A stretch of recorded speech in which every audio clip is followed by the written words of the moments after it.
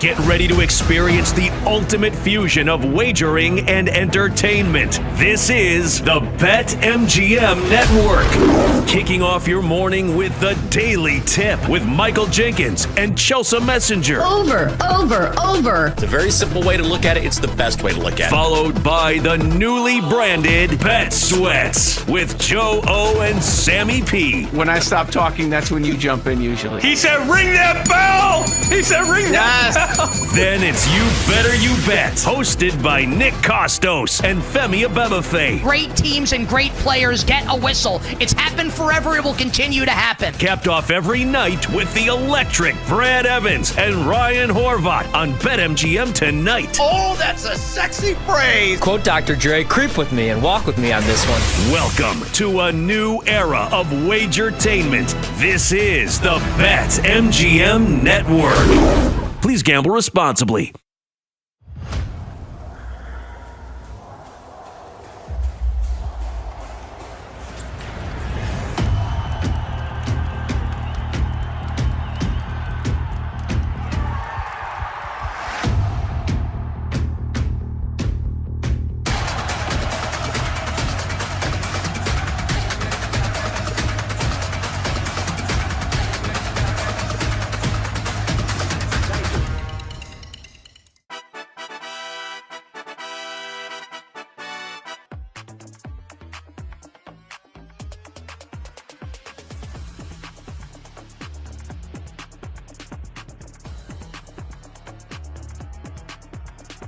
Grab your coffee and wake up with the daily tips, Michael Jenkins. I always stay away from the hot team in the offseason. Whenever you see everyone piling on praise, it just feels like a sucker bet. Can you dig it, sucker? And Chelsea Messenger. I don't want to lose to somebody dumber than me. Yes. When you're in an office pool with somebody playing fantasy football and it's somebody who just puts it on autograph, like, I don't watch football, whatever. I don't want to lose to those people. The who? The her. For the best wagertainment here on the BetMGM Network. Hey, Dad, don't forget about me, the dogster. Sponsored by BetMGM. Make it legend. Wait for it. Dairy. Download the app today. Please gamble responsibly. It's what we do, baby. Back on a Monday, the Daily Tip on the BetMGM Network. Good morning. I'm Michael Jenkins. She is Chelsea Messenger. Coming up on this early edition, as we get you started for the week ahead, we'll tell you about our bets, all the action in week one in the NFL, including an absolute banger on Sunday Night Football. What a game. We'll also name a winner of the weekend, Monday MVP, week two in college football, Billy Napier on the hot seat in Florida, of course, baseball, and then we'll get you set for Vikings and Bears in Chicago on Monday Night Football. Chelsea, good morning. Yeah, good morning. The alarm came early this morning after last night's game, but my goodness, for a regular season game, this certainly had a postseason feel to it, and one of the most entertaining regular season games I think I've seen in a long time. Yeah, it was awesome. I mean, this is the NFL's dream, right? You have week one, like Thursday night was great. Tons of drama even before the game with Jalen Carter spitting and all that, but still people are talking about it. And then today people are going to wake up and the first thing they're going to say is, oh, God, another week. And then they're going to say also, it was worth it. Did you see that game? I mean, I love it when a game or a matchup lives up to expectations. And boy, did that ever. We're going to get all into it, but it was awesome. Oh, something happened in my house. I'm not sure what that was, but here's the thing. Like, people love to complain about, like, little things in the NFL. Remember on Friday when people were like, oh, the red zone has commercials now? Shaking my fist. I'm not going to watch. Yes, you are. Like, the NFL is the greatest show on TV, and that's why Roger Goodell can do whatever the hell he wants. Yeah. If he wants to make more money, if he wants to send a game to the moon, you know what we're going to do? We're going to sit here and we're going to watch every single minute of it. And last night was proof. Roger Goodell could spit in your face, and he'd be like, hey, you have dry skin. This is good for you. You'd be like, yeah, you're probably right. And just rub it in. You're like, Roger, know what he's talking about. Or I'll watch the game. I spit first. Yeah. That's true. I did kind of spit in his area, so maybe I was taunting him. He's right. He's right about that. Well, you know what? I'm looking at the card here before we get into last night's game. And man, this was a good weekend for everybody. Hell yeah, it was a great weekend across the board. Even our pick six plays. I don't remember what your college game was, but I know your NFL games were like no sweat winners. So best bets of the day for me, or the weekend, I should say, go 2-0, had Daniel Jones over 5.5 rush attempts for my best bet of the day. We know Danny Dimes has a little speed to him, and he carried it 7 times in that huge win for the Colts over the Dolphins on Sunday. Then I also had an alt line parlay on Calvin Ridley, banking on the fact that I knew that he would get a bunch of targets. It was a terrible day for Calvin Ridley. He had a bunch of really bad drops, but he still got this alt line of 3 catches, 25 plus receiving yards. He finished with 4 catches and 27 yards. So right in there, but we will take it. Absolutely. I had a 4-1 weekend.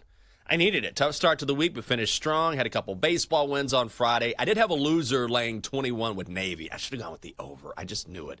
Taking on UAB. But then got a couple of NFL wins yesterday. Jags -3. Titans team total under 17 and a hook. They score 12. So again, 4-1 there. Dogster was laying 2.5 with the Niners against the Seahawks. Niners win 17-13. So we finish out last week. You go 5-3-1. I go 6-4-1. The Dogster 3-1. Winners all around. Unfortunately, Double D's degenerate parlay 2-6, but he did have odds of 194-1.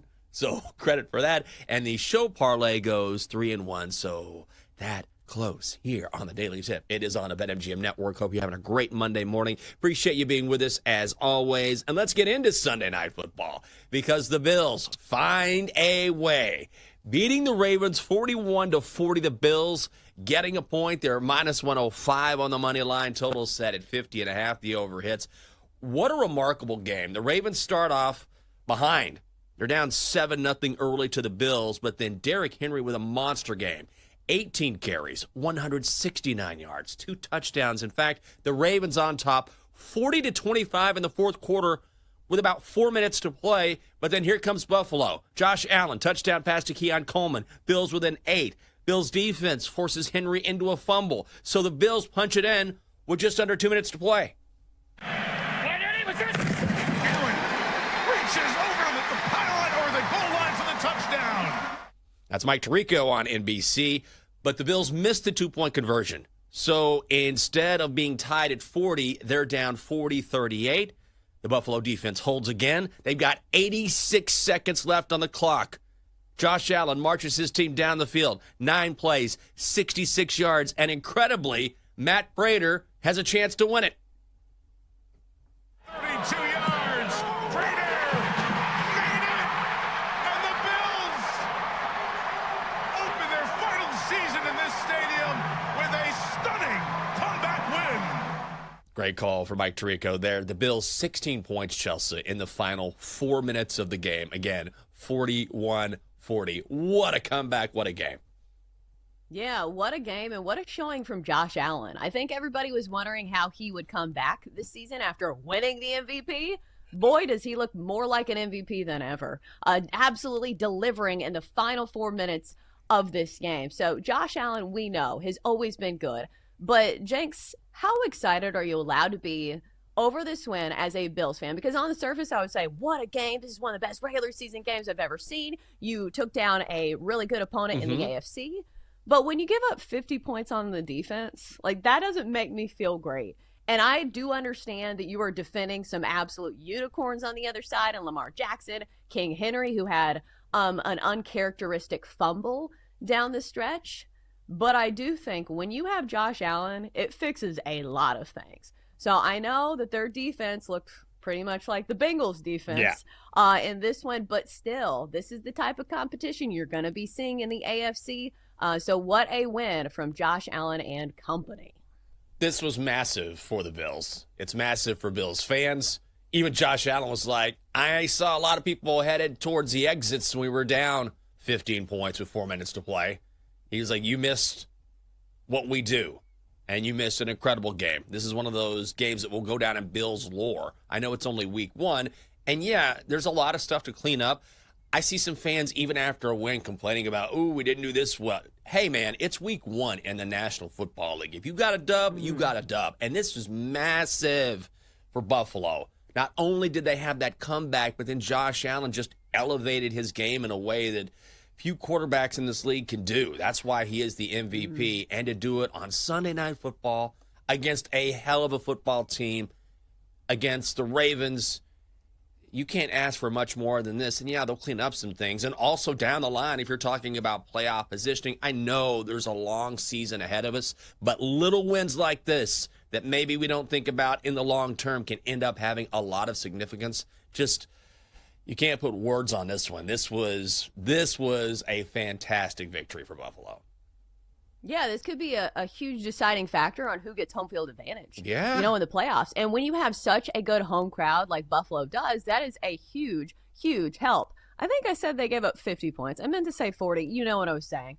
But on the other end, Ravens fans have to be absolutely sick to their stomachs because you have all this offensive weaponry, and yet you see this trend of Ravens blowing games that are supposed to be easy winners. John Harbaugh now has blown 17 double-digit second-half leads. That's the most by any coach since at least 1991.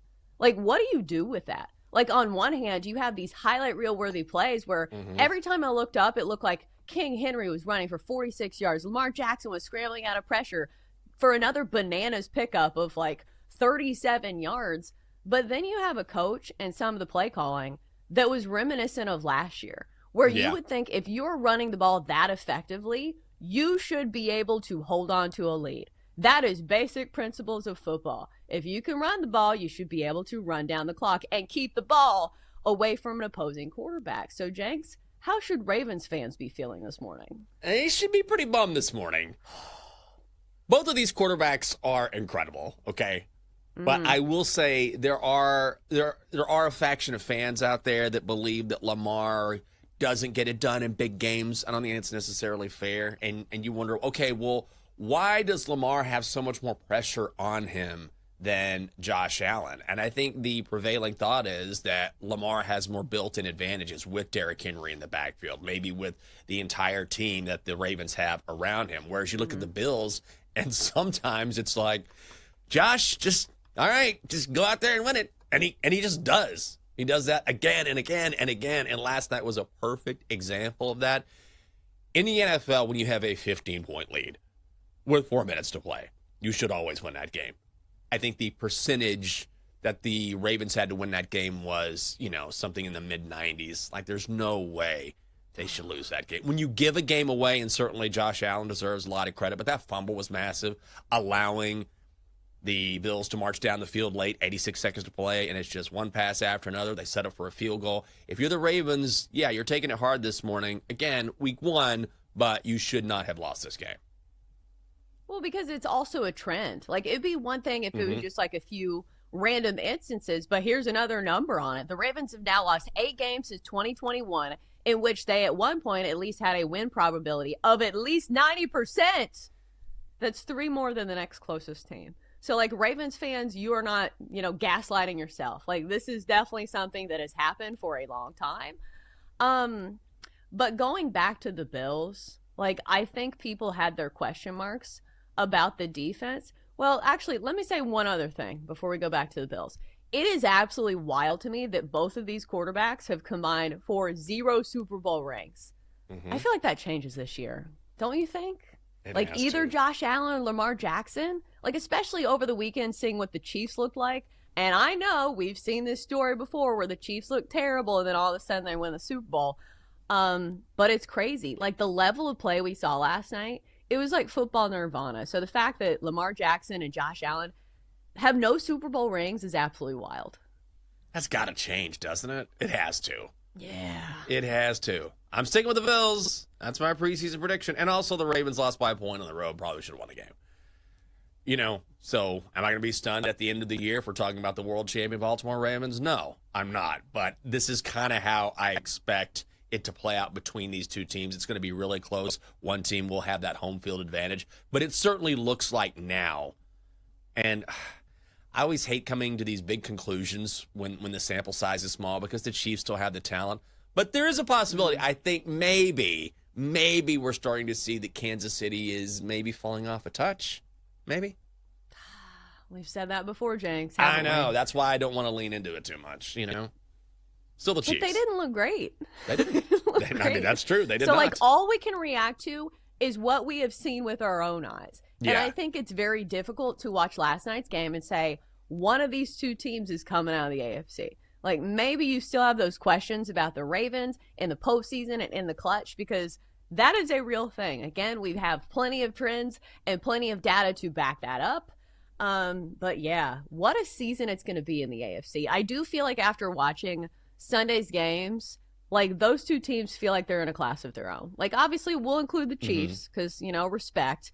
But like, I had to sit there and watch the Titans and the Broncos. And Jenks, you had to play in that game. Woof. Let me tell you, it was like watching a different species of football. Like, you turn this on, you're like, oh, this is how it's supposed to go. Like, Yeah. oh, that's how a quarterback's supposed to throw a football. That's how you pick up a first down. DeAndre Hopkins makes bananas plays where he catches it with one hand. That's the thing. We had so many things go on in this game that will be just like lost in the sauce because the Ravens didn't win. But do yourself a favor. If you haven't watched the highlight reel on this game, do it. It is absolutely worth your time. I thought you were going to say, if you haven't watched the highlight reel between the Broncos and Titans, Oh, lock no, in. not that game. Lock in. If It's you 2 like plays field goals, missed opportunities, sacks, and footballs getting fumbled all over the field, this is the game for you. I was keeping up because I was doing Commanders. My mother-in-law was in town, and so I was entertaining her and the lovely Catherine, and I'm on my phone. Like, I'm all over the place, and every time it looked like a team was going to drive in that game, it was like turnover, field goal. I can't imagine watching that game live. That would have been... Wolf, good on you for sticking through and supporting your team, because that was a tough one. Well, Jenks, did you see the Titans last year? They got the first overall pick in the draft. I did. I was like, the Titans are back. I'm used to this.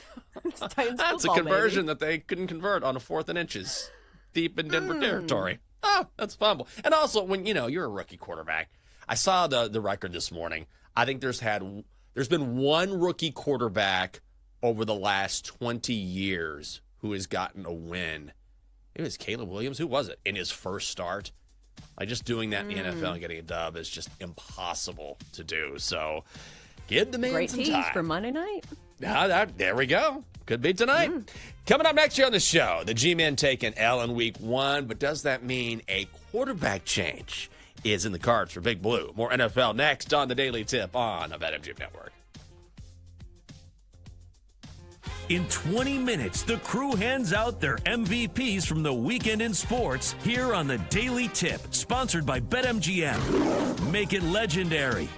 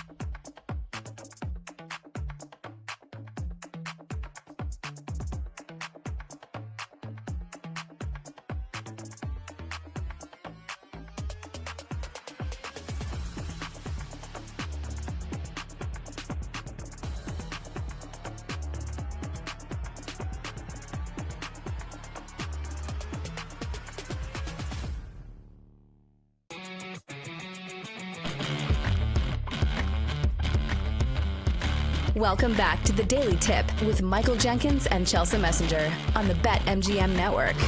Make it legendary. Download the app today. Please gamble responsibly. Welcome back to the show. Great to have you with us on a Monday. Talking NFL football, I'm Michael Jenkins. She is Chelsea Messenger coming up on the show. 1 week into the season, and yet could be a quarterback change in New York. We will talk about G-Men and the Commanders, and also Aaron Rodgers getting a dub in his debut. Wanted to go back to Sunday night for a moment because there was an interesting interaction in that game, depending on how you look at it. So third quarter, Ravens score a touchdown, and Lamar Jackson, DeAndre Hopkins are in the end zone celebrating, and a fan decides, such a boneheaded move. You know what I think I'll do? I think I'll tap both these guys on the helmets. Boop, boop, boop, boop. Well, Lamar Jackson did not appreciate that, pushed this guy backwards. He kind of falls back. I think maybe he fell over, and then he was ejected from the game. And here's Lamar on this incident when it was over. I seen him slap D-Hop, but I wasn't really. He slapped me. And he said he talking, so I just forgot where I was for a little bit, But you gotta think in those situations. You got security out there. Let security handle it. But I just let my emotion get the best of me. But hopefully it don't happen again. I appreciate Lamar taking the high road here and saying, I have to understand the situation. There's security there. But honestly, if you're going to reach on the field and you're going to start messing with football players, then don't be surprised if they smack you back or push you over. I kind of don't blame them. Yeah, absolutely not. Again, this is exactly what Lamar Jackson should be saying to be the mature adult in the situation. But this is similar to the people who, put their hands through the rails at the zoo. What did you expect was going to happen? Right. And honestly, I feel like if you touch an NFL player, you should be sentenced to, firing squad, where instead of, guns, it's Derrick Henry running you over. And if you can withstand that, maybe you can touch an NFL player. But you should not be touching the players. Everybody knows this, and especially guys who are bigger, faster, and stronger than you. So this fan absolutely had it coming. It's amazing to me that fans just forget who they're dealing with. The one thing about NFL players that always gets me is that, especially these bigger guys who play lineman or tight end or whatever, these guys are not just massive, they're dense. That's the one thing that always gets me. These are some of the densest human beings. It's like you shake a hand with an NFL player, or you get a hug from an NFL player, and it's like you're hugging a rock. You know what I mean? Pure metal. And I'm like, I can't imagine this dude running into me at full speed and taking hits like this on a regular basis. So if you want to take a shot at an NFL player, good luck with that. Well, also, they're in the zone. They're in the heat of competition. Do you want to stand in front of a racehorse 3 seconds after they finish a race? No. Right. What are you doing? At least wait till it's a fan interaction thing, maybe. If they're signing autographs, but not when they're in the game mode where they're running fools over right and left. So everything about this was absolutely wrong. And hopefully this fan learned their lesson, because I did hear that he did get ejected. Yes. Gone. You cannot do that in the NFL. And imagine that. And you're a Bills fan. This is a Bills fan. And he missed that comeback. So it's karma came back to you in a couple ways there. Well, let's get into what else we saw yesterday in the NFL. Let's start with the Steelers, who beat the Jets 34-32. The Jets cover the number at +3. Pittsburgh -150 on the money line. And the over hits with the total set at 38 and a hook. One of the few overs hit. Yesterday was definitely a unders day. In the Steelers' debut, Aaron Rodgers, 22 of 30, 244 yards, and 4 touchdowns. Fake the handoff. Rodgers under a rush. Wide open. Touchdown. Calvin Austin. Call courtesy of CBS, and that included a game-winning drive with just more than 3 minutes to play. It would be a new career long for Boswell. For the lead. Sweeps the leg. 60-yarder. He's got it. These NFL kickers, once again, CBS with the call. They just keep pushing the limits of what they can do, and it's impressive. Justin Fields does get the ball back for the Jets. trying to lead New York to a comeback win, but they failed to get it done with 56 seconds to play. So Aaron looked really good yesterday. Yeah, this was a surprisingly entertaining game. Like here in Nashville, this was the selected game that we were forced to watch, and there was literally no other game we could watch at the time because the Titans were the late window. And so I was not thrilled about it. I was like, all right, we'll see what Aaron Rodgers is doing. He'll probably have a mediocre day. But who would expect this game to be such a barn burner and such a game where we had so many scores in this one? It was, right and left, people marching down the field. And I will say Aaron Rodgers does not need to do that much, but he was good in this game. I didn't think he looked that great in like the final couple drives of this game, but he got a little help from his friends. Huge tackle by Jalen Ramsey, one of the Steelers' offseason pickups, and he was jazzed, obviously, to be on the Steelers. And you saw it in the final play of the game. He broke up a pass from Justin Fields to, I think it was Garrett Wilson, with a bone-crunching hit. And, of course, Chris Boswell certainly deserves the tip of the cap. Jenks, we're seeing kickers nail absolute missiles. I don't know if it's the new balls or what, but it feels like 60-yarders are no longer outside the realm of possibility. Yeah, and Boswell would have been good. Double D just put this in the chat. He's not wrong. Yeah. That kick would have been good from 70. At some point, I know Justin Tucker has the current record, which is, 66 maybe? I forget. We can look that up. But someone's going to break that record. Someone is going to break that record. They are. It's amazing. Like, I'm always fascinated by, the limits of what a human being can do. Yes, 66 yards. So, like, kickers are going to continue to keep kicking these longer field goals. But at some point, like, the human body can only do so much. Like, they will reach kind of an end point. It's like sprinting, right? Like, maybe you can cut off 100th of a second here or there, but you're not going to run a 2-second 100-meter dash. Do you know what I mean? Yeah. As an extreme example, like, there are limits to what you can do. So I wonder what that limit is when it comes to field goal kicking. And I don't know. Well, I think some of it has to do with them changing the balls. Yeah. So it's not necessarily that the human body has changed. It's that they have changed the balls and they are flying further. But I will give myself a pat on the back because this was part of my handicap for choosing the Steelers is the kicking game. Oh, because that's right. we saw this last year. Chris Boswell was a first-team All-Pro kicker last year, and this is why it really helps to have these type of guys on your team because as much as we want to talk about quarterbacks, there are kickers that decide a lot of the games in the NFL. We saw it last night. Matt Prater, who just got to the team that week, which is crazy. I don't know how old he is, but he's been around for a while. So a clutch kick from Matt Prater. I know Josh Allen's going to get all the hype there. But let's talk about Justin Fields for a second because I was pleasantly surprised from what we saw from him. I didn't think, obviously you watch the Bills and the Ravens game and no, it's not on that level. But for somebody who I think has been discounted as a thrower and a passer, he made some good plays. And this was very much a game that was a game right till, the final few seconds. I know he kind of ruffled some feathers after the game saying this was a moral victory. And I know people don't love that. Oh, God. But I did think the Jets played really well. And especially for a first-year head coach in Aaron Glenn, this one went down to the final second. So, a win is a win is a win in the NFL. But I do think the Jets have some good pieces to work with. Oh, I think so as well. And this is kind of what you would expect from Justin Fields, right?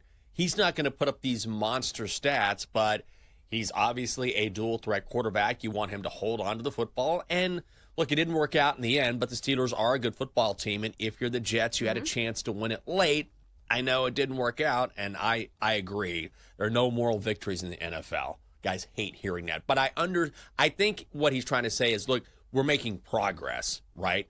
Yeah. And so I know a lot of people thought this was going to be a Steelers blowout. It's not going to be close. The fact that the Jets were in this game throughout and the Steelers had to rally late to win it, I think is maybe a credit to the Jets.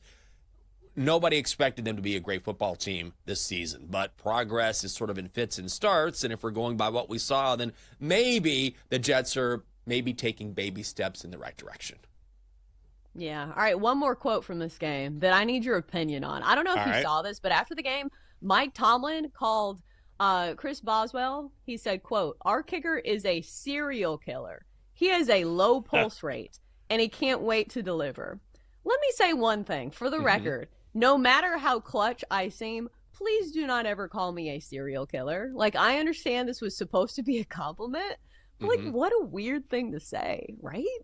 Well, it's, I mean, I love true crime. I appreciate it. This is so true, though. I call quarterbacks this all the time. Quarterbacks are just serial killers that use their powers for good. Yeah. Because Joe Burrow's a freak. Jaden Daniels is a freak. These low pulse rate guys, I'd much rather these dudes be playing football than using their talents for nefarious purposes to where Jenks is watching them on Dateline. I mean, at least he wasn't specific. This Chris Boswell. This guy's BTK. You know what I mean? Like, all right, coach. A lot of similarities. Way. I mean, if you look at it, I mean, the two career arcs, I mean, they're really close. I think we've seen some crossover here. This guy's BTK. You'd be like, okay, coach, that's a little much. But I know what he's saying. It's like in the most wild or pressure-filled circumstances, these guys just don't flinch. It doesn't matter to them. It doesn't affect them. I just feel like there's other professions like you could have compared it to, right? Like a brain yes, surgeon. for sure. He's a serial killer, not just a killer, a serial killer. It means he does it all the time. I look at Josh Allen. I got to tell you, I see Son of Sam. That's who I see. Player comp. We're going to start doing NFL that. quarterbacks and their killers. Yeah. Oh. Patrick Mahomes, that's Ted Bundy for me. Well, here in D.C., the Commanders, what a win yesterday. Commanders crushing the Giants 21-6. Washington laying 6. They're minus 275 on the money line. And lots of unders hit yesterday. This was one of them. 45 and a hook was a total under hits. Jaden Daniels, not spectacular. Doesn't need to be. The second-year man out of LSU, 233 yards and a touchdown. Rushes for 68 yards. Bill Krosky Merritt, 10 carries, 82 yards and a score, and Deebo Samuel making an impact in his D.C. debut. Going to give it to Samuel. End around. Looking for blocks. Gets him. Samuel is in. Touchdown, Commanders. Call courtesy of Fox. Deebo, 7 catches, 77 yards, and that 19-yard rush for a touchdown. The Commanders' defense, this was a big issue during the offseason. Can they stop the run? Will they tighten up the defense? They hold the Giants to only 231 yards of total offense, stone them twice inside the 5 for just 3 points. And Russell Wilson, only 168 yards, 17 of 37 in the air. We say all of that because after the game, Brian Dable was non-committal on potentially starting Jackson Dart, and they would not let Jackson Dart speak to the media. So already it's been week 1, and the Giants are like, maybe rust time is over. Nah, yeah, that stat line's not good for Russell Wilson. I will say the highlight of this game for me, I understand the Commanders won, but seeing Cam Scattaboo, like, trying to, like, muscle his way past defenders, that was a great moment. But obviously a small one. But, Jenks, I wanted to ask you about the Commanders for a quick second, because I know we were kind of going down the lane of Jackson Dart. But how big do you think this win was for the Commanders? Because I think when you play division rivals who you have had trouble with in the past, I feel like this is an important win. Like, I think some people say, 21-6 doesn't look like a great showing by a team that's supposed to, contend for the NFC. But again, a win is a win is a win in the NFL. This is a great win. I saw some people complaining yesterday, and I'm like, what are you talking about? What are you talking about? Number one, anytime you get a dub in the National Football League, you take it. Seriously. You're not going to go undefeated. Anytime you get a divisional win in the National Football League, you take it. Also, historically, the Giants have always played the Commanders tough. And it's week 1. Like, there's so many kinks to work out in week 1. Getting a win in week 1 is huge. And also, the big focus in the offseason for Washington was, how's the defense going to be? Can they stop the run? They completely retooled their defensive line and rotating a lot of guys in and out. They looked great yesterday. When Jaden Daniels doesn't play his best game and the defense wins the game for you and you're Washington, you should feel really good, because I'm not worried about Jaden Daniels. If there's one guy in that roster I'm not worried about, it's him. Fine, he wasn't otherworldly on Sunday.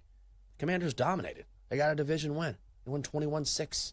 Santana Moss had his name put in the Ring of Fame at halftime. This is a great week 1 opener. I saw some people complaining, and I was like, how the tables have turned. Because 2 or 3 years ago, you would have prayed to the football gods for any sort of dub, and here we are now. Like, I know we won, but, just, I saw a lot of penalties. Like, yes, you did. Some things to clean up. It was a very good win. That's called being spoiled. Must be nice. But I do think Jackson Dart gets an opportunity, but maybe not in the next few games. So they go on the road to the Cowboys, the Giants do. Then they have the Chiefs, the Chargers, and then finally a little break against the Saints. So maybe we see Jackson Dart then. I mean, there was a rumor yesterday that was reported that there was maybe a package for him and that Dan Quinn and the Commanders were maybe preparing for him to come in for a series or two. So that was kind of bubbling under before the game. Didn't see him, but now it looks like we just might, and earlier than expected. Coming up next, we've talked about the big games in the NFL. Now we'll look at everything else that happened over the weekend and name our Monday MVP. It is next on the Daily Tip on the BetMGM Network. Chelsea and Jenks will be right back on the Daily Tip on the BetMGM Network. Make it legendary. Download the app today. Please gamble responsibly.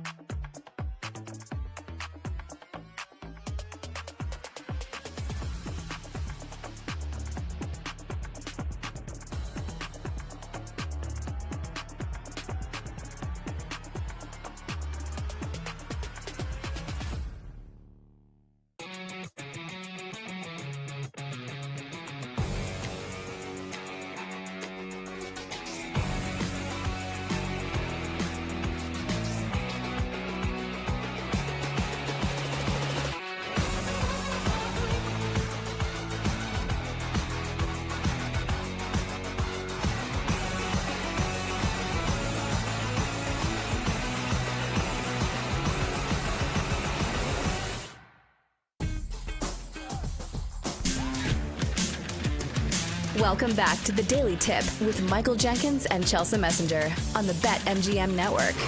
Make it legendary. Download the app today. Please gamble responsibly. Welcome back on a Monday. The Daily Tip on the BetMGM Network. Hope you're having a great morning. Always great to be with you. I'm Michael Jenkins. She's Chelsea Messenger. Coming up on the show, we'll tell you who won the weekend. And this time, we're making our own choices. I wanted to talk tennis for just a moment. And you're like, oh, God. Jinx, we didn't plan on this. But I will say, Carlos Alcaraz beats Yannick Sinner yesterday in 4 sets, 6-2, 3-6, 6-1, 6-4. Wins the U.S. Open for the second time. So now he has, he and Sinner have won all 8 of the major titles in 2024 and 2025. But what I thought was interesting about his run is that Novak Djokovic, who is arguably the greatest tennis player of all time, he was in the semifinals, and he's trying to get that record-breaking Grand Slam title. And he said after facing Alcaraz in the semis, he's just too good. Like, if I face him, I don't know if I can beat him. And it's so interesting to hear arguably the greatest player of all time, certainly not in his prime, saying, I'm trying for this title. I want this title. But these young kids who are dominating the sport right now, I just don't know if I can do it. And you rarely hear that from these high-end athletes. But to hear that vulnerability, I appreciate it. But it just goes to show how there is a sea change in tennis. Well, also, I think that people say they want honesty from athletes. Yeah. But sometimes they really don't. Like, it almost feels weird when you hear the opponent kind of acknowledge their competition and say, like, hey, I'm the man to beat. It's me. I'm him. So when you hear somebody with, like, a thoughtful answer that's, like, giving some credit to the other side, that's not bulletin board material. We don't want to hear that. This is like people when they, like, hear NBA players, they're like, we don't want them being friends with each other. We want them going for each other's throat. So I think it's just a different era that we live in where athletes are more open and honest. And I do think that it is refreshing to hear guys have actual honest answers, because you see some of these guys play. And, like, the answer that comes to mind, where I forget what NBA player it was, and he, like, had, like, 60 points or something. And they asked the team that was defending him, they're like, hey, what happened out there? And they're like, hey, have you tried defending Kevin Durant? Yeah. He's really good. So sometimes I think we do need that reality check. Oh, for sure. I was watching, because I'm old, I was watching an old pod with, not an older podcast, but with older NBA dudes. And it was Reggie Miller, because I think Reggie Miller has some great stories when he was playing in the NBA. And he was saying, he goes, and Reggie was a dog. Like, Reggie would get in your face. He would talk smack. We all remember the whole thing with Spike Lee back in the day at the Garden.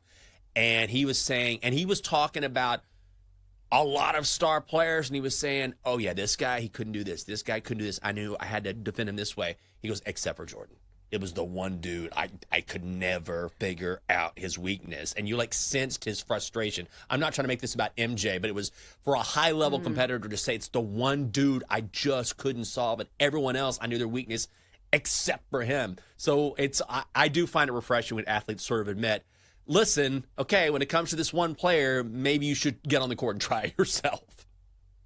Yeah, but I do think, like, that's what we want to hear, because, like, Reggie Miller and especially, like, the NBA guys of that era, like, please correct me if I'm wrong, because I think I was, like, 6 or 7 years old, but it feels like they genuinely did not like each other. They hated each other. Like, they'll say compliments now, but it's like, yeah, we went out to eat. We went to Nobu after this, and we got drinks.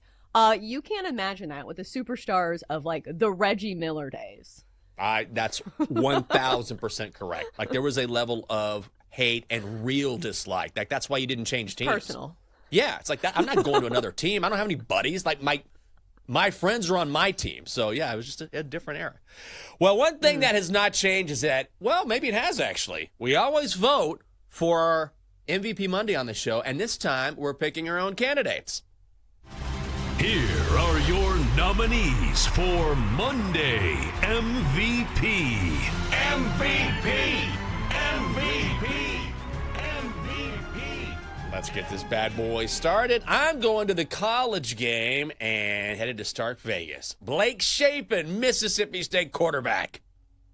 2 plays to get 9 yards to keep the game going. Pressure was picked up. Shapen, wide open, caught! across the middle. Thompson, touchdown. Look at shape and go. Mississippi State with, 30 seconds to play.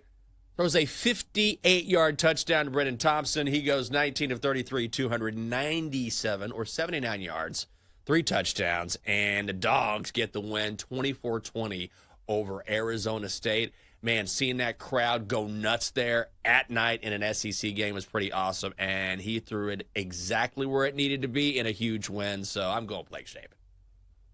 Ah, the college ranks, eh? All right, so for me, I feel like this one is very obvious if you watch Sunday Night Football. And who better to nominate for MVP Monday than the reigning MVP himself, Josh Allen?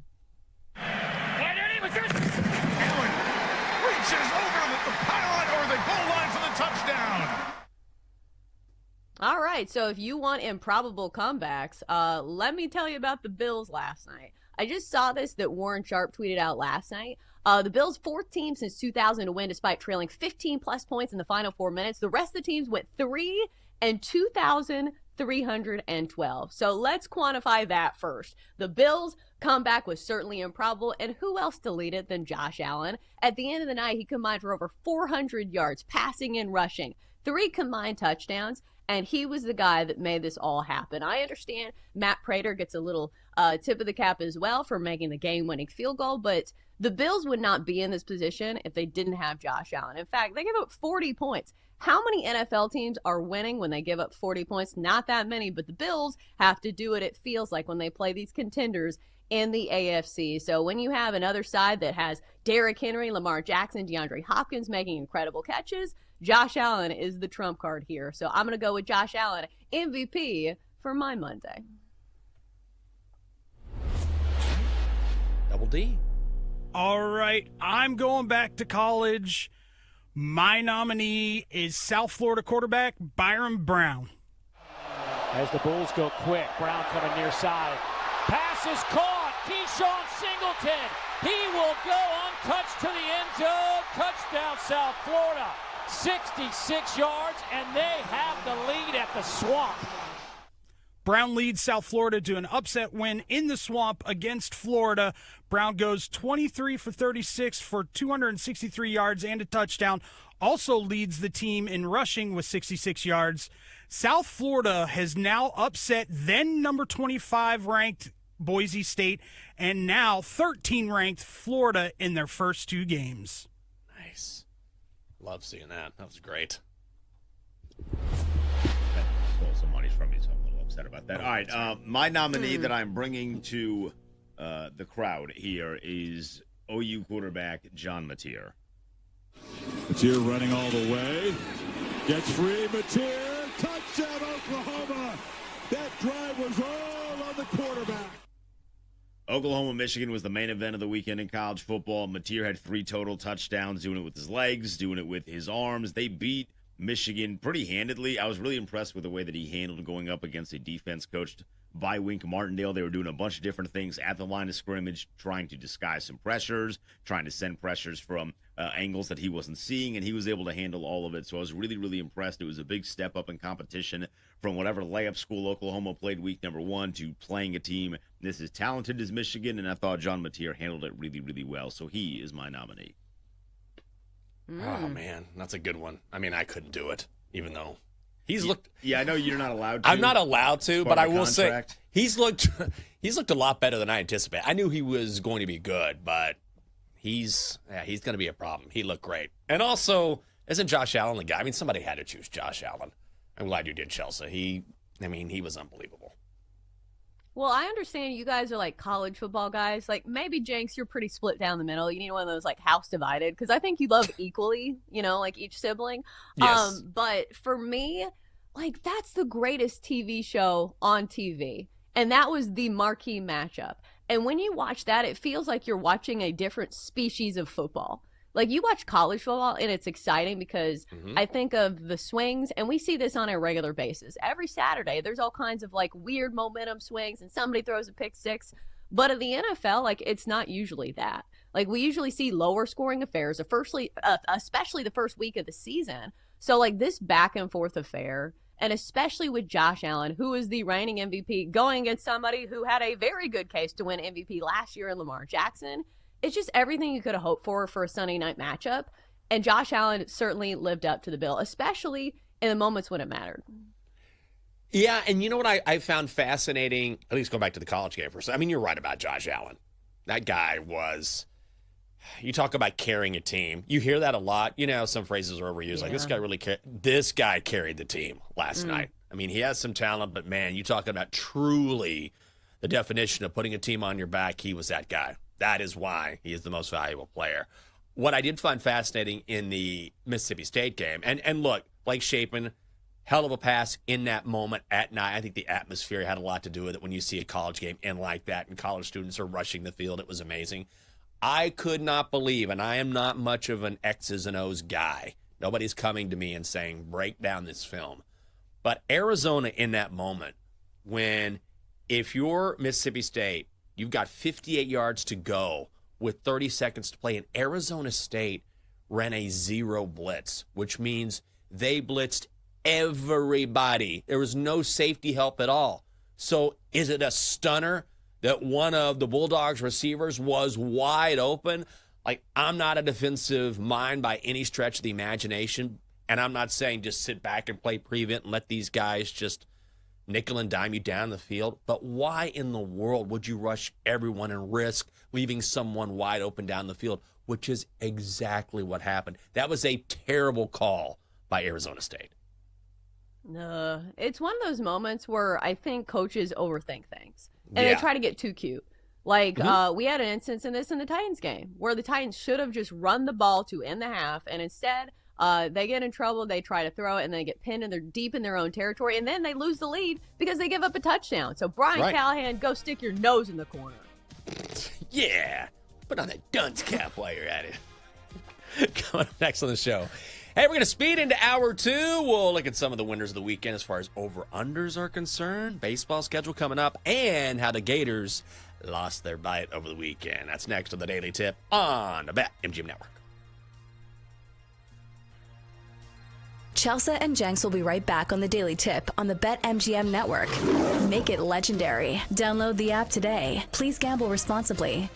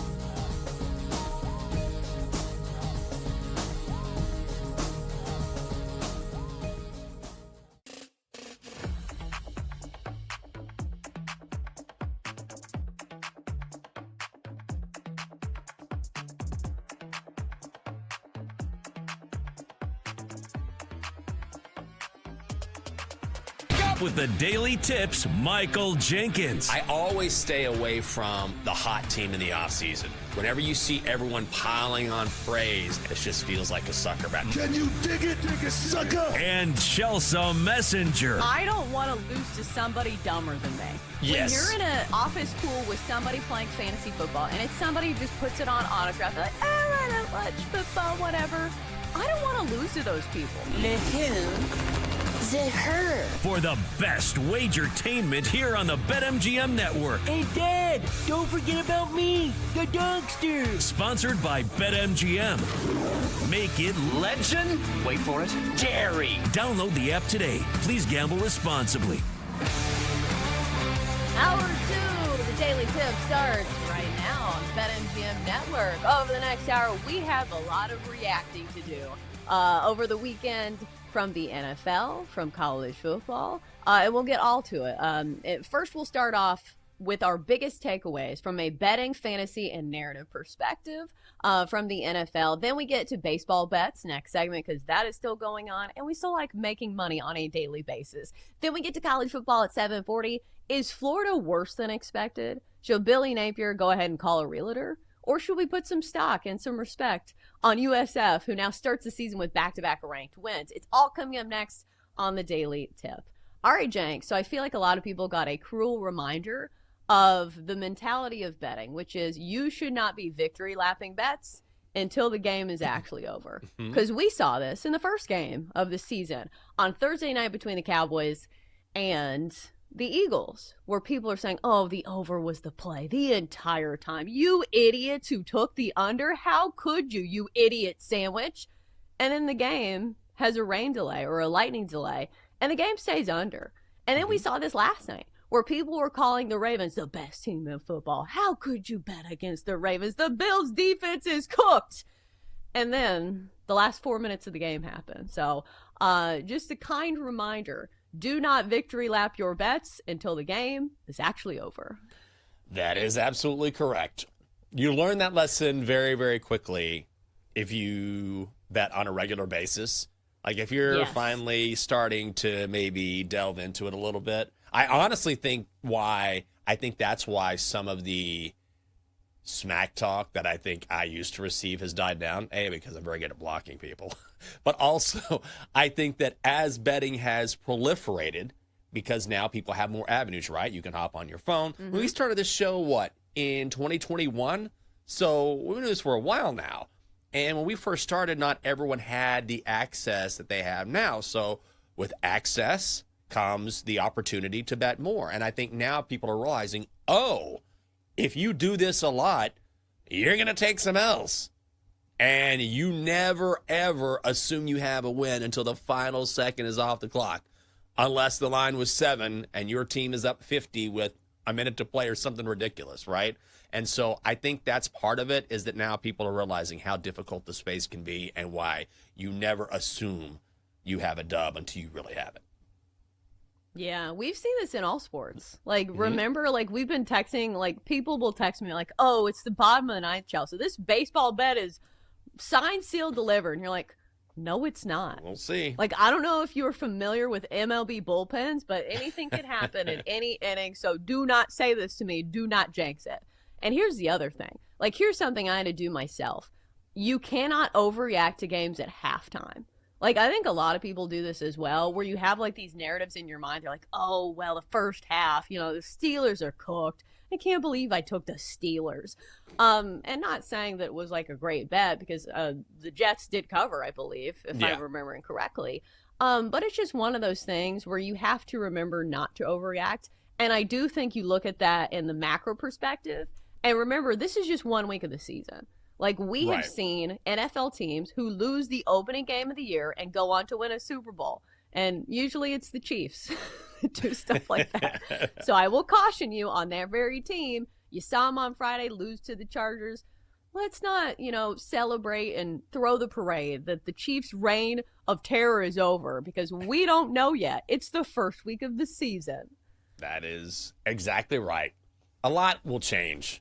A ton will change between now and the end of the year, which is why I pumped the brakes on, hey, this is what I thought I saw, but it's also with the caveat okay, but also it's 1 week.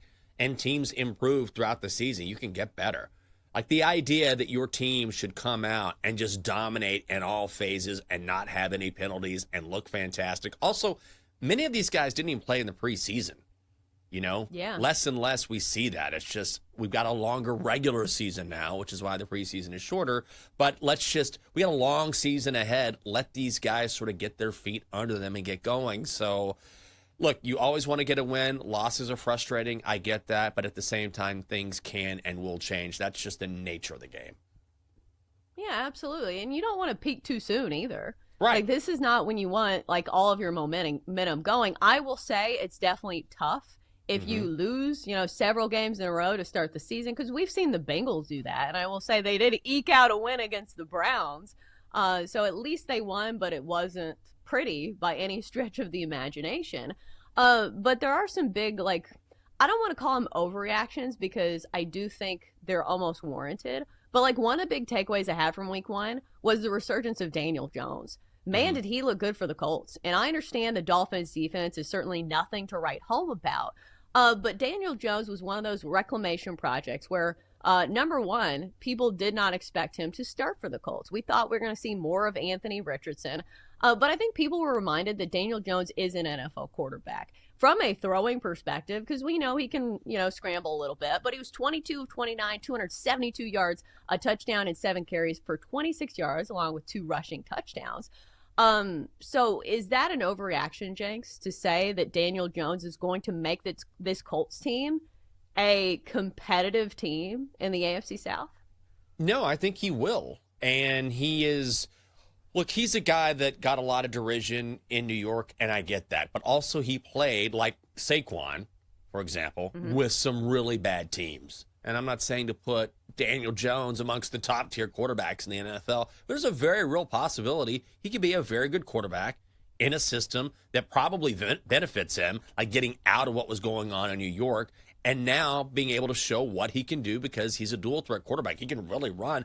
I think he could have a fine season. I've never bought into this idea he's a terrible quarterback. I think he's had some moments that weren't great, but it's hard to find a very good quarterback or an above average quarterback in the National Football League. Guys just teams cycle through quarterbacks all of the time. So it's not going to surprise me if he ends up having a better season than we anticipated. There's a reason why they signed him. There's a reason why he beat out Anthony Richardson to take this starting role. And yeah, he looked great yesterday. Miami's going to be terrible this year. They're already just an internal mess, but I certainly think Daniel Jones is going to have his moments. Yeah, I thought if Miami stood a chance, in an indoor, that would be their chance for their offense to look good because they have a lot of speed, but it's just nothing was working for the Dolphins yesterday. And I do think Mike McDaniel's probably the first head coach fired in the NFL this season. And speaking of overreactions and riding an emotional roller coaster, imagine if Christian McCaffrey's on your fantasy team and you saw earlier in the week that he was popping up on the injury list. You're like, oh, brother, here we go again. Yeah. And then you see his output in the first week of the season, 22 carries, 69 yards, 9 catches, 73 yards receiving, 22.2 fantasy points, and his 31 total touches, the most of any player in week 1. Is that what we expected from Christian McCaffrey? Probably not.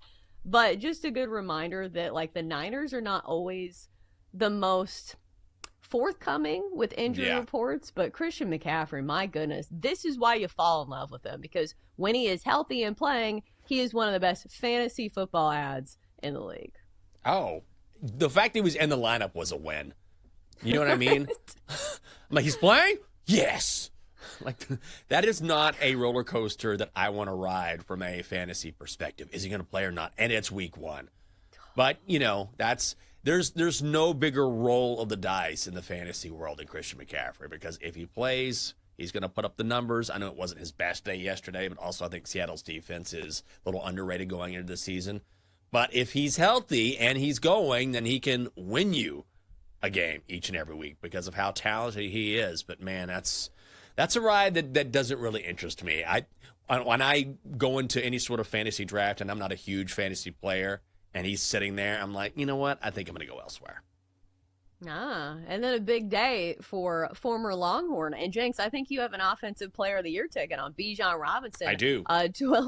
12 carries for 24 yards, which is not great on the ground, but he did have 6 catches for 100 yards and a touchdown. And I think this is what makes these type of running backs that we're now seeing in the NFL especially dangerous, because it's not just with their legs. They are Swiss Army knives, and who better than Bijan Robinson, somebody who is supremely talented. And I think we were all wondering how they'd use him in this offense, because it feels like one of those things where he has been underutilized. But, you know, based on this stat line, at least fantasy owners should be happy. They should be. Well, Bijan is never going to be a guy, nor should he, that you feed 20, 25 games or 25 times on the ground. Do you know what I mean? Like, he's just not that type of player. You can, but you're better served to just get him the football in space. That's what you want to do. And certainly you can hand the ball off to him. But what you want to do is just, like they did yesterday when he took off on that pass, like, get him out in the flat, get him against a defender one-on-one, and let him cook. Because, man, in the open field, his subtlety is so remarkable, and I watched it at Texas, and I see it now. You know, a lot of times you'll see a receiver run a route, or you'll see a player, you know, juke someone in the open field. But if you slow it down and look at it, that there's little things that maybe you don't notice unless you watch it again that make them so difficult. And it's not just a shifting of maybe their hips are cutting one way or the other. Sometimes it's like a head bob, or a movement one way, or an eye shift. Little things like that can throw you off as a defender, because in the NFL, you're playing in milliseconds. I mean, everything is like this. And I don't know if there's anyone in the game who can not just stop on a dime, but who can throw you off with the way he's able to shift directions. And watching it is something. Yeah, it's almost like a basketball player doing like a crossover move. Yeah. And you just like put somebody on skates. Like, that's the type of, you know, agility we're talking about when it comes to Bijan Robinson. From a betting standpoint, if you played the under blindly in every single game yesterday, boy, would you have been paying off the mortgage. The under goes 11-2 on Sunday. Of course, Sunday night, the under did not hit. We saw a ton of points in that one. But this is not super surprising to me, just because usually you kind of think to yourself that, you know, the defenses are ahead of the offenses.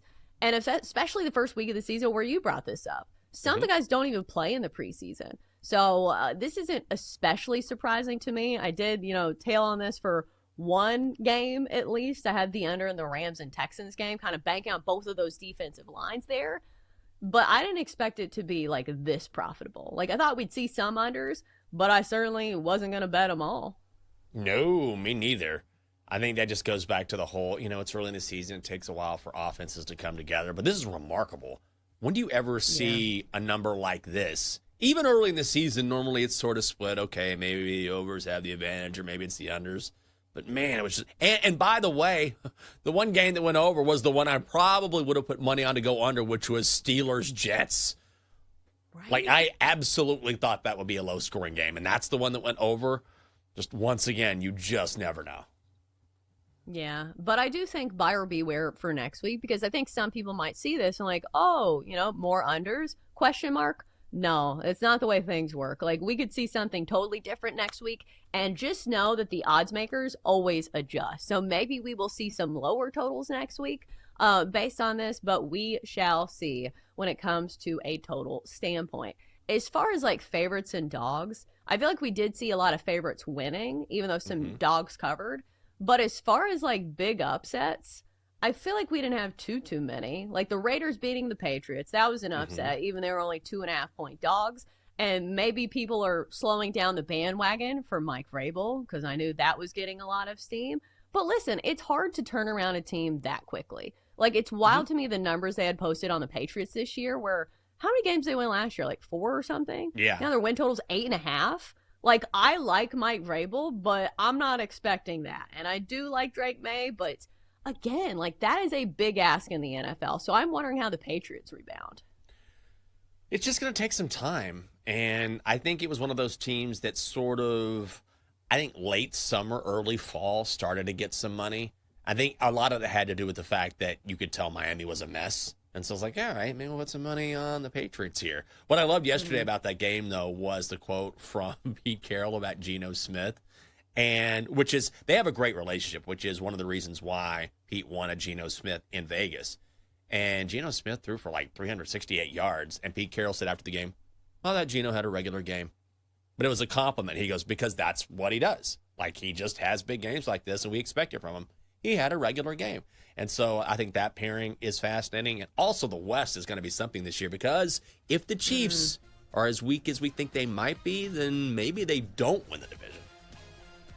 Yeah, I don't know, Jenks. We've said all of these things before, and we have been proven wrong. All right, coming up next, we'll have a little sprinkling of baseball in case you're interested. Some division races coming down to the wire. It's next on the Daily Tip, presented by BetMGM.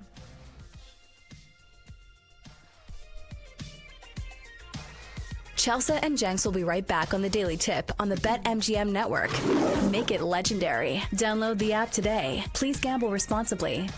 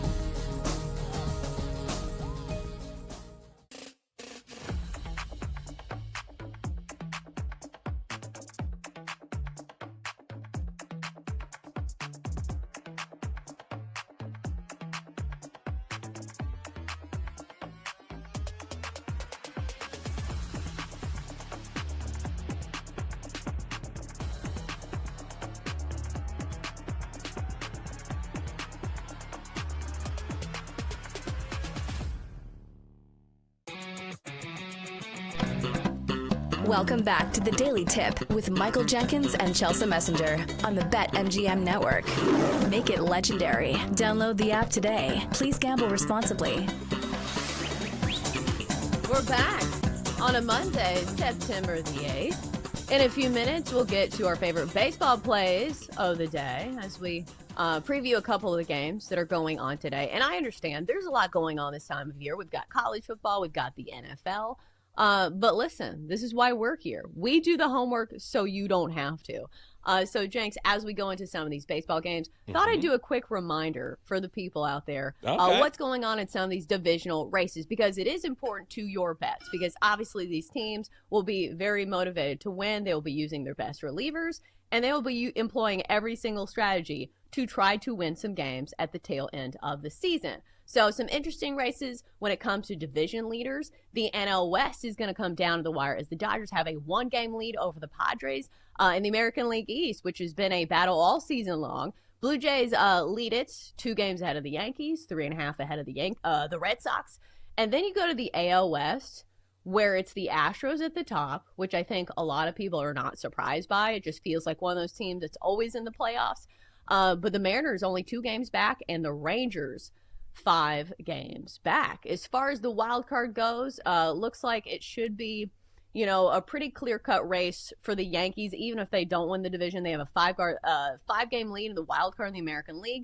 Red Sox 3.5 over the Mariners should be in, and they have a 1.5-game lead over the Rangers. So if the season ended today in the American League, it would be Yankees, Red Sox, Mariners. If you look at the National League, this one is not looking quite like a race, because it's the Mets, the Padres, and the Cubs. And the Mets have a 4-game lead over the Reds, Giants, and Diamondbacks. So it does look like those are probably going to be your teams. But listen, the Mets have done this before where they collapse, but doesn't feel like it's going to be this season, because I will say their bats are red hot right now. If you look at WRC over the last month, the Mets lead all of baseball. Best WRC plus and across the board top 5 in just about every statistical categories. And they keep getting these great performances from their young guys. Every time we see a rookie come up, it feels like they have this excellent stuff as starters, which is a great boost to the rotation. I think it was Brandon Sproat yesterday who had, 5 no-hit innings. That is certainly great news for a Mets team that certainly needs it going into the postseason. So I understand baseball is not the easiest sell this time of year, but we do have some good matchups today. Let's start with the Mets and the Phillies. Mets minus 118 on the money line on the road here. Philly minus 102, total of 8.5 runs. Speaking of rookie phenoms, Nolan McLean gets the ball for New York. He's 4-0 with a 1.37 ERA, and he's squaring off against Aaron Nola, who's had a bit of an up and down season. He's 3-8 with a 6.78 ERA. So, Jenks, we've made a lot of money on the Mets this year, I believe, especially with some of these young pitchers, because a lot of times you'll get a good price on, the Mets because of it. I think those days are over, though. The Mets are road favorites here. Are you buying into the Mets today? I sure am. Like the Mets here. I'll probably put them on the card. Until I see different from Nolan McLean, at some point he's got to have some sort of regression, I guess, but he's been virtually unhittable. He's won 4 straight starts, 4-0, 1.37 ERA. You were talking about those Mets young arms, but he might be the best of the bunch. He also faced the Phillies on October 22nd. I know it's tough to face a team twice. They get accustomed to you. They've seen your stuff before. But he shut them out over 8 innings of work, and Aaron Nola just has not been able to put it together this season. ERA over 6. So I looked around. Mets money line right now at BetMGM is minus 118, and I'm going to play it. I do think if you're looking, based on the factors and based on the numbers in front of us, like the Mets make the most sense. Just based on their offensive numbers as well. I kind of mentioned this at the top where over the last month, their offense has been the hottest in all of baseball. What does scare me is that the Phillies are a lot better at home. And usually, if you look at the course of the season, the Mets have not been great on the road. 31-40 record away from Citi Field. It's been a little different over the last month, though. I feel like that was like the first of the season where they just couldn't win games on the road. But if you look at Philly this year at home, they're 45-23. But as underdogs, just 12-13. So maybe you have some insight there. So I think I would lean towards the Mets, but the Phillies are certainly not a dog that I take lightly. Because Aaron Nola, like, the thing about him is he's kind of hit or miss. Like, some games he's terrible, and then he'll show flashes of, the Aaron Nola that helped the Phillies, go to a World Series. So I don't love fading the Phillies, but I do think the Mets are probably the play. So Cubs and Braves, another pitching matchup that is interesting to me. Shota Imanaga goes for the Cubbies, 9-6, 3.15 ERA. Bryce Elder, who has burned us a couple times because over the course of the season he does not have good numbers, but he'll throw out a good start here and there.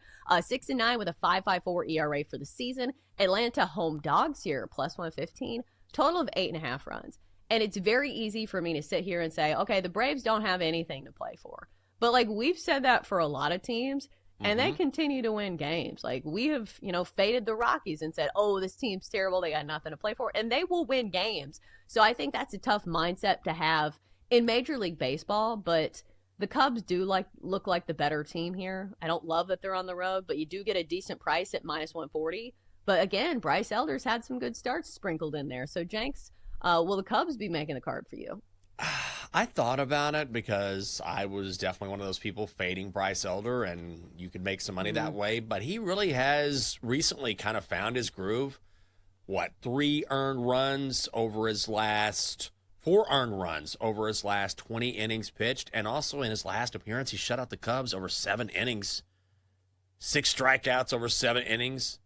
No earned runs allowed. So again, when a lineup is accustomed to you, it generally gives the lineup advantage. But if you look at what he's done, when I'm talking about Bryce Elder, he's shut down the Cubs, shut down the Phillies, shut down the Mets. Those are all very good hitting teams, particularly the Mets in the last month, like we were talking about at the beginning of the segment. So I don't know if I feel comfortable right now fading him. Yeah.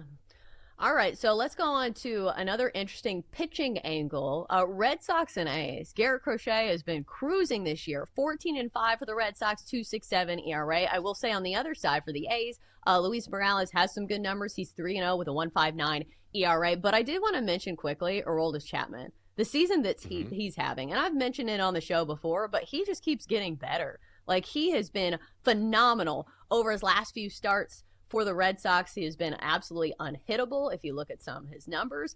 He's retired 50 consecutive batters, so the equivalent of nearly 2 perfect games. The last time he gave up a hit was July 23rd. Ooh. July 23rd, Jenks. So, like, if you take this all into the handicap, you have somebody who has a good chance to win the Cy Young. You have somebody who has not given up a hit since July 23rd. And the Red Sox are minus 170 on the money line, so it doesn't feel playable. But can you make a case for the Red Sox on the run line here? Oh, yeah. I'm totally going to play this game on a run line. I put it on the card for one of the reasons you mentioned. Chapman has been awesome, but also you get Garrett Crochet. And also, look, he got crushed last time out against the Guardians. He was not good. 7 earned in 6 innings, but that happens to the best pitchers in the game. Do you know what I mean? So when I see something like that, I'm like, oh, now this is a guy who's absolutely in a position for a bounce back spot, especially against a team like the A's. And also, Boston is a great run line team this season. So they are 40-31 against the run line since the All-Star break, 4th highest scoring team. So they are a team that's hitting the ball well. They're great against the run line. They've got their ace on the mound, and they're going up against an opposing pitcher in Luis Morales, who has been good, but also is a very short sample size. And then you get to the A's relievers late in the game, and that bullpen has one of the worst ERAs in the sport.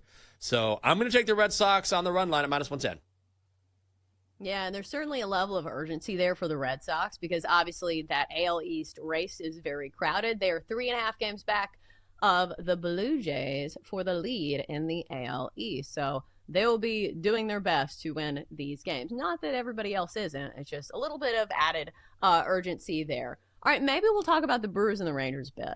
I don't think I'm playing this one, but I play the Brewers a lot. And, I will say this is a very good price on one of the best teams in baseball. But the Rangers have been better as of late.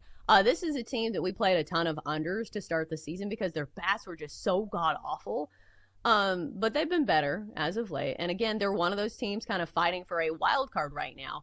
But the pitching matchup certainly looks in favor, to me at least, to the Brewers. Jose Quintana is more of a known commodity. He's 11-5 this year. an aside to, how good the run support's been, with a 3.72 ERA, Jacob Latz gets the ball for Texas. He's 1-0 with a 3.15 ERA. So, Jenks, based on this price alone, do you consider the Brewers? I kind of like the Rangers here, believe it or not. I don't know. Why? I'm looking at Jose Quintana, and his numbers have been good, but he's also given up 11 earned in his last, 16 and a third innings, so he hasn't been as sharp as usual. I think maybe an under is a play here. Anytime you see the Rangers at home, they are, I believe, a top 3 team to the under in baseball when playing at home. So Latz has been good. Quintana has been good. Not as good recently. I think if you want some even money, maybe some plus money, you put a sprinkle on Texas here because I think Latz is underrated in this spot. But I would also look to the under too. I think the difficult part about the under is what I was kind of referring to. And I think this goes into your handicap for the Rangers, is that their offense has been a lot better. Over the last month, this is a top 10 offense in baseball, which is a far cry from the days of them, in the 28 to 30 category in all of the majors when it comes to WRC+. So maybe the bats wake up a little bit, but I will say, the Brewers have remained steady as one of the best offenses in all of baseball, no matter how you slice it. If you go the full year, best offense in baseball. If you go over the last month, they're third in baseball. So it just feels like one of those consistently good teams that also do all the things right. We've talked about, the way that they win games is that they are fundamentally sound. Yes, all the numbers are there, but they do the little things right, including, did you see over the weekend where the manager had a quesadilla in his pocket that he pulled out? Like during the interview, and he started eating it? You got a lot of respect for that. No, there's nothing like a good pocket quesadilla. Although I'm not going to put too many pieces of food in my pocket.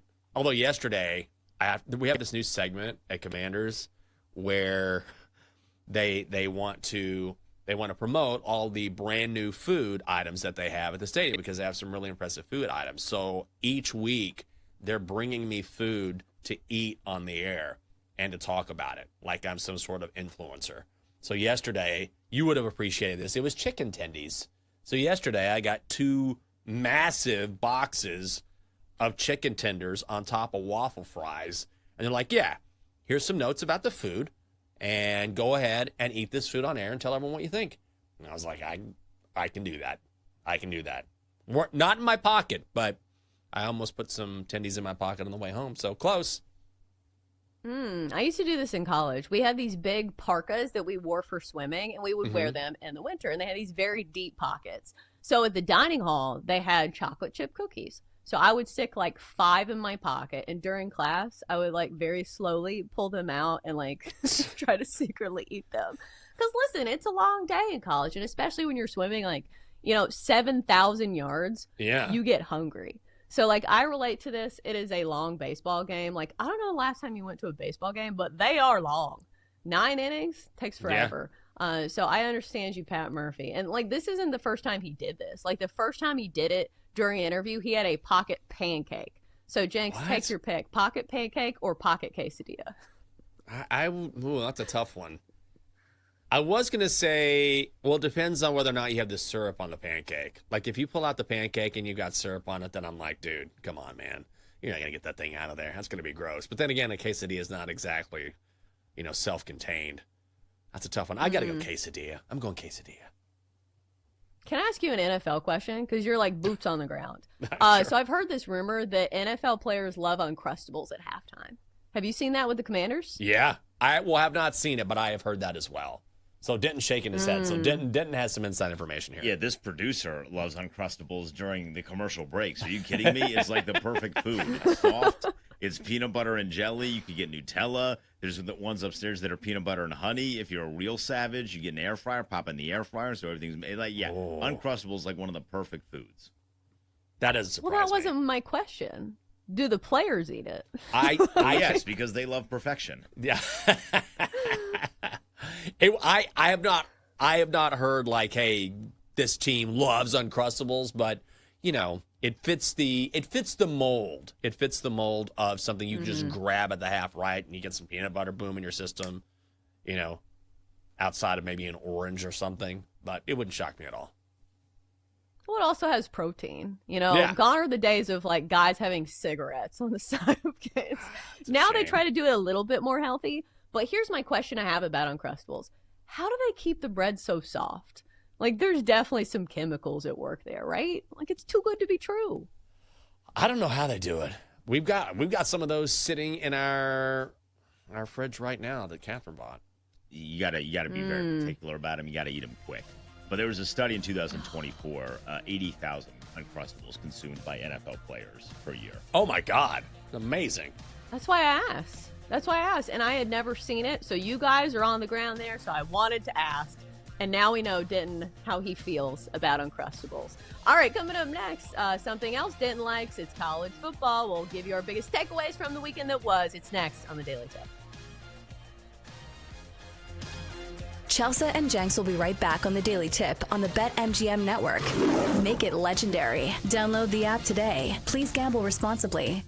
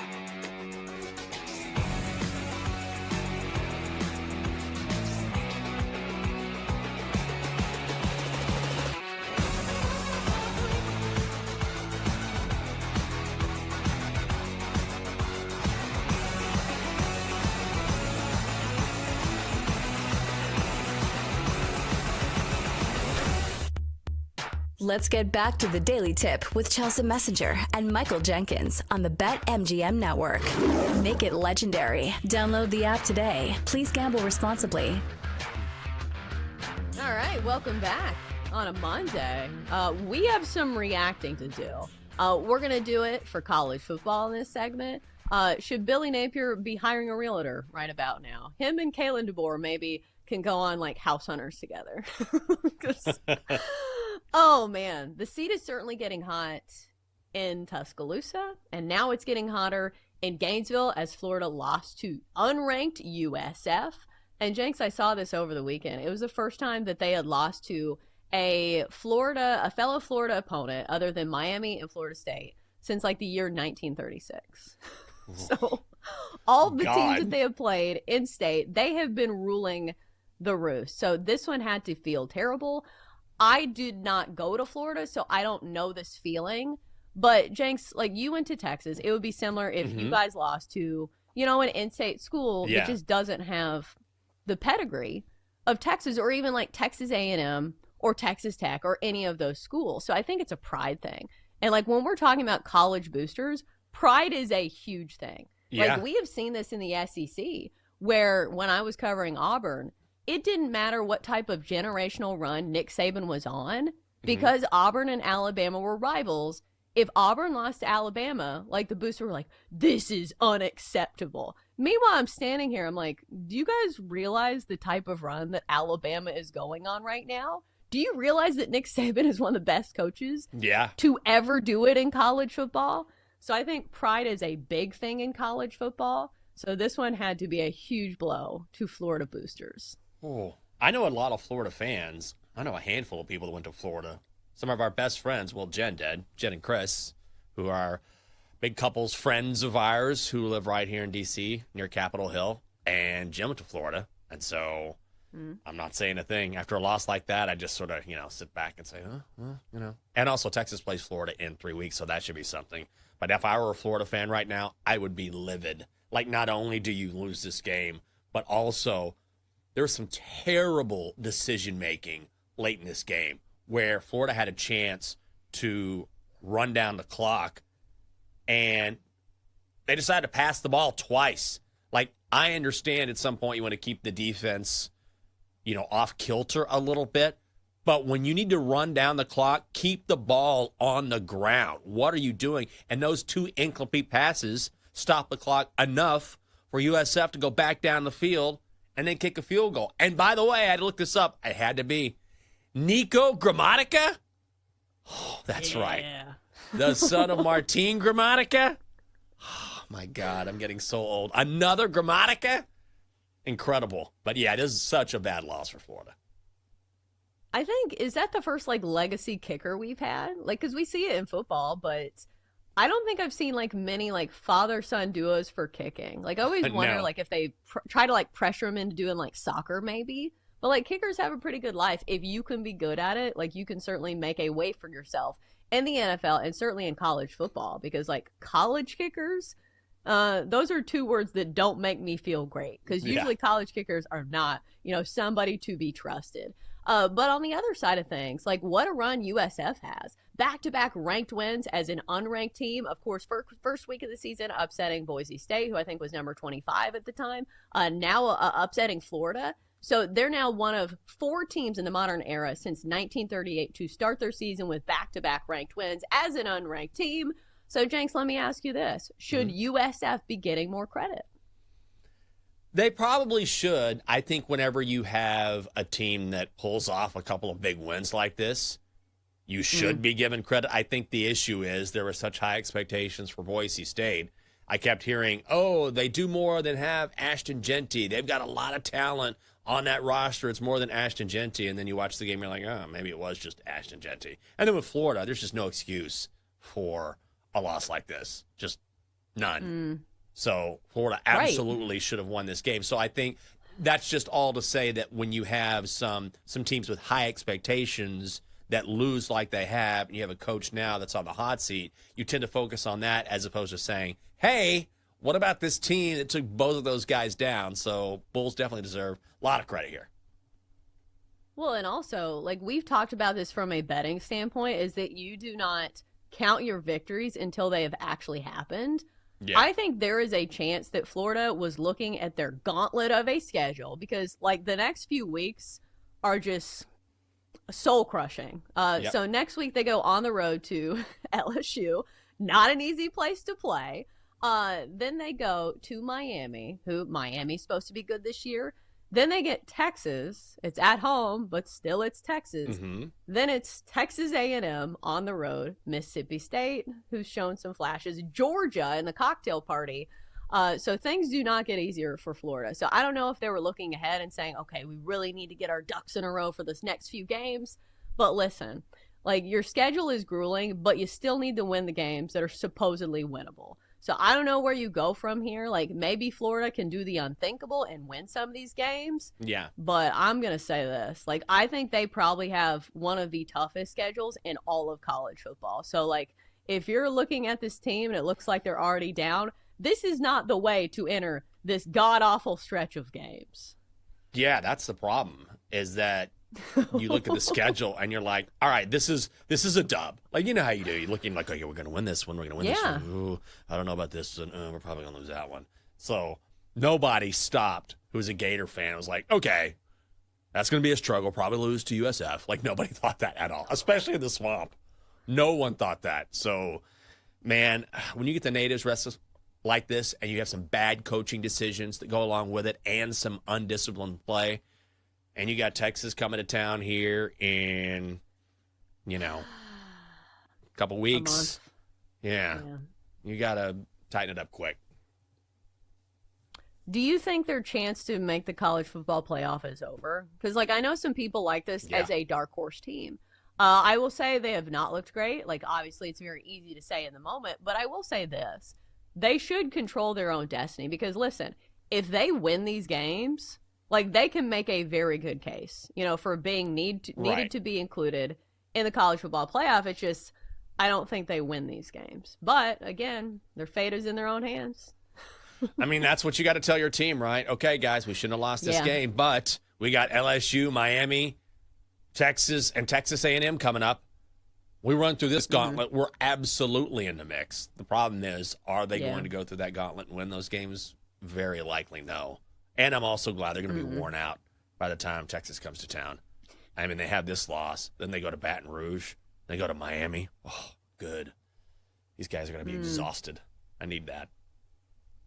All right, so I want to ask you about Arch Manning. So he certainly looks good over the weekend, and he was supposed to. What was it, San Jose State? It was not an opponent that was supposed to be challenging. And I will say, watching some of the highlights, it did look a little bit like a high school football game because it felt like Arch Manning had, 17 seconds to throw. Yes. But I don't think you had that many doubts about Arch Manning, but do you feel better now that he's gotten a good stat line under his belt? Yes and no. Arch had a very good game, but I think the problems are more systemic as well. The offensive line just cannot get any push, so Texas isn't running the ball. And ultimately, the plan is, hey, let's run the ball, and then once we do that, we can set Arch up to succeed, and we haven't really seen that where they've kind of put the game on Arch's shoulders, and he's not ready yet. I'll be the first to tell you. He's getting better. He's starting to see the field. He's starting to look down the field, keep his eyes up, but it's something where you can see it's still a work in progress. The hope is Texas has a couple of cupcakes coming up, UTEP this weekend, and then the hope is, okay, by the time Texas goes to the swamp here in 3 weeks, then they'll be ready to go. Arch will be ready to go. But you can tell he's still learning the game. He absolutely shows those flashes where you can see that number one overall pick potential talent, but he is not there yet, not even close.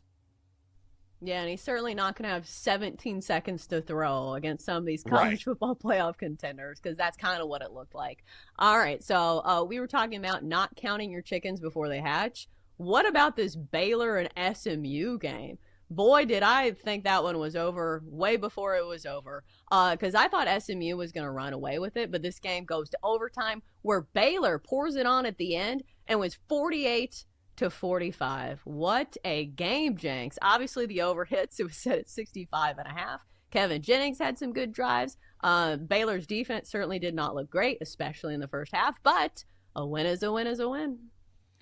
It was a great game to watch. I'm glad I didn't bet on this game because I was like, SMU. And then I was like, I don't know. Everybody's betting on Baylor. Guy, if you had a bet on this game, because there were people on both sides, you had to be going absolutely crazy. like Denton was on the Bears, so I thought of you. I'm like, oh, man, he's dying right now. Because it looked like, all right, SMU's got this. Oh, my God, here comes Baylor. And then they find a way to win it. Sawyer Robinson, 34 of 50, 440 yards, 4 touchdowns. Also, the Bears have won 14 straight against SMU since 1986, back when they were in the Southwest Conference.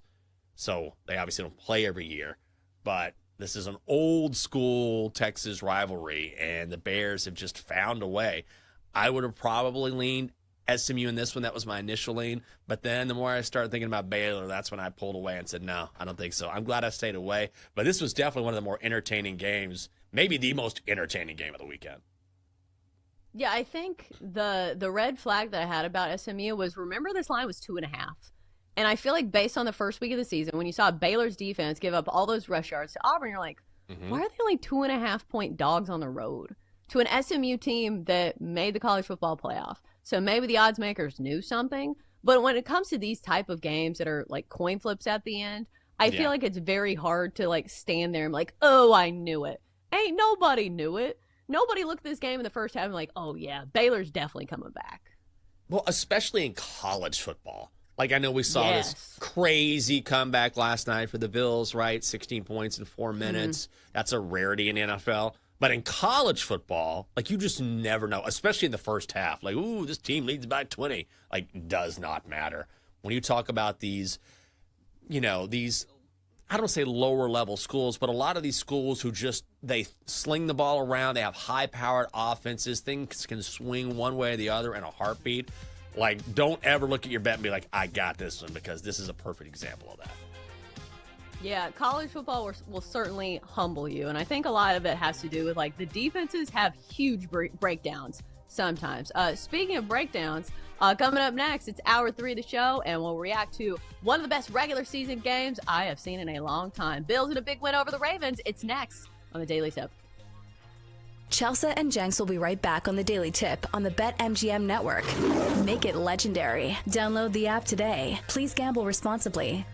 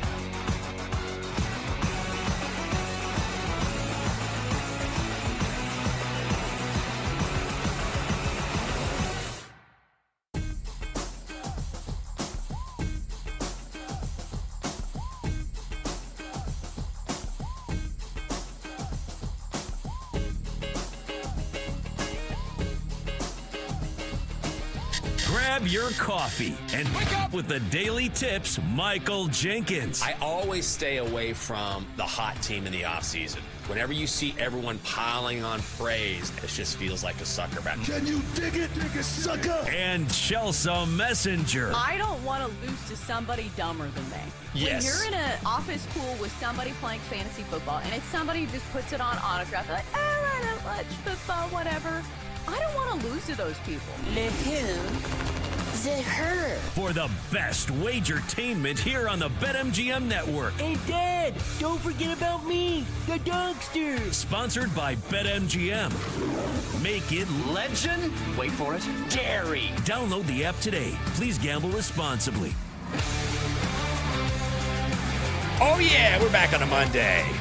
The Daily Tip on the BetMGM Network. Good morning to you. Coming up in our final hour, we will tell you what we saw on Sunday in the National Football League, and mainly, what a game last night between the Ravens and Bills. We'll also turn our focus to Monday Night Football between the Bears and Vikings, including a troubling report on Chicago quarterback Caleb Williams, which is absolutely fascinating. Then we've got our best bets at 8:40. How you doing to our audience on Stadium as we stream our final hour? You can do so on BallySportsLive.com and the Bally Sports Live app. I'm Michael Jenkins. She is Chelsea Messenger. Let's jump right into it.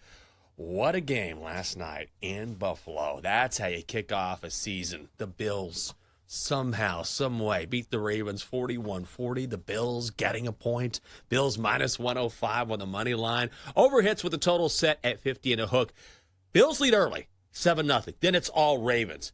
Huge game from Derrick Henry. 18 carries, 169 yards, 2 touchdowns. In fact, the Ravens go on top 40-25 in the fourth quarter. A lead they hold on to until about 4 minutes to play, and then out of nowhere, here comes Buffalo. A Josh Allen touchdown pass to Keon Coleman. Bills within 8. The Buffalo defense forces a fumble from Travis Henry, so they get it back, and then the Bills punch it in with under 2 to play. Allen reaches over the pylon or the goal line for the touchdown. Mike Tirico with the call on NBC, but the Bills missed the 2-point conversion, so they're down 40-38. Again, under 2 minutes to play. The Buffalo defense holds again. 86 seconds left on the clock. Josh Allen, the reigning MVP, calm and cool. A 9-play, 66-yard drive. And then Matt Prater with a chance to win it. From 32 yards, Prater made it! And the Bills open their final season in this stadium with a stunning comeback win. 16 points in the final 4 minutes of the game. Again, Buffalo wins 41-40. Josh Allen, 33 of 46, 394 yards, 2 touchdowns. What a comeback, Chelsea. You know those annoying people who clap when you land the plane? I felt like that. Like I had to stop myself from standing up and clapping, even though I knew nobody would hear it and I shouldn't be doing that. But like that's how it felt watching this game. And I understand Ravens fans probably have a little bit of a different perspective on that. But still, what a treat for NFL fans. This is how it's supposed to look. And it's wild to me that neither of these quarterbacks have a Super Bowl ring. When you watch this game, you see Lamar Jackson scramble out of pressure, you know, for a 37-yard pickup or something. You see Josh Allen, you know, deliver a dime straight into the end zone with 4 minutes left to play and overcoming a 15-point deficit. You say to yourself, this is the best and the pinnacle of what quarterbacking should look like. But yet, neither of these quarterbacks have Super Bowl rings. So I think that's the big question is that, will one of these teams finally get a ring for their quarterbacks? And I know Ravens fans probably not feeling super confident in that defense, but boy, what a performance from Josh Allen coming off an MVP campaign, looking like he has not missed a beat over the offseason. Yeah, he was unbelievable last night. He was definitely worthy of that award. Last year, I know some people wanted Lamar maybe at the end because Lamar was great right there at the end, but Josh Allen deserved it, and he proved why he is the most valuable player last night. It's one thing to sort of lead your team to victory by doing your part. It's quite another to take over a game and will your team to win. And that's what Josh Allen did last night. Buffalo fans were heading for the exits with about 4 minutes to play, or a little before that. And then that incredible comeback. And the thing about it is, it's not just Josh Allen, even though he's going to be the star and he was the guy that led the team, but that defense coming up with that huge forced fumble on Derrick Henry was massive. Neither defense looked great last night, but later on in the year, when playoff seeding matters, a game like this will be huge for Buffalo. So not only is it a great way to start the season, down the line, those implications could be extremely important. Yeah, and also it's very easy to look at the stats and be like, how does the defense give up this many yards? But did you see some of the players involved in this game? Like, did you see that catch from DeAndre Hopkins? Oh my How God. are you supposed to defend that? Like, that's the thing. When you have so many unicorns from an offensive perspective in this game, yeah, the defensive numbers look terrible, but, like, some of these things are undefendable. Like, look at the highlight reel from this game. Like, even from a Ravens standpoint, like, in the first half of this game, you're like, oh, my God, the Ravens are the best team in football. Just because of the offensive weaponry that they have. It feels unfair that Lamar Jackson and Derrick Henry are on the same team. So I don't know how many questions, like, are really fair to have about the defenses, but, like, this has been the question, you know, for the Bills last year. Because, like, I came into, you know, my research for the show and thinking, okay, the Bills are right to question their defense over the last few years, because it's been the problem for the Bills in the postseason is that they can't stop anybody. You look at some of these games in which it's cost them, like the famous ones against the Chiefs. Even last year, they gave up 32 points to the Chiefs in the playoffs. And even during the regular season, they gave up 42 to the Lions, 44 to the Rams. They didn't win that game against the Lions. And even in that game against the Ravens last year, the defense gave up 7.3 yards per play in a win, which is crazy. And I think it just goes to show how good Josh Allen is. Like, he is so good that he overcomes whatever the defense does not give him. So I'm not saying the Bills fans should feel unsure of that defense, but I don't know. It was such a good win that I think, especially week one in the NFL, a win is a win is a win, especially when you're going against that caliber of talent on the other offense. Oh, absolutely. And also remember, Buffalo has a couple of defensive linemen who are sitting out the first 6 games of the season for violating the league's PED policy. So they'll get stronger on the defensive line as the season goes on. That's huge for this team. And also, Buffalo just beat a Super Bowl caliber team. Yeah, you're going to take it. On the flip side, what do you do with the Ravens now? Baltimore fans, this is a choke job. I am not one to throw out choke on a regular basis, but they choked this one away.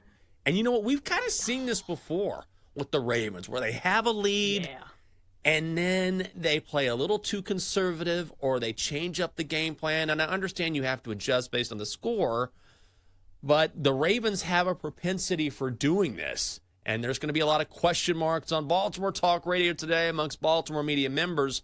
What is going on? Why can't the Ravens find themselves in a situation like this and close it out?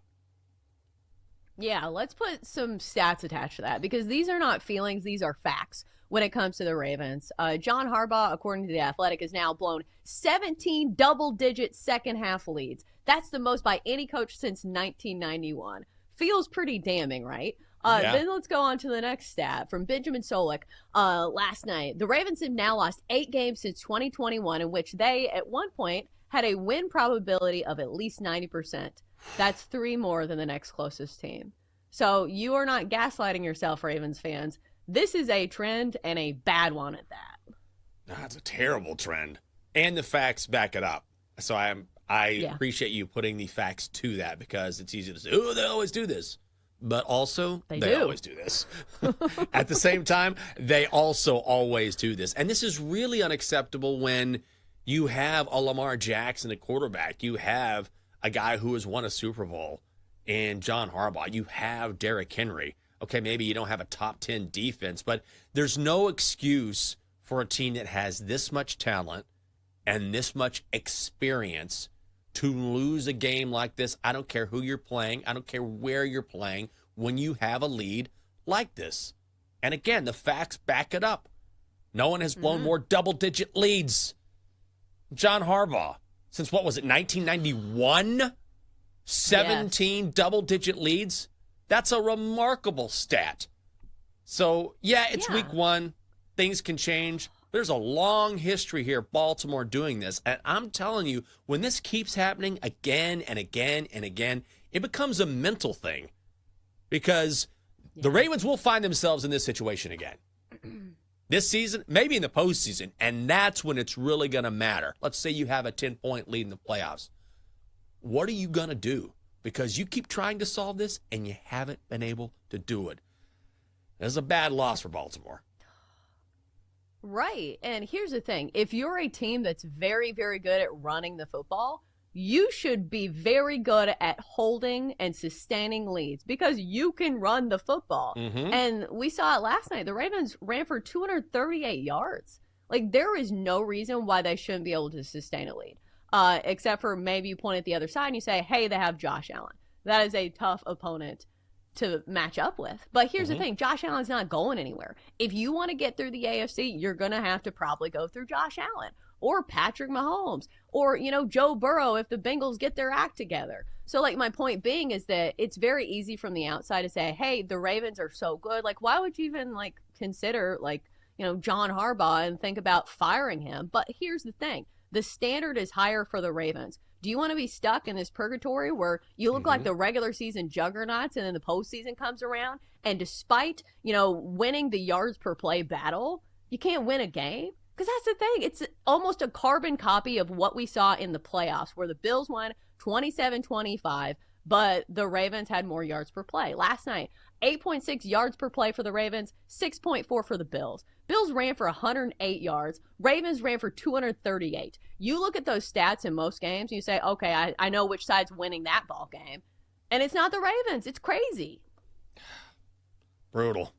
Absolutely brutal for the Ravens. But on the other side, man, they are celebrating in Buffalo today in their final season in that stadium. Also, we got some action between the players and the fans last night, which is something you don't ever want to see. But we did see it in the third quarter. So it was Lamar Jackson and DeAndre Hopkins after a Ravens touchdown, just right outside the end zone. And a Buffalo fan decides, hey, I'll just smack both of these guys on the helmet, Lamar and DeAndre Hopkins. Well, Lamar was having none of that. Pushed the fan back, a Buffalo fan, falls backwards. And then after the game, Lamar was asked about what exactly went down. I seen him slap D-Hop, but I wasn't really. He slapped me, and he said he talking. So I just forgot where I was for a little bit, But you gotta think in those situations. We got security out there, let security handle it. But I just let my emotion get the best of me. But hopefully it don't happen again. Appreciate you, Lamar.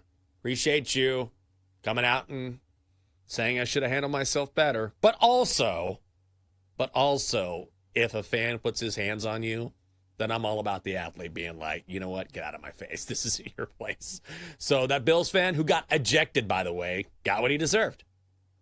Yeah, I feel like we need us doing the meme of the guy who's pointing to the graph that says F around, find out. Yeah. That's what happens.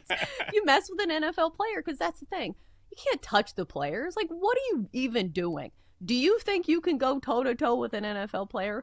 Honestly, I feel like the punishment should not be ejection. It should be firing squad, but it's an NFL player that gets to do the Oklahoma drill with you.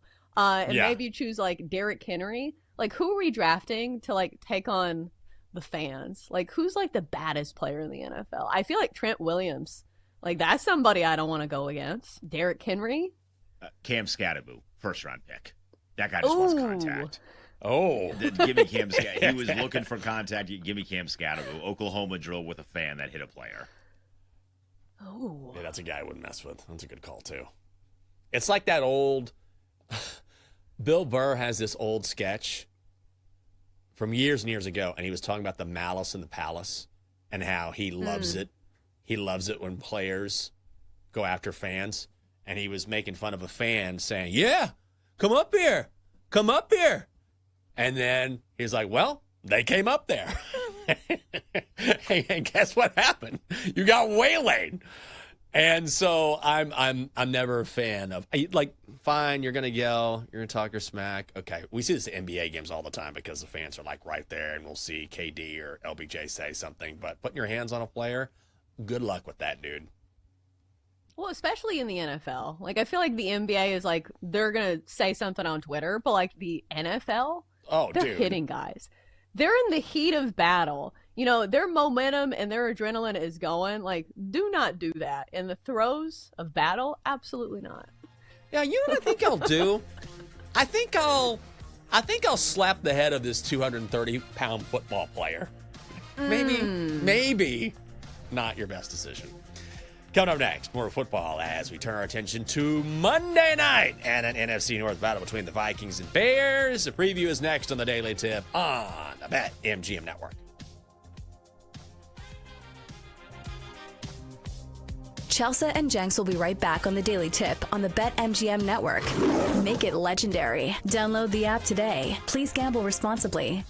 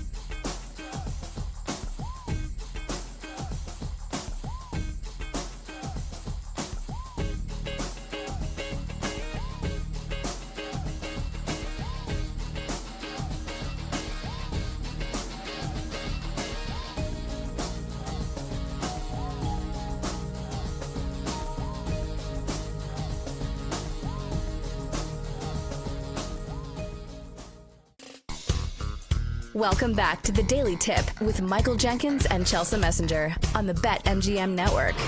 Make it legendary. Download the app today. Please gamble responsibly. Welcome back. It's a Monday on the Daily Tip. Got the crew back, ready for another week. Double D.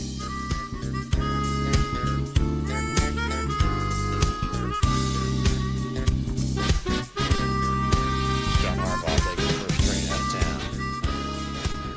Harmonica in the background. Get out of here. Find a new life. Coming up here on the show, we'll continue talking football. The Bears made their Monday night debut in 2025, but can they count on their franchise quarterback this evening? It's already hot take season. Yesterday, oh my God, I nearly threw my computer against the wall because I put out something pretty mundane after the Commanders win against the Giants. And some guy immediately responds, "Oh, come on, Jinx. We got to draft more defense." I was like, what? Why are we talking about the NFL draft right now after a 21-6 win? And also the defense looked really good. And I said, okay, yeah, that's something to focus on maybe in April. But also we just got a dub and the defensive line looked much improved. And the guy responds, "Oh, yeah, I haven't seen the game yet. I'm at work." And I'm like,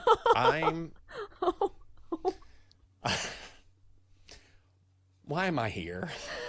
Why am I talking with you? I haven't seen the game yet. I'm at work. And your first, come on. We got to draft more defense. Ugh.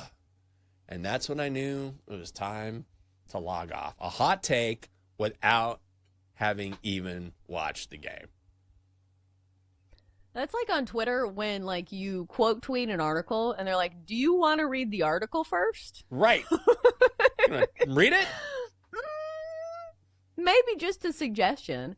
But like it is hot take season, especially it's annoying that some people feel like they don't need to watch the games or like even watch like a semblance of the games.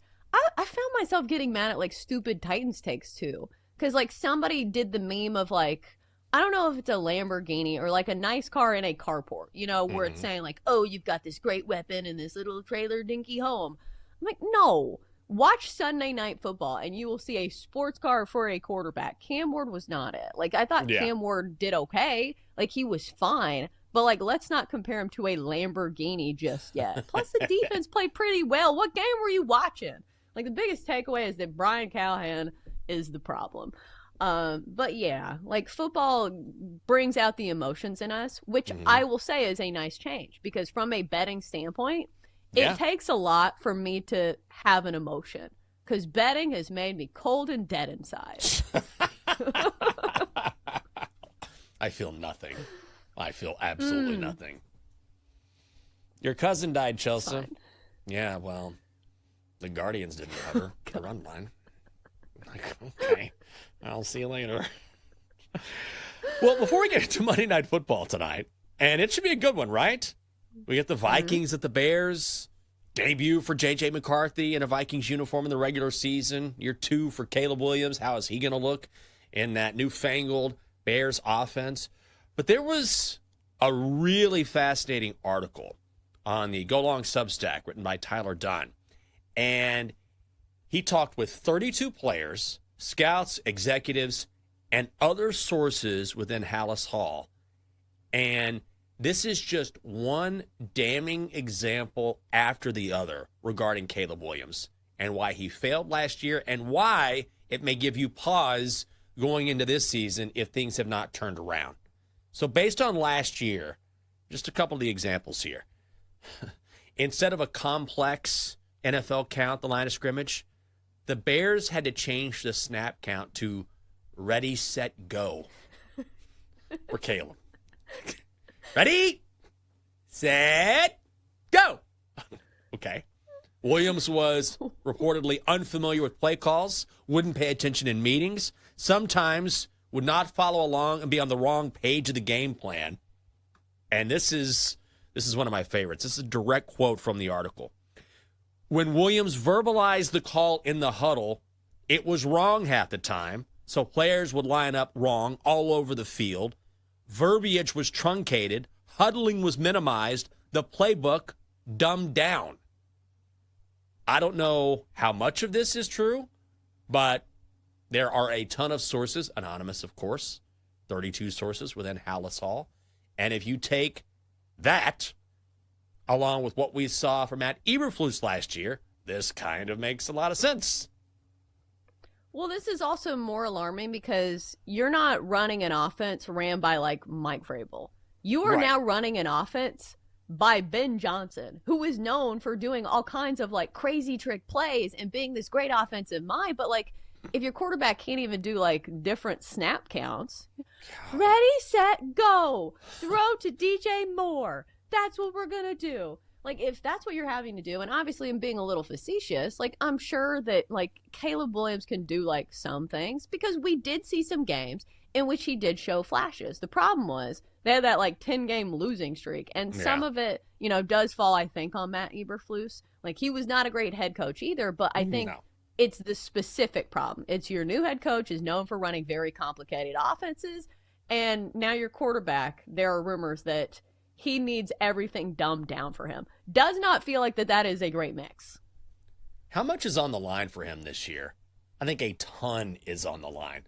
Like, you kind of get a pass during your rookie season. And, of course, it's based on circumstance because let's not kid ourselves. The coaching staff of the Bears last year, F-. They were bad across the board. We saw what happened when Urban Meyer was in Jacksonville. Like, just garbage. No idea what he's doing. But now you've got a guy in Ben Johnson who certainly knows offense. Look what happened to the Lions yesterday. Again, 1-game sample size, but the Lions offense looked completely moribund yesterday. Couldn't do anything against Green Bay. Didn't score until late in that game when it was already over. So Ben Johnson being gone from Detroit has had a huge effect on the Lions, at least thus far. Now, will his system benefit Caleb Williams? And at least according to this article, will Caleb Williams come around to being a pro and an NFL quarterback? Because if this story is true, it doesn't matter who your head coach is or who your coordinator is. If you're at the line of scrimmage in the National Football League and you're saying, ready, set, go, you should be ready to retire, and you're not going to make it in the league. Well, and here's the tougher part, is week 1 of the season, you get the Vikings and Brian Flores, one of the best defensive coordinators in all of football and notorious for making opposing quarterbacks absolutely miserable. Like, it's not a great matchup your first week of the season. I will say this. Last year against the Vikings, we did see, like, at least one good matchup when the Bears played the Vikings at home. That was a 30-27 loss for the Bears in overtime. Caleb Williams went for 340 yards through the air and 2 touchdowns. But it was like that one stretch of the season that was just god-awful, and the wheels came off. And I think that's the questions about Caleb Williams as well, is the mental toughness there? Like, that was one of the questions we had, you know, in college football. So we will probably see a little bit of adversity in this first game of the season simply because this Vikings defense is extremely tough. So certainly not the matchup you want with a quarterback who has questions where, is he going to grasp the offense? But again, this line is very short, Jenks. Like, what do you think this line is telling us? The fact that the Bears are only 1.5 home dogs. Here's the thing. I don't want to let this article influence my pick here. And after reading this article, I was like, Vikings then. You know what I mean? I was like, no, take a step back. It's new year. This is all last year. It's new coaching staff. I actually think I would lean Bears here is where I would go.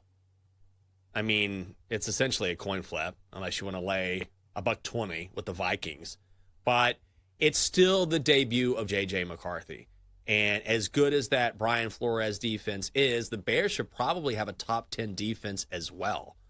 And as much as this article, again, is very damning, and at times Caleb Williams did look lost last year, I do think Ben Johnson's going to make a massive difference on the offense. Caleb Williams does have the extra year of experience, and also he's at home. So I think it's going to be a low-scoring game.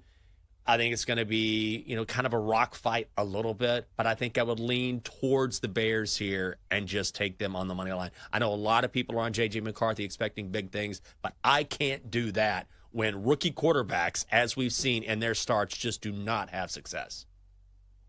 Yeah, but I do think on the flip side, if they wanted to like dumb down the offense for JJ McCarthy, be like, hey, we're going to do ready, set, go.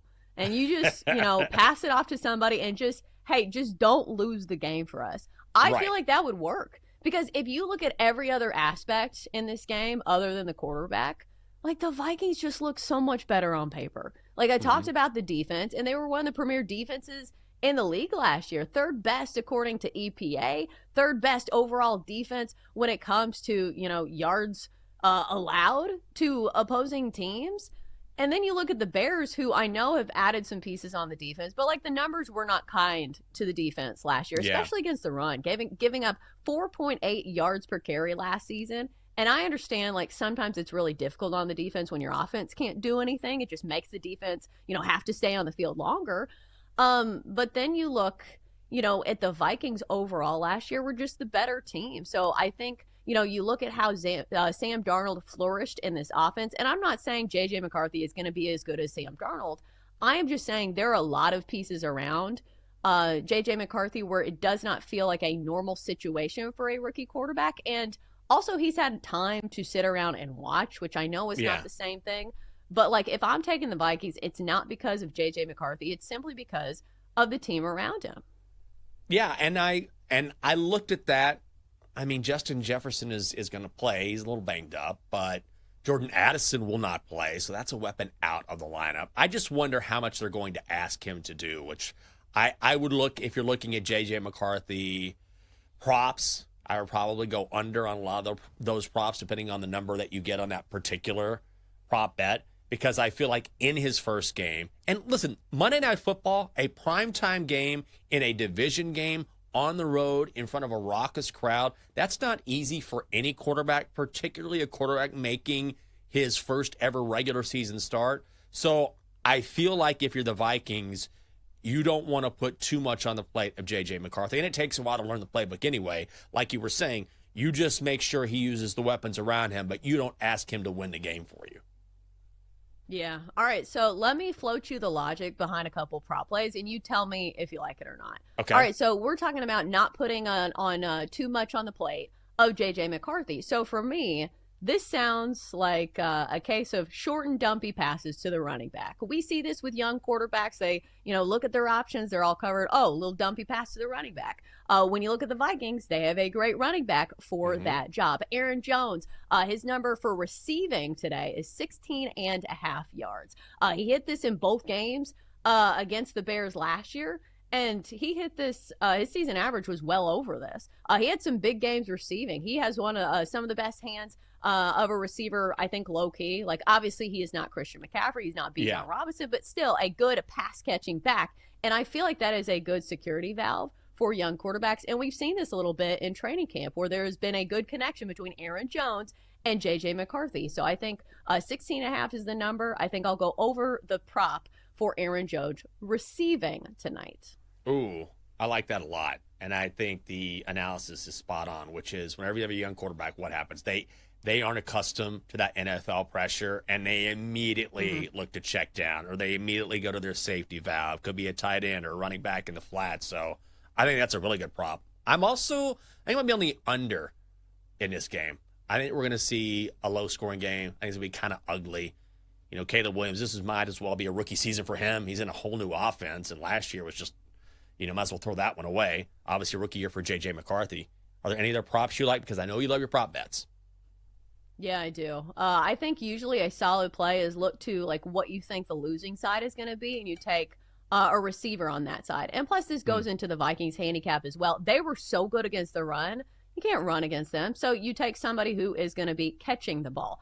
And I understand there is a big narrative right now that a lot of people think Rome Odunze is going to take over that number one spot from DJ Moore. But I just can't justify it with the numbers right now, especially the first game of the season. DJ Moore still feels like the number one receiver. To me, he also has more of the connection with Caleb Williams. So I think if you pick a receiver tonight, I think it would be DJ Moore for me, especially if you think the Bears are going to be playing from behind. Number, I think, is 56.5 for DJ Moore. And here's another reason why I like him is that he can go way over this. He's had some monster games. I know people don't love talking about the Bears offense, but DJ Moore, even dating back to like Carolina, He's had some monster games.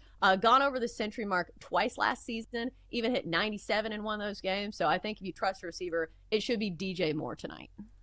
Ooh.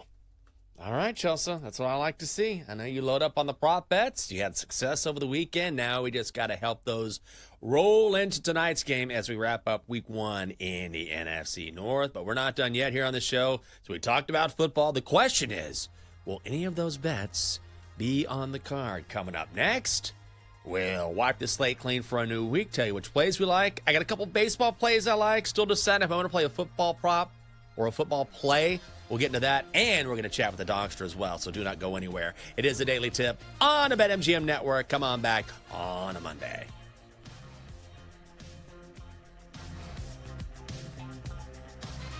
Coming up, Jenks and Chelsea give out their best bets here on the BetMGM Network.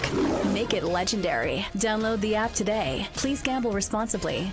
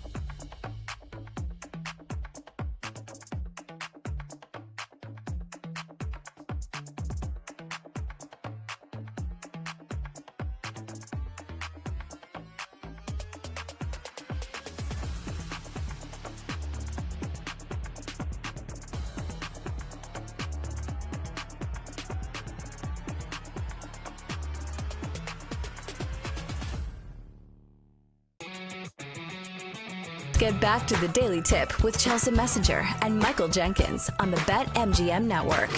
Make it legendary. Download the app today. Please gamble responsibly. Welcome back to the show.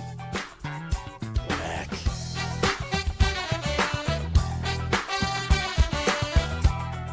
Feels good to be here. It is a Monday Night Football tonight.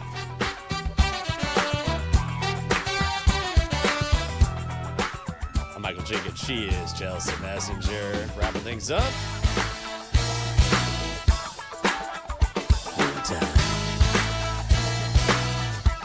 Bet Spot's on the way.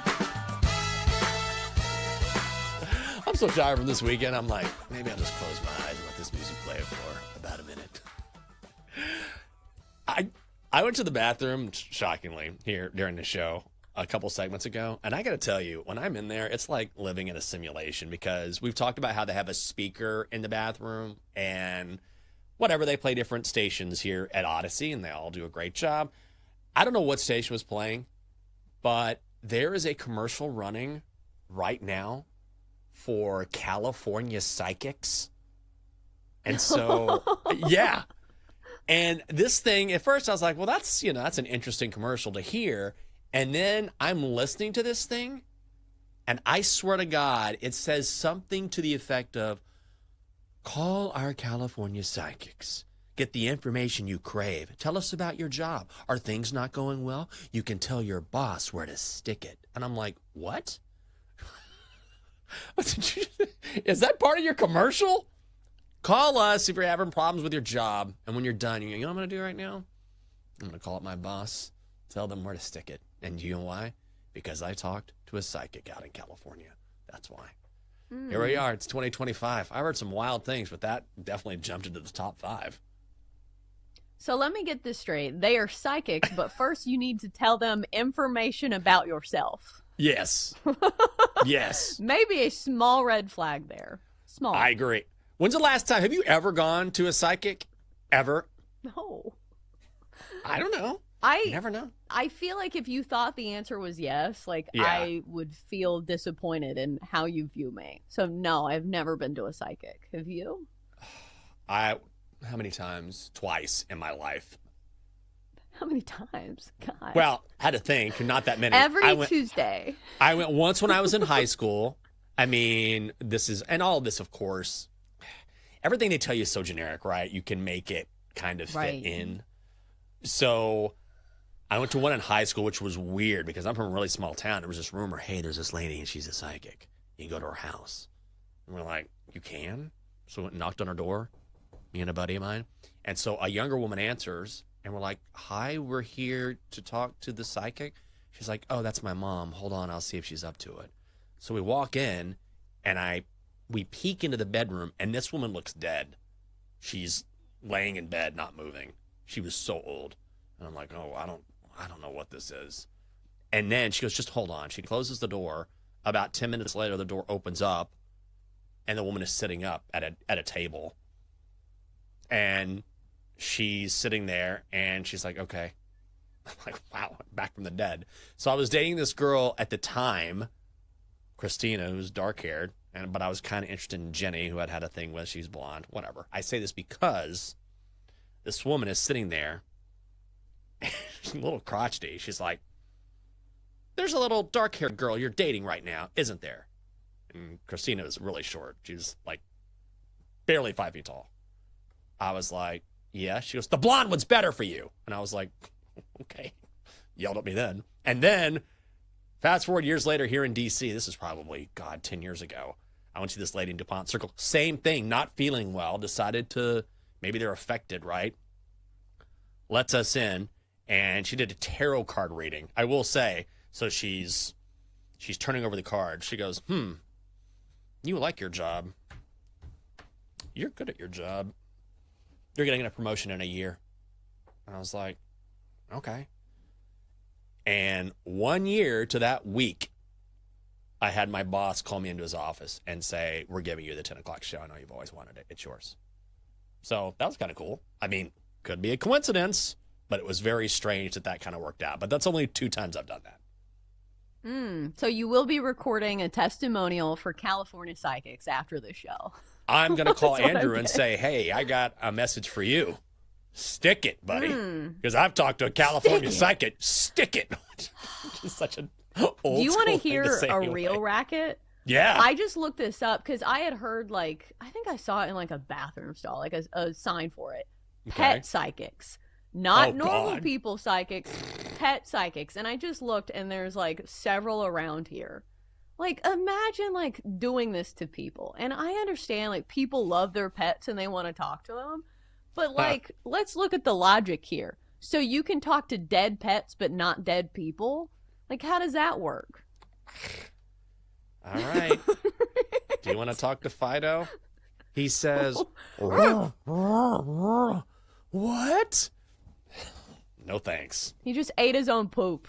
No, well, that's my Fido. He always used to do that here. That's how you know it's legit. Man. That's how you know. Coming up next on Bet Switch, Joe O and Sammy P. I don't believe they're talking to any psychics. That'd be great. They can give us some winners. They will talk about a great weekend of college football and the NFL. They'll also preview tonight's Monday Night Football game, give their favorite plays. Then Jarrett Payton will join and preview Bears and Vikings at 10 o'clock. Time now to hand out our favorite plays of the day. Time to place your bets. All right, Chelsea. Nothing but dubs. What do you have for us? Yeah, let's hope so. All right, best bet of the night is going to be on Monday Night Football. Going to go with Vikings running back Aaron Jones over his receiving prop of 16.5 yards for minus 115. It feels like a low number for somebody who averaged 23 yards per game receiving last season. And he went over this number in 12 games last year, and he hit this in both games against the Bears. It feels like it makes a ton of sense, especially for a rookie quarterback, to have a safety valve at your disposal, you know, when the pocket breaks down. The short and dumpy passes to the running back, it feels like a solid play, especially for Aaron Jones, somebody who has pretty good hands for a running back. He was the primary receiving back for the Vikings last season. I think we see more of that tonight.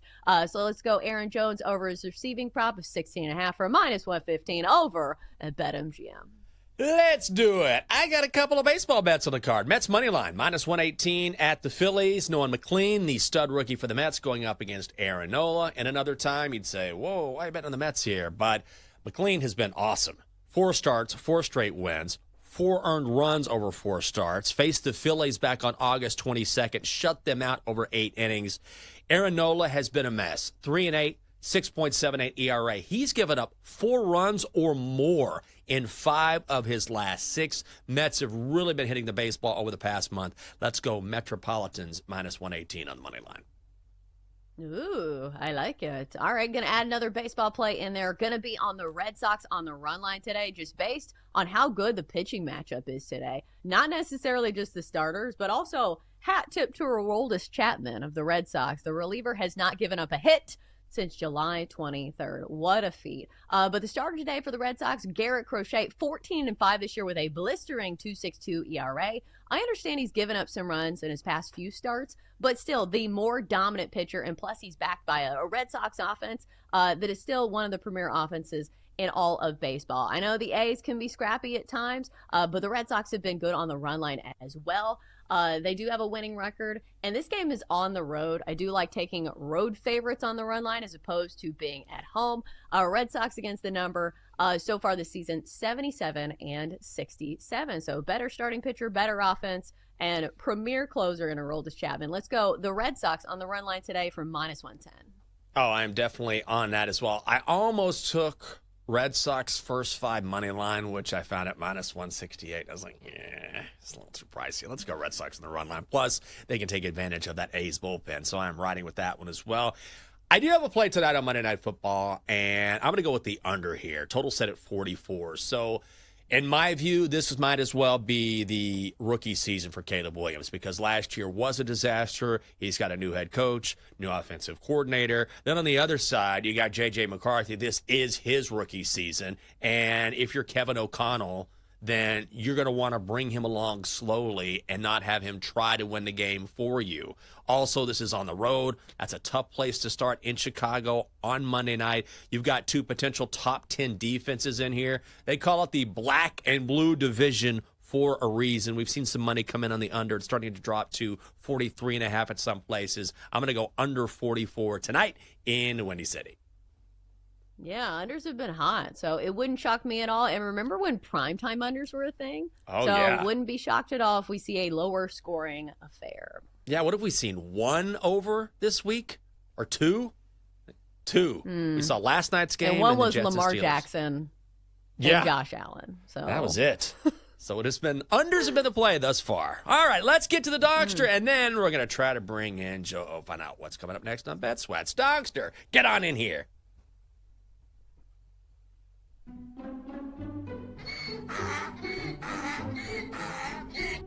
I don't blame Lamar Jackson for being upset. If anyone touches my head, then be prepared to get kicked in the face. Whoa. I didn't know you were so protective of your body, Dogster. I didn't say you couldn't touch me somewhere else. Oh, that's a Monday. Please. All right, let's get a bet here. Nationals. Marlins. Over 8. Okay. Good to see you, I guess. Coming up next on Bet Sweats, we've had some issues with Joe O. It's, oh my God, look at that face. Ready to go on a Monday. Joe O, good morning. How are you? Good morning, guys. Doing great. Yesterday, very stressful. I don't know if it was the same for you. My God, like some of those results, you're like, oh, it's the NFL. Like you think, oh, this is locked in. I can stop watching it. No, you can't. No, it's not over until it's over. Just the wildest events yesterday. A lot of fun, a lot of swearing. It was good. Yeah. All right. So you're a Chicago guy. Confidence level in the Bears tonight. They're only getting 1.5. Not a ton. Not a ton. Everybody else on the show is saying that the Vikings are going to win. I don't have a strong opinion. There are so many unknowns. I got a couple prop angles for touchdowns that I'm looking at, but the unknowns with Ben Johnson, how he's going to connect with Caleb right away, how that's going to work. On the other side, J.J. McCarthy, basically a rookie quarterback. Both of these offensive lines are mostly new. We're going to find out a lot tonight. Looking forward to that. That's why we tune into Bet Sweats. Joe O, have a great show. Have a great week. Good to see you as always. That's it for this edition of the Daily Tip on the BetMGM Network. For the entire crew at Chelsea Messenger, I'm Michael Jenkins. Have a great Monday. We'll see you tomorrow. You've been listening to the Daily Tip on the BetMGM Network. Make it legendary. Download the app today. Please gamble responsibly. If you missed any of the show, listen back anytime on the new and improved Odyssey app.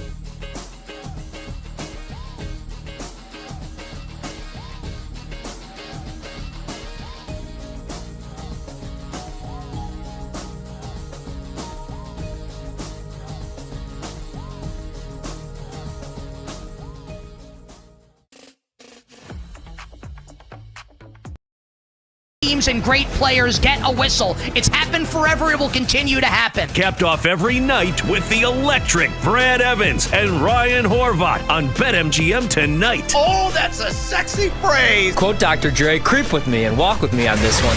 Welcome to a new era of Wagertainment. This is the BetMGM Network. Please gamble responsibly.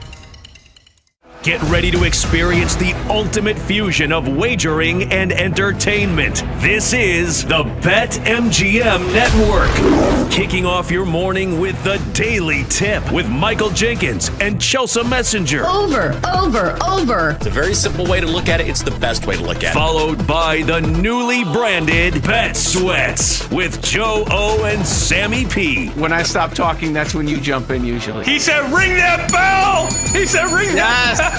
Then it's You Better You Bet, hosted by Nick Costos and Femi Abebefe. Great teams and great players get a whistle. It's happened forever. It will continue to happen. Capped off every night with the electric Brad Evans and Ryan Horvat on BetMGM tonight. Oh, that's a sexy phrase. Quote Dr. Dre, creep with me and walk with me on this one. Welcome to a new era of Wagertainment. This is the BetMGM Network. Please gamble responsibly.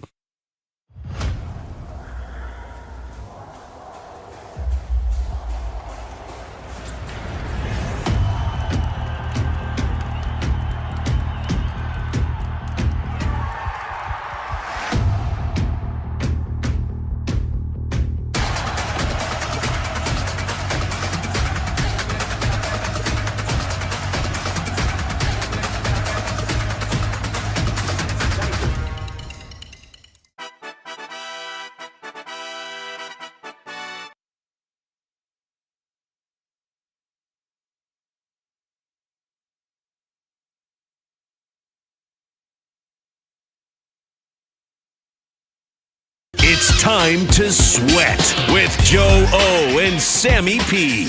Get ready to fire. This is Bet Sweats on the BetMGM Network.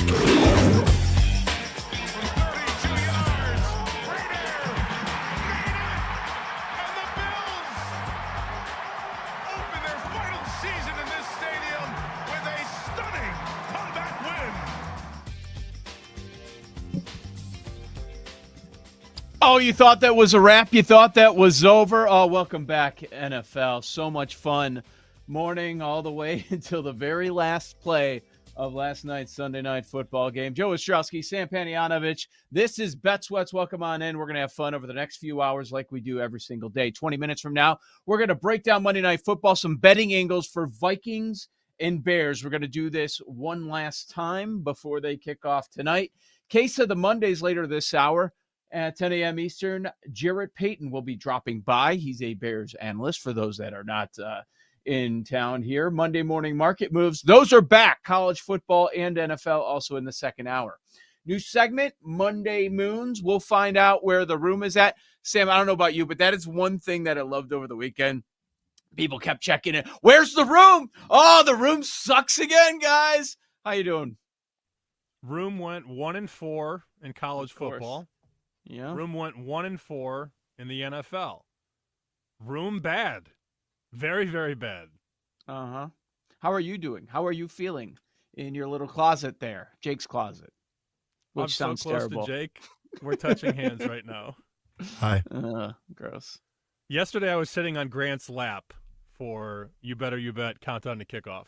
It's a very, very small room here at the Score. And I thought I was going to come here because I thought you were going to be here, but then you said no chance. Zero chance. Zero. Not because I don't want to be there. Well, I mean, that is part of it. Where on a Monday morning, there's a lot of things we have to do, a lot of prep time. Like there's a lot of work, believe it or not, that goes into it, making sure that everything is organized. So I'm in the car an hour, but that's not the main reason. The main reason is the wife is out of the country for work. Kids have school and events after school and all that stuff. So I'm just looking to it's another week. I'm just looking to get by. That's all it is, man. Last week it was, okay, Tucker's still alive. We got by last week. This week, wife out of town. So being mommy and daddy, I guess, and we're just trying to get by. But that's not the headline. The headline is the NFL is back. We got a hit last night. That's where we start. I mean, we figured we would go there. But I wasn't sure when we were looking at that game. It's a 40-25 score. There's 4 minutes left to go. I wasn't sure if that was going to be the lead. It wasn't looking like the best game. Lamar's super impressive, of course, and the Ravens. And then the Bills come back. I know what you were thinking. At least I have an idea what you were thinking. You've mentioned it before, and many people have, about the last year in that stadium and all that. You have a win like that on opening night in front of your crowd as a home underdog. Didn't the brain just automatically go to Team of Destiny? Like that's kind of how I felt with that comeback, but we can go into detail about how it all went down. What was your reaction? I thought John Harbaugh was awful in that game. Mm-hmm. And it's easy to look at what happened when you have all the answers at the end of the test. But there were several things that the Ravens did wrong. How did they not run down the clock in the first half, which gave Buffalo just enough time to get that Allen pass to the sideline with 1 second on the clock? The Ravens are running to the locker room, and then the officials come out and say, no, come back, Baltimore. There's 1 second left. That's a timing issue, a clock issue that should not have happened. How about when the Ravens are up 15 late in the game, and they have the ability to go for 2? Because if you go for 2, you make it a 3-score game. Mm-hmm. I don't understand. I mean, that's simple math. You're up 15. If you kick the extra point, you're up 2 scores still. You're up 16, but that's 2 touchdowns and 2 two-pointers. They go for the extra point and miss it. So they're still up 15, which allows Buffalo to crawl back in. And then I don't understand, Joe. It's 4th and a long 2 or a short 3. How do you not go for it? And this is somebody who has Buffalo to win the Super Bowl. And I sent you my live bet. I popped Buffalo live at 11 to 1. How much time was left in the game? They were down 40-25. Yep. There were 8 minutes to go.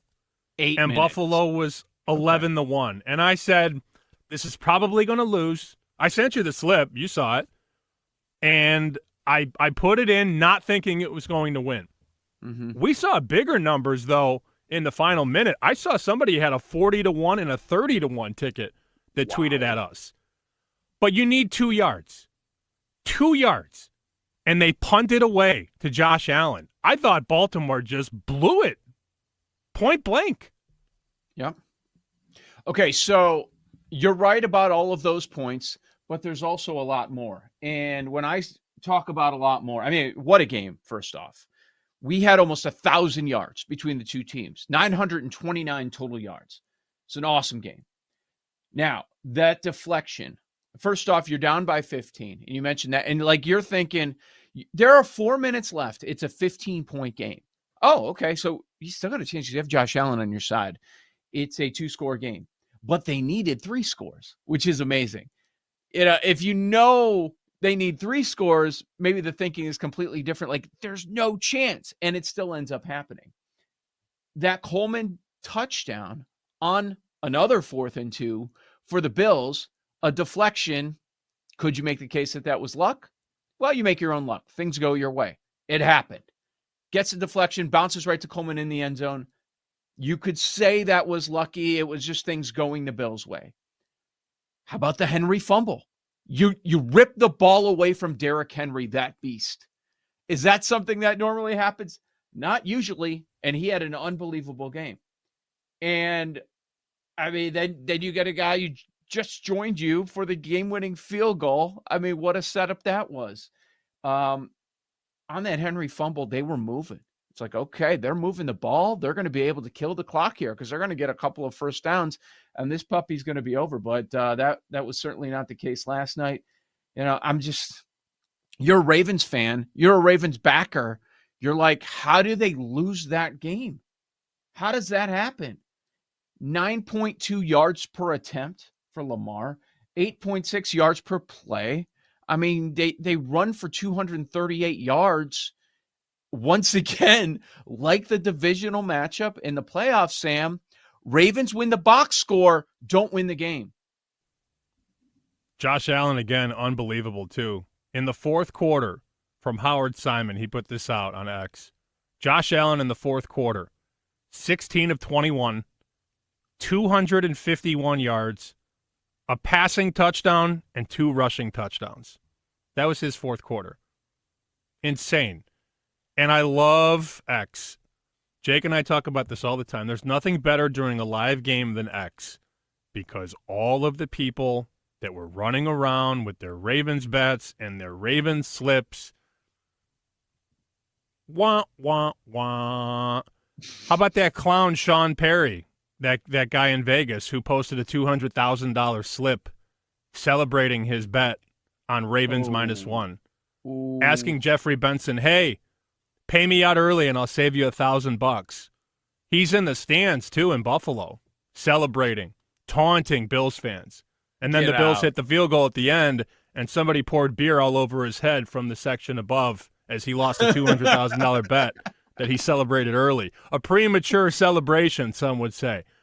And then, Josh Allen's a bust. Josh Allen will never win the big one. Typical Bills, typical Bills. And then that happens. It is hard to watch that game. And then you see some of the other contenders playing this weekend in the AFC. I'm talking about Kansas City, those that were making the case for Denver. Or I'm like, well, what if Houston plays closer to the way that they played a couple years ago? Defense was awesome. Offensive problem. You don't want to overreact too much ever. But it is hard to watch that game and those other teams that people have talked about and consider somebody else representing the AFC in the Super Bowl outside of one of those two teams. No doubt. Kansas City, I could meet you there if you wanted to, but even they look lethargic in their first game. Now, that's a weird game. It's not even in the country. A lot of things go wrong in games like that. But one more stat. I know we're a numbers-driven show, so let's give you more numbers. According to ESPN, the Ravens have now lost 8 games since 2021 where they had a win probability of at least 90%. 8 games in the last, 4 years and change, where they've had a 90% chance, and they lose all 8. Yep. All right, that was a great hit. But outside of your live hit, how'd it go? How'd it go for you? I mean, I felt I had too many bets. In the end, it was, all right, 5-5. That's pretty much what I did. 5-5. There were some sides that were awful calls. There was a total that was a god-awful call as well, missed by $1 million, but it counts as one loss. I only did one prop between sides and totals. I told you, had way too many, ended up with 9 on those, but in the end, I just eat the juice going 5-5. How about you? The bets that mattered, that were big enough, I split. Raiders, Giants. I did it again. I listened to every sharp guy all summer telling me the Giants were going to fight, the Giants were going to be better than people think, the Giants were going to cover 6. They suck. Now, it didn't help that their left tackle, Andrew Thomas, got ruled out yesterday. I didn't expect that, and that changed the entire offensive line situation. Sure. But I made 2 decent pops, Raiders and Giants. Went 1-1 in the contest. I think I went 3-2. I haven't even checked yet. And in 3 survivor entries, we had Denver, San Francisco. Holy crap, dude. What a sweat. Oh, man. You know, I talked about that Giants play yesterday morning on BetMGM Game Day. But also during that show is when I knew that was dead. That was dead. Because the Giants were a public dog. They were the second most popular bet of all the sides yesterday over at BetMGM. Number 1, Steelers. Loser. Number 2, Giants. Loser. Number 3, Broncos -8.5. Loser. Number 4, Cardinals. Minus, what was it? No, I'm sorry, Detroit +2. Number 5 was Cardinals, -6.5. They got by the hook, right? Yeah, they won by 7. Yep. Top 4 all losers yesterday. The room still sucks. College, NFL, whatever you want to do. Even though people want to chirp about Sam, you're wrong about the Illini, and that was the most popular bet. We'll talk about that. Don't worry. If Illinois can force 5 turnovers a game, they're going to win the national championship. What was the game that you were locked in the most? Besides last night, which game did you watch the most snaps of? Raiders, Patriots, every single snap. Yes. Every single snap, every toe planted down. I had so many Boston people texting me at half. Oh, Drake May, oh! Yeah. Vrabel fixed everything in the offseason. He fixed the quarterback, the offensive line, the corner, the safety. He fixed everything. He just dropped in and waved the wand. Mike Vrabel was going to turn a 4-win team into a 10-win playoff team. Remember that? Mm-hmm. Didn't hear that yesterday. And by the way, Vrabel had an awful game. Some of his in-game decisions, very, very questionable, as you saw there. I'll answer my own question. I didn't expect it to be this. Tennessee, Denver. You mentioned what you did in Survivor. And I didn't plan on doing this, but I was very uneasy with Kyler. And I talked about his losing record when he's a favorite. I just didn't like it. And I'm not saying I was wrong. Like, Arizona won that game. Kyler sucked. Like, the Saints were in that the entire game. But 10 pools, 33 entries overall. Let's go Broncos. All in. Yeah. Everyone. All in. That was, yeah, me and KIV did the same thing. I was like, I lost years yesterday. And don't worry, some of that is going to come back with Case of the Mondays, some of what we saw in that game. The Titans had 80 opportunities to win the game. I know. 80.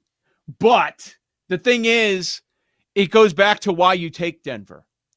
Because of that defense. In that environment, like, Cam Ward didn't have much of a chance, but his teammates weren't helping him. I thought he looked fine. The stats look terrible, and people are going to say, oh, rookie quarterback, first game on the road, they suck. Da, da, da, da. Cam Ward doesn't have any help. He has no help, whether you talk about the offensive line, on the outside, people actually catching passes. It wasn't his fault. That guy's going to be all right. I don't want to be betting against him later in the season.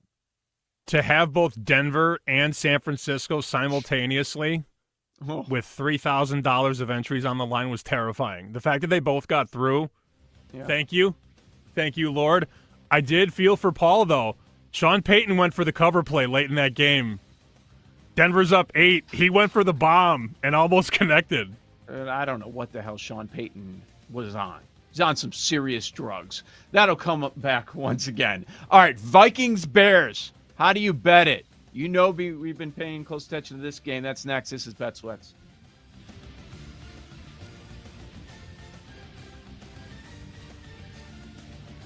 You're listening to Bet Sweats with Joe O and Sammy P on the BetMGM Network.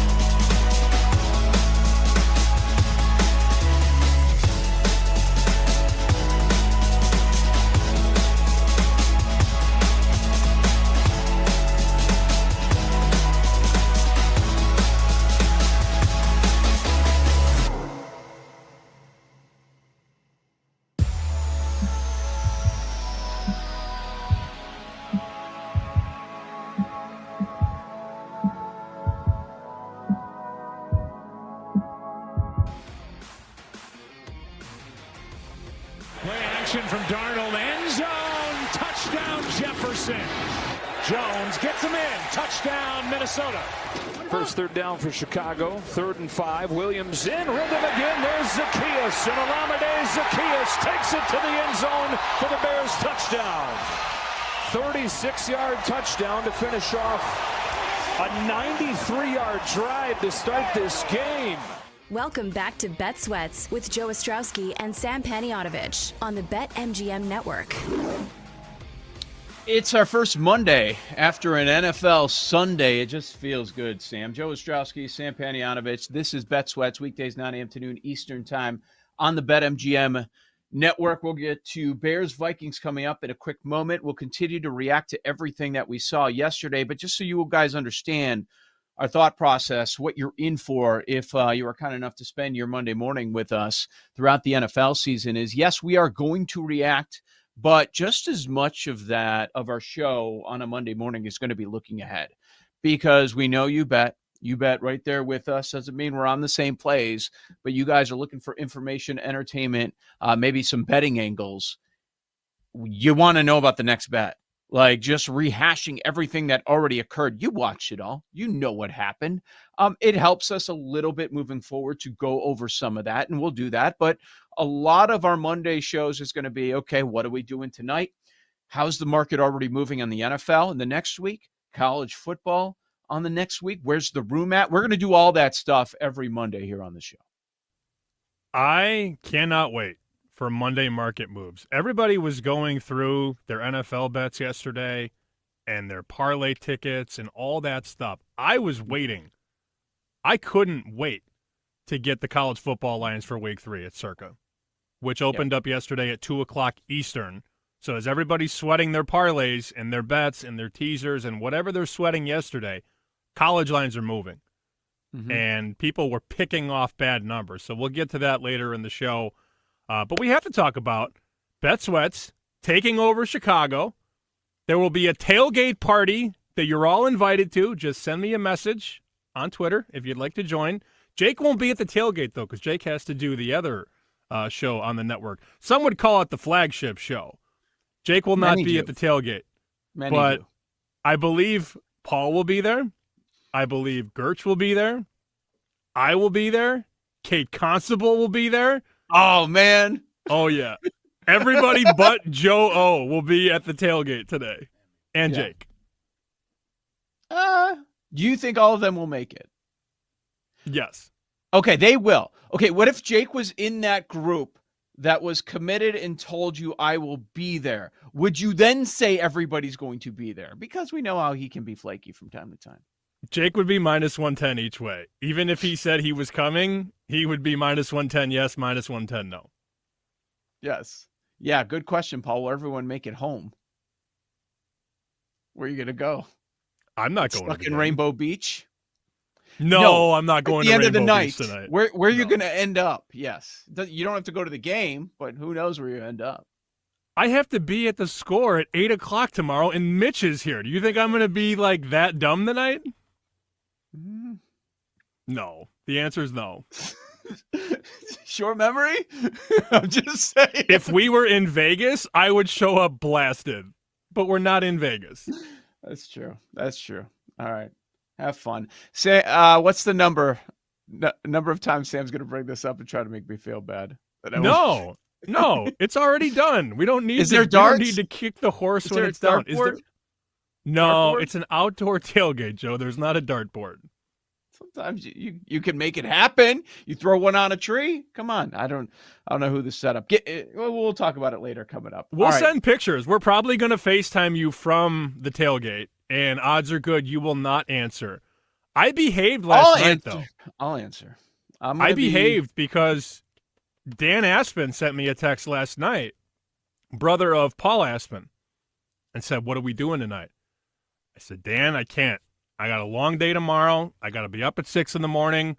Yeah. And he said, "Wow, you've changed." I said, "Well, that's not true. I just have to be responsible tonight." Now, tomorrow night's a different story.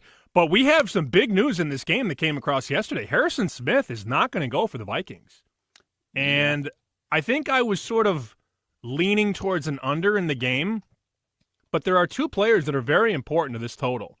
And I know we would say that a safety and a corner aren't worth a ton, but if we don't have Harrison Smith from Minnesota and Jalen Johnson for Chicago, is that an under you really want to be on? This is like 43.5 right now. BetMGM 43.5. Most books, aside from Pinnacle 44, by the way, are sitting just under that 44. I lean to the under, but when I heard about Smith and I don't know about Johnson, I don't know if I can play that under anymore, Joe. Okay, what do you trust more? Like possibly removing those players from the scenario. And I'm really talking about Johnson. I mean, I put Jalen Johnson at a different level than Harrison Smith at this point. There was a time where you would put Harrison Smith up there, but Jalen Johnson now, what he does as a corner, yeah, I think he's on a different level. But, okay, so if you're going Oppo, you're saying we're going to get scoring in this game because those two important pieces are not involved. What about Darrisaw? He's questionable for this game, left side of the line for the Minnesota Vikings. What about game number 1, Caleb, year 2 in the NFL, his second offense? Is Ben Johnson, how ready is Caleb going to be? Caleb has a new offensive line, 3 new starters from left guard to right guard. The Vikings have essentially a rookie quarterback with 3 new starters on the offensive line from left guard to the right guard, right in the center. So if you're going to say over, you've got to be able to trust that offense a little bit because some important pieces on defense are out. But which offense do you trust more? Do you trust both of them? Because typically in an over, we're thinking both sides are going to do their part. Unders did go 11-2 yesterday. Oh, man. So, and I found one of the overs to bet under.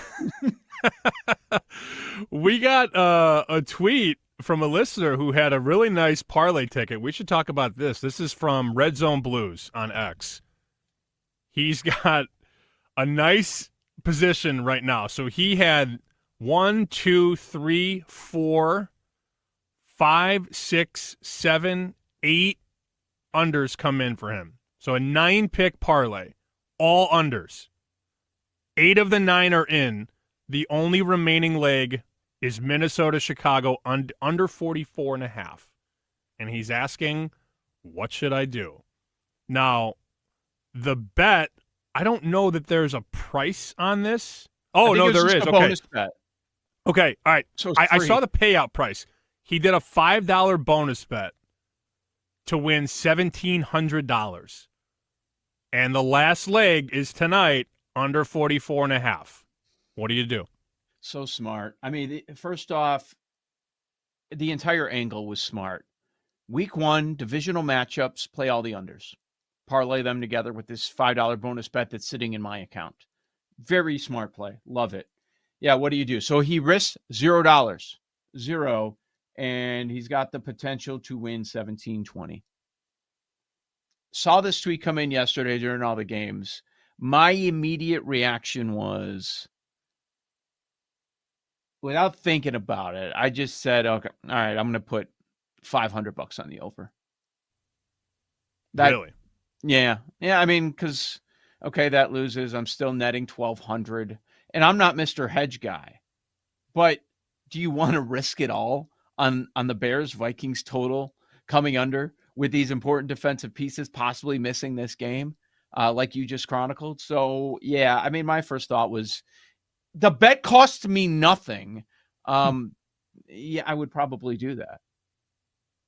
I guess it really depends on how much $1,700 is to you.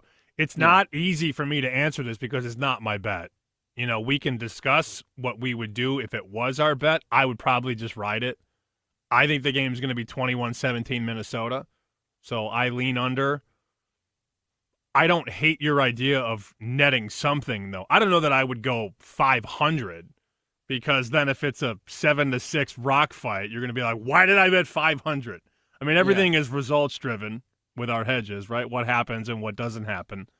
But if he made a $5 free bonus bet to win 1720, he did his job picking off the first 8 of 9 games in that parlay. So 8 unders, needs 1 more. I would probably just ride it, but you have to decide for yourself, Bob. It's not up to Joe. It's not up to me. It's really what makes you comfortable. If you want to just see the ball go through the hoop and take some money out of this, you can bet $100 or $200, and then you're going to win no matter what. Yeah. Joe likes a little bit nicer of a hedge. That's fine. Others would say you only bet $5 on it. It's really up to you. Like, I could never tell somebody what to do because it's not my life and not my money. But you put yourself in a very, very good spot no matter what.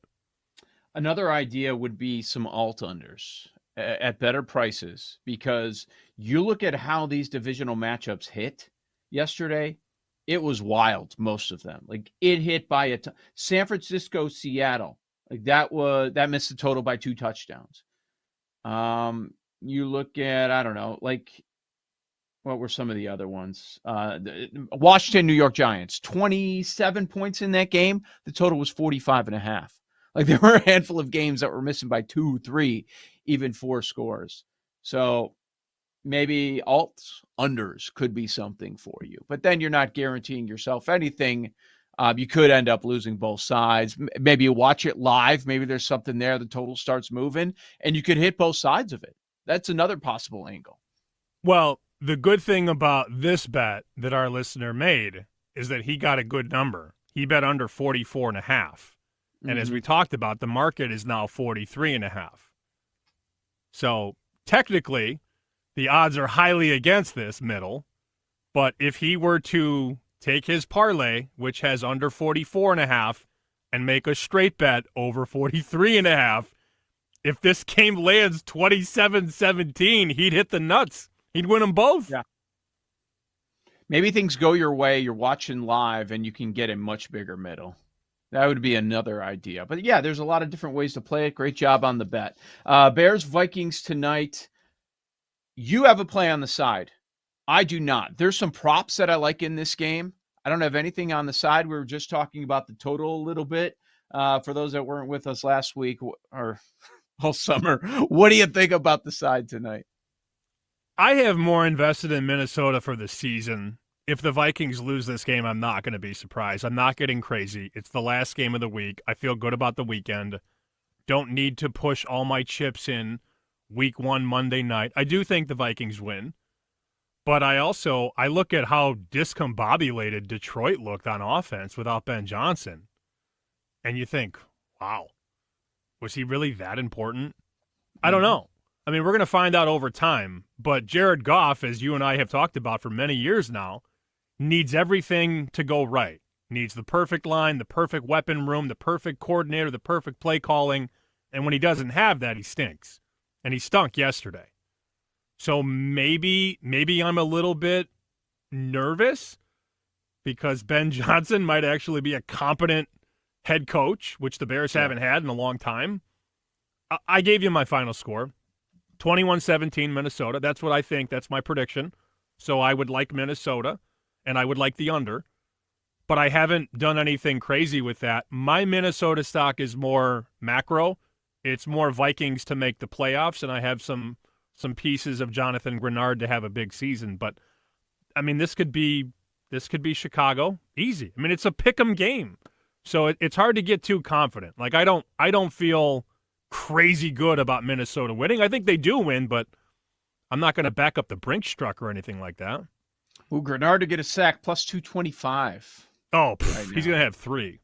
Okay, we got to bet that, I guess. All right, we just found another bet. All right, I'm loading up for props, apparently. Okay. Yeah, plus 225. I was surprised that I could find Parsons at plus money, even though it's a tougher matchup, but that Grenard one is something worth looking at. Touchdown props is what I'm eyeing. Now, let's talk about the Minnesota backfield.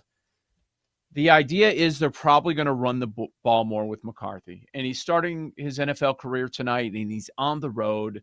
We know that the Bears fans are going to be electric until they start sucking, and then they'll start booing them right away because that's what they do. But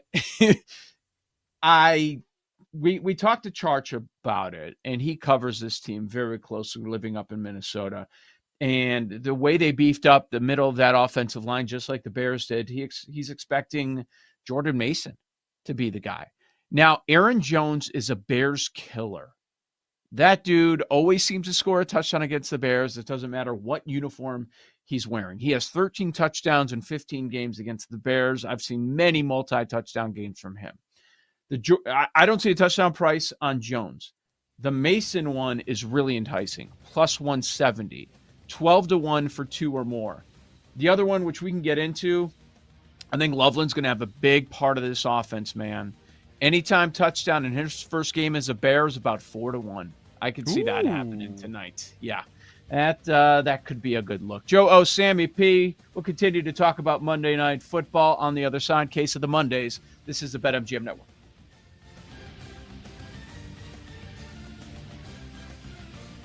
You're listening to Bet Sweats with Joe O and Sammy P on the BetMGM Network.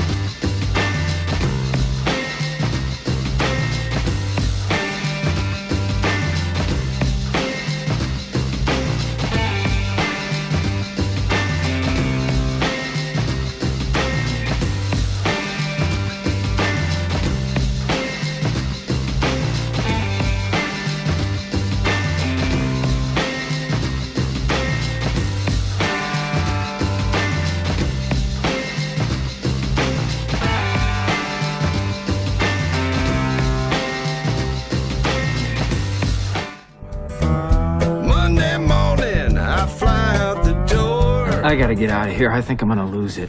Uh-oh. Sounds like somebody's got a case of the Mondays. Sounds like a case of the Mondays.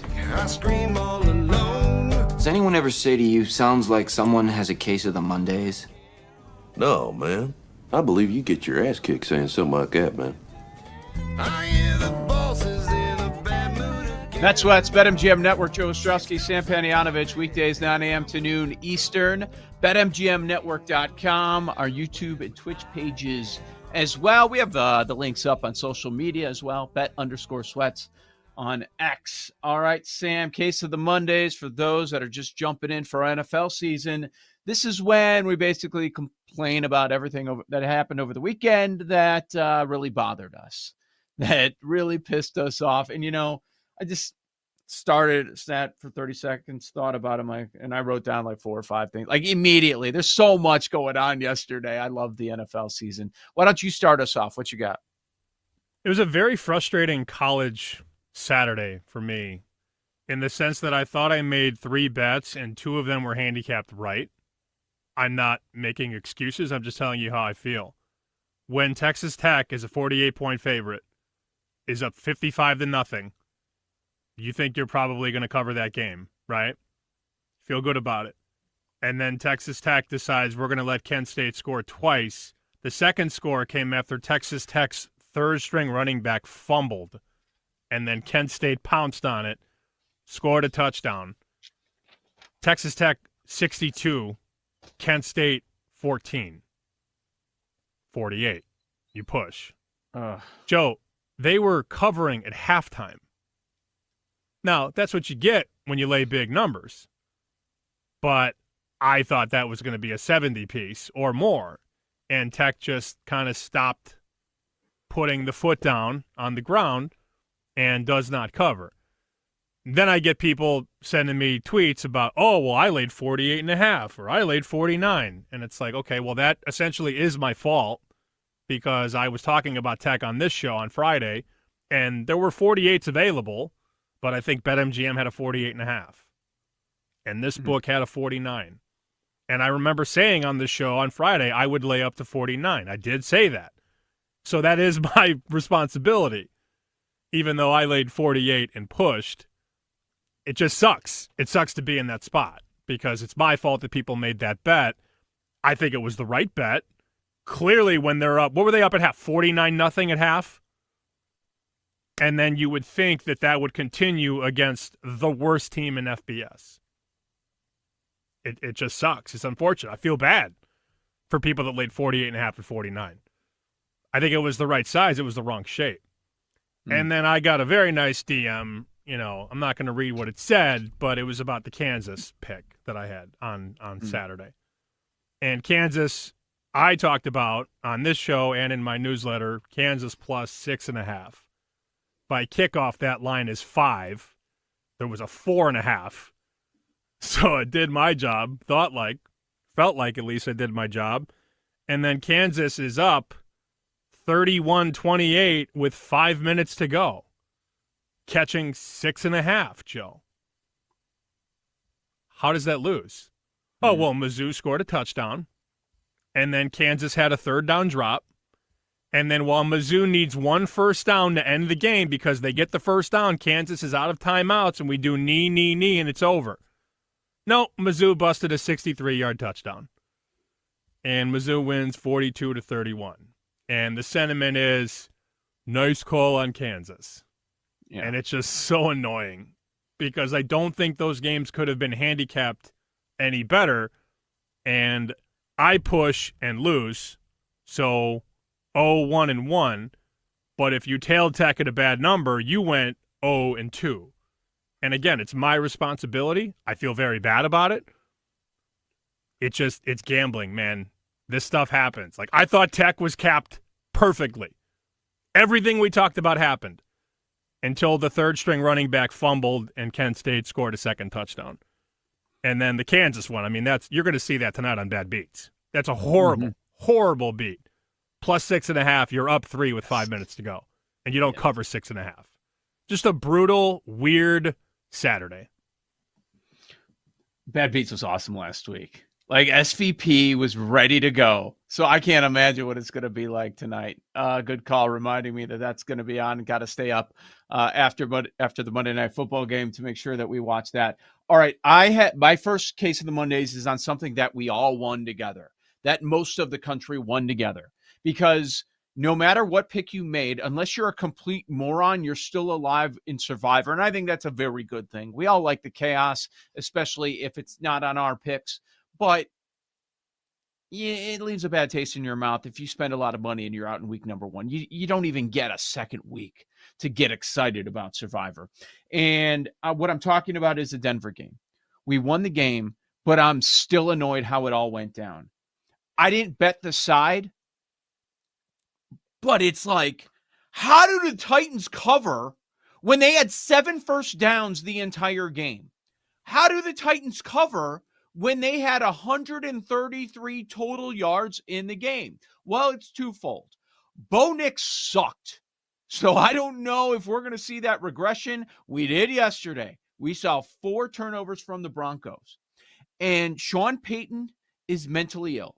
I don't know what he was doing with some of his thought process yesterday. And people were tweeting me, and it kind of looked that way, oh, Sean Payton has the Titans on the spread. Sean Payton did not take his Broncos in Survivor, because that's what it looked like. Ridiculous. You had bad coaching on the Tennessee side. We're used to that.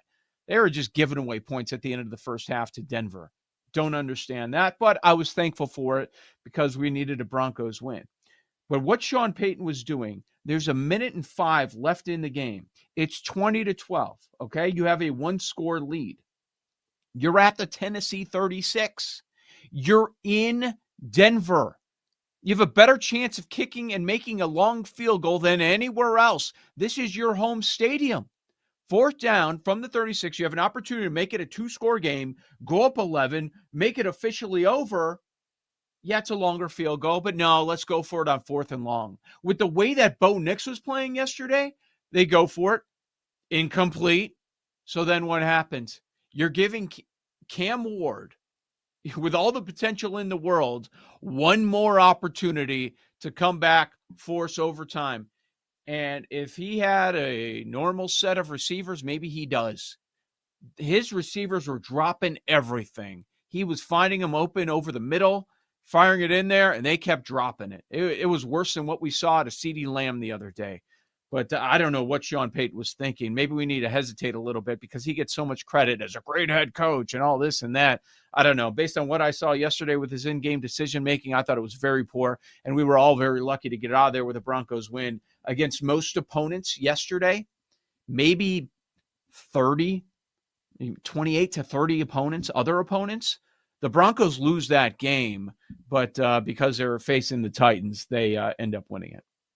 Very strange decisions in that game, for sure, by Sean Payton. And the fact that they had the ball around midfield, up 8, with a top 5 defense, some would say even better, and he decides that he's going to go for it, that was wild.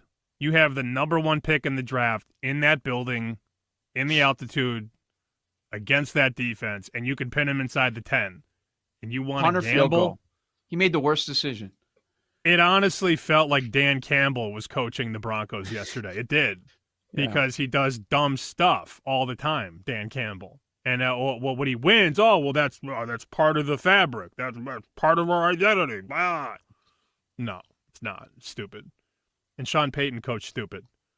But that said, I texted Paul because I was watching the end of the game because Paul had a great bet. He had Titans plus 9, I think, 8.5 or 9. And you're feeling good because you're really never out of it. And then Peyton takes the home run ball. That was the cover ball. That's what that play was. It was the booster play. Let's cover for the boosters in college. And took that shot, and I'm like, oh, no, Paul! And I texted Paul. I'm like, dude, Peyton just went for your throat, Paul. Right? You watched it? You saw it? Game was insane. I said something. Look, couple things. I love you guys, but I only had one of 13 entries on the Broncos. I was fully against the Broncos, and I was also on the Titans, obviously correlated. I said something back to Sam. I don't know. Can I say Sean Payton's a dick? But yes. Yeah. Also, you just did. Yeah. So I think you guys were off during the summer when I said this. Look, Sean Payton has a Super Bowl in New Orleans. That was a long time ago. When's the last thing Sean Payton won? When's the last thing Sean Payton won? Everyone's just giving him credit to take this mid quarterback to be like elite. Oh, we got his guy, Bo Nix. I'm sorry, guys. Like I am. You heard it before coming into this game. I'm down on the Broncos. I'm not buying this for a second. Yeah. You did have it. You had it pegged correctly, no doubt, on Tennessee. I mean, Tennessee was never the wrong side. Even if they didn't cover, that was never the wrong side. We all can. That defense is ferocious, man. Like, I did feel comfortable because a rookie quarterback's got to score a touchdown on that defense. He did not score a touchdown the entire game. Calvin. I don't want to spend a lot of time on this, but since we have a minute, it must be brought up because there's somebody who goes at people, friends of ours, goes at touts all the time. And now GRP is a tout. And his first pick, he had all summer to give one pick in week 1. And his first pick as a tout was the Miami Dolphins, who were down 30-0 right away. If you don't find the humor in that, nothing is funny. Yeah. Dude, it was awesome. It was the worst pick of the day. And I kept going back and forth. It was more of an anti-Indy thing for me. And I talked about it a million times about how I don't understand why people love Daniel Jones so much. Okay, maybe he had a great game, but that Dolphins team looks like they got a lot of quit in them. Like, is it already over?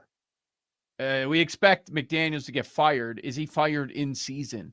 Like, that was my thing. Oh, he lost the team week 1. He lost the team in camp. That was my reaction, that this might be an ultimate fade team. Long, long year coming in South Beach. I can't wait for the week 2 picks. New bartender? Bartender went 2-0 yesterday. Easy. Commanders, Sunday night over. Yeah, oh man. Killed it. Great calls. All right, we're going to get back to Bears-Vikings next. Jared Payton, a Bears analyst, will drop by. Joe O, Sammy P, BetSweats, BetMGM Network. You're listening to Bet Sweats with Joe O and Sammy P on the BetMGM Network.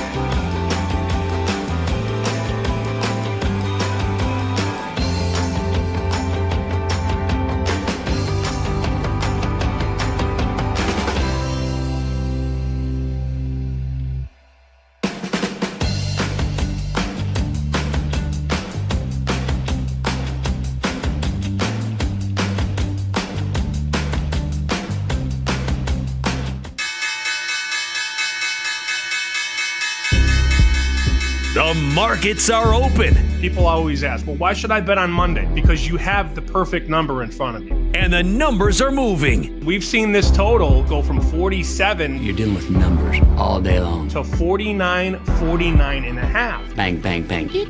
Now you're getting a field goal in a game that was sit and pick 'em for so long. Let's dive into some Monday morning market moves. It's his first day on Wall Street. Give him time. On Bet Sweats, presented by BetMGM. Make it legendary. Yeah, let's jump into some college football. See, I'm all messed up. It's the first Monday NFL action. Jared Payton, I think we switched times 17 times. I lost track, so he's later in the show. We're going to do some college football Monday morning market moves. We'll do the same thing in the NFL coming up also this hour. Sam, week 3 in the college football landscape is going to be probably better than what we saw. But since we haven't had time to talk about it, before we jump into these market moves quickly on what we occurred, you talked about the games where you weren't happy with the results. Well, Oklahoma, we were happy. I didn't get during Case of the Mondays, get to it, but I'm already annoyed by one thing. I already know because, we started to hear it before, but Florida Gator fans, the crying about the schedule is already there. I don't want to hear it. You lost to South Florida. You have these 15-yard penalties on the final drive of the game. You're spitting on opponents a la Jalen Carter for Thursday night football in that game. I don't want to hear Billy Napier about how tough the schedule is coming up after losing to South Florida over the weekend. That's a game you had to have, and everybody's high on South Florida. You end up a loser. Yeah, now deal with LSU, Miami, Texas A&M all in a row. Later in the year, you got to go to Ole Miss. I can't wait. And I don't want to hear the crying about how tough the schedule is compared to everybody else in the SEC and everybody else in the country when you can't get the job done against USF. As a huge favorite, too. That was 17.5 late in the week. And then by kickoff, we saw some 18.5 and 19. So Florida took money heading into kickoff and loses outright to USF. That's a very important game this week, USF Miami. I want to talk about that one, but let's revisit the room real quick before I want to talk about two games that have already moved pretty nicely, and they involve marquee teams. So the room's number 5 pick, Texas, minus 36.5, loser.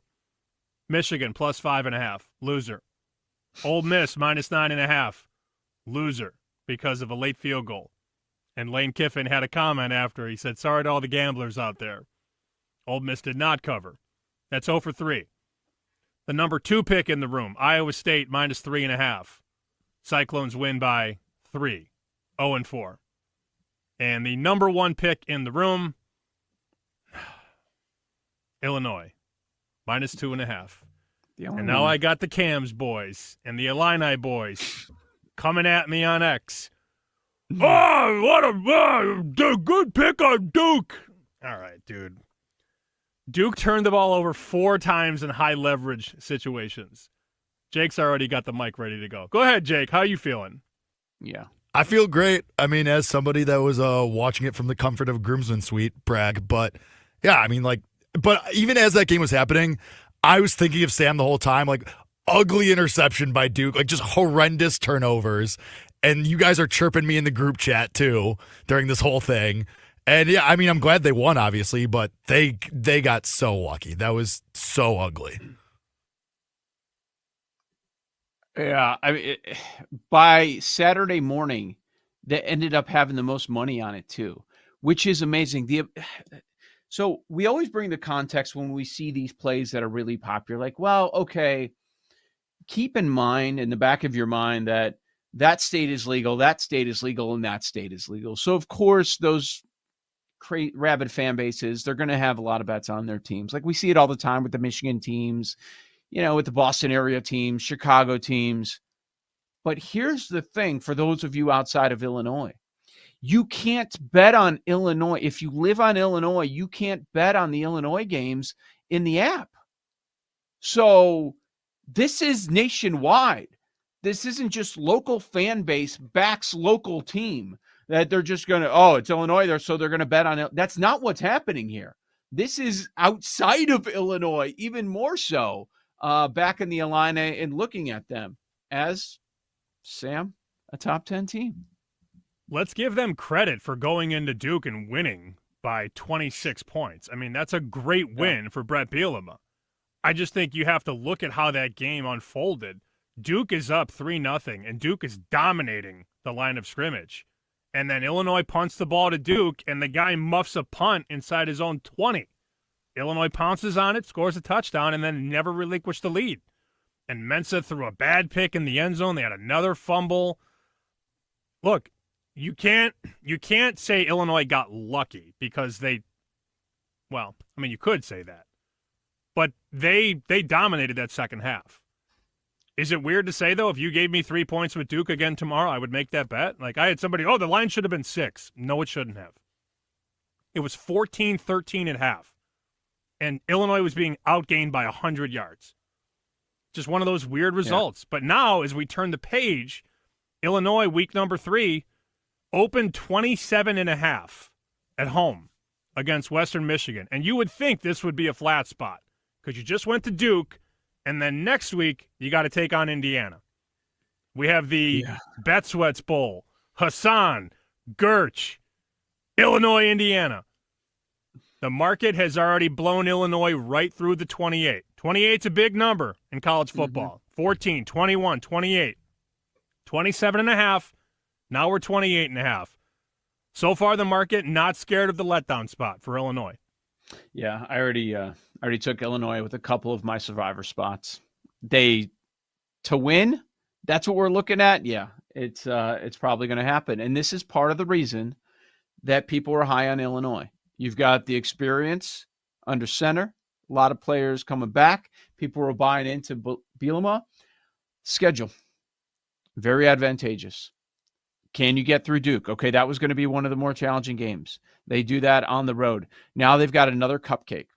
Not as easy as week 1 when it was Western Illinois, but they've got another cupcake here at home, which they should take care of. A lot of the tough teams, they are missing in conference as we figure that out. Maybe USC is going to be a lot tougher than people were projecting before the season started. If you look at some of the metrics, they would say, oh yeah, they're real.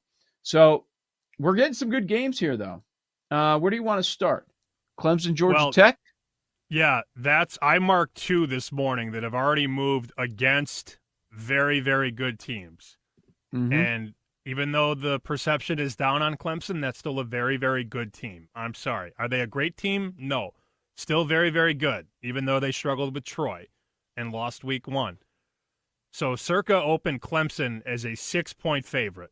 -6 at Georgia Tech. That number now is 4.5 at BetMGM and 4 across Vegas. Huge move on the dog. And Haynes King, a little banged up at quarterback for Georgia Tech. Now, I'm not saying he's not going to play, and clearly the market thinks he's going to, but he took a shot in that game in week number 2. That has not stopped the money from coming in early on Georgia Tech. So Clemson from -6 to -4. Support early for the Jackets. And then the market is also supporting Tennessee. 131, 132. Georgia opened -6 at Tennessee. The game is in Knoxville. 4 and 4.5. So big support early for both dogs. Georgia Tech at home, Tennessee at home. Okay. Clemson, unimpressive in both games to start the year, and now you got to go on the road. So unimpressive at home in the first 2 weeks. I understand the buy on Georgia Tech. That makes a lot of sense to me. There's a lot of directions to go here. You mentioned the Tennessee one, so some dog love there. All right. What about, let's go LSU, Florida, because now you've got, man, that's an opponent I don't want. Okay, Florida coming off an awful loss. Are we going to get them any fight? Are you going to stop your head coach from getting fired in season? It opened 9.5, and the market for the most part is 9.5. There's some 8.5s out there, which is a little surprising that people are willing to jump in on Florida. It's rivalry matchup. We've seen it a million times. Tough place to play. under the lights. Sam, it would be very difficult for me to line up and take the Gators. How about you? I did laugh because I saw as you were bringing the game up, you had a little side tongue action there. I thought you were going to say you liked Florida, but then you stopped yourself short. No. Can't get there? Can't take the No. points? No? You're Okay. going to. No, I mean, I'm intrigued, and we have seen that come in towards Florida a bit. This opened 9.5, and now we're 8.5. BetMGM still giving you the 9.5, but Superbook, Circa, Chris, all 8.5, Pinnacle 9. So early support for Florida. I think you'll see it north of 7, but then you'll also see some big support for LSU. I mean, LSU is going to be a huge money line parlay play, a huge college football survivor play. When you start talking about firing the coach after week 2, that's baked into the line. And it makes the other team just a little bit more expensive, which then in turn gives other people perceived value on the team that team is facing. So, yep. I understand the support for Florida. I didn't check my numbers yet on the game. I can get that to you in a couple minutes here. But I would expect you see early money on Florida and then late money on LSU as we get closer to kickoff. I love this headline in The Athletic in relation to the Florida Gators. Headline, for Billy Napier at Florida, Bull Spit is latest in unacceptable string of defeats. Bull Spit. That's Bull good. Spit. Yes, I like it. Speaking of them, what are we doing in this game? Move on Miami. The market is saying, all right, enough is enough. That was a nice win to open the season against Boise State. People weren't sure what to expect without Genty. Good job. Oh, you went to Florida and you won? They helped you out a little bit, but hey, got to give you credit, right? South Florida 2-0. Now they go to Miami. Things are getting real now. What are you going to do against the Canes? Well, the market says this is when you're brought back down to earth. They are betting Miami early. I'm curious if this gets to 17. We're sitting 16.5 right now on Monday morning after opening at 15, Sammy. That is big respect for the favorite in the game. Understand that. I'm actually lower than market. I'm 14.5. Now, to open 15, I mean, it opened right there. But, again, these are bets. These moves on Sunday night, Monday morning are from respected players. These are not public pushes. The public is still figuring out what to do on Monday Night Football and what it's going to parlay tonight and who it's going to score the first touchdown with. That's what the public's doing today. Respected play is betting these college numbers. Even though the limits are low, they're getting good numbers. And that came in on Miami. They laid 15 and 15.5 and 16. Now, there would be resistance, you would think, on South Florida if it were to get to 17. The number feels a little high, but understand that is the books respecting Miami big time in this spot. They know that South Florida is going to get money. By the time we get to Thursday, Friday, Saturday, I have a feeling a lot of people are going to put USF in their slips. The books are well aware of that. And the books are looking at the early bets on Miami from respected players and saying, oh, we better move this because we don't want to write big limit bets on Miami. We'd rather write those smaller bets at the right number, get to the right market price, and then raise the limit. So that's all that's happening there. You have respected players on the Canes, and they were happy to lay the 15, 15.5, 16. People are going to bet South Florida money line. They're going to throw it in parlays. They can't. I was getting the slips on Saturday morning, and I was laughing at them, and then they were chirping me later on in the day. I'm like, all right. They're going to do it again. They're going to go back to the window and do it again. So I understand the love for Miami, even though you're saying, according to your numbers, that's a bit off. What if they did it again? I know this is out to 3 score. If they do it again, like you look at that schedule, where are the losses? I don't know where they are. Miami has struggled, and Mario defenses have struggled against mobile quarterbacks, and that's Byron Brown. That's what USF does. He does it all. He can run, he can throw on the run. These are those big games where people love to bet against Mario. They also did it against Notre Dame. Didn't quite work out, but I think you're onto it for sure. Joe, are you saying playoff? Let's assume they lose. I mean, How do they lose? One loss, are they in the conversation? That's what I'm wondering. They're popular already. 2 games and they're popular. And they're a good team. If they hang, a lot of guys that have been there for a while, 3 years with a head coach, like a lot of returning production and starters. They've hung with these big teams before for a while. Another big game this week, Notre Dame. They're a 6.5-point favorite against Texas A&M. Let's look at the Monday morning market moves on the NFL side of things next. This is Bet Sweats, BetMGM Network.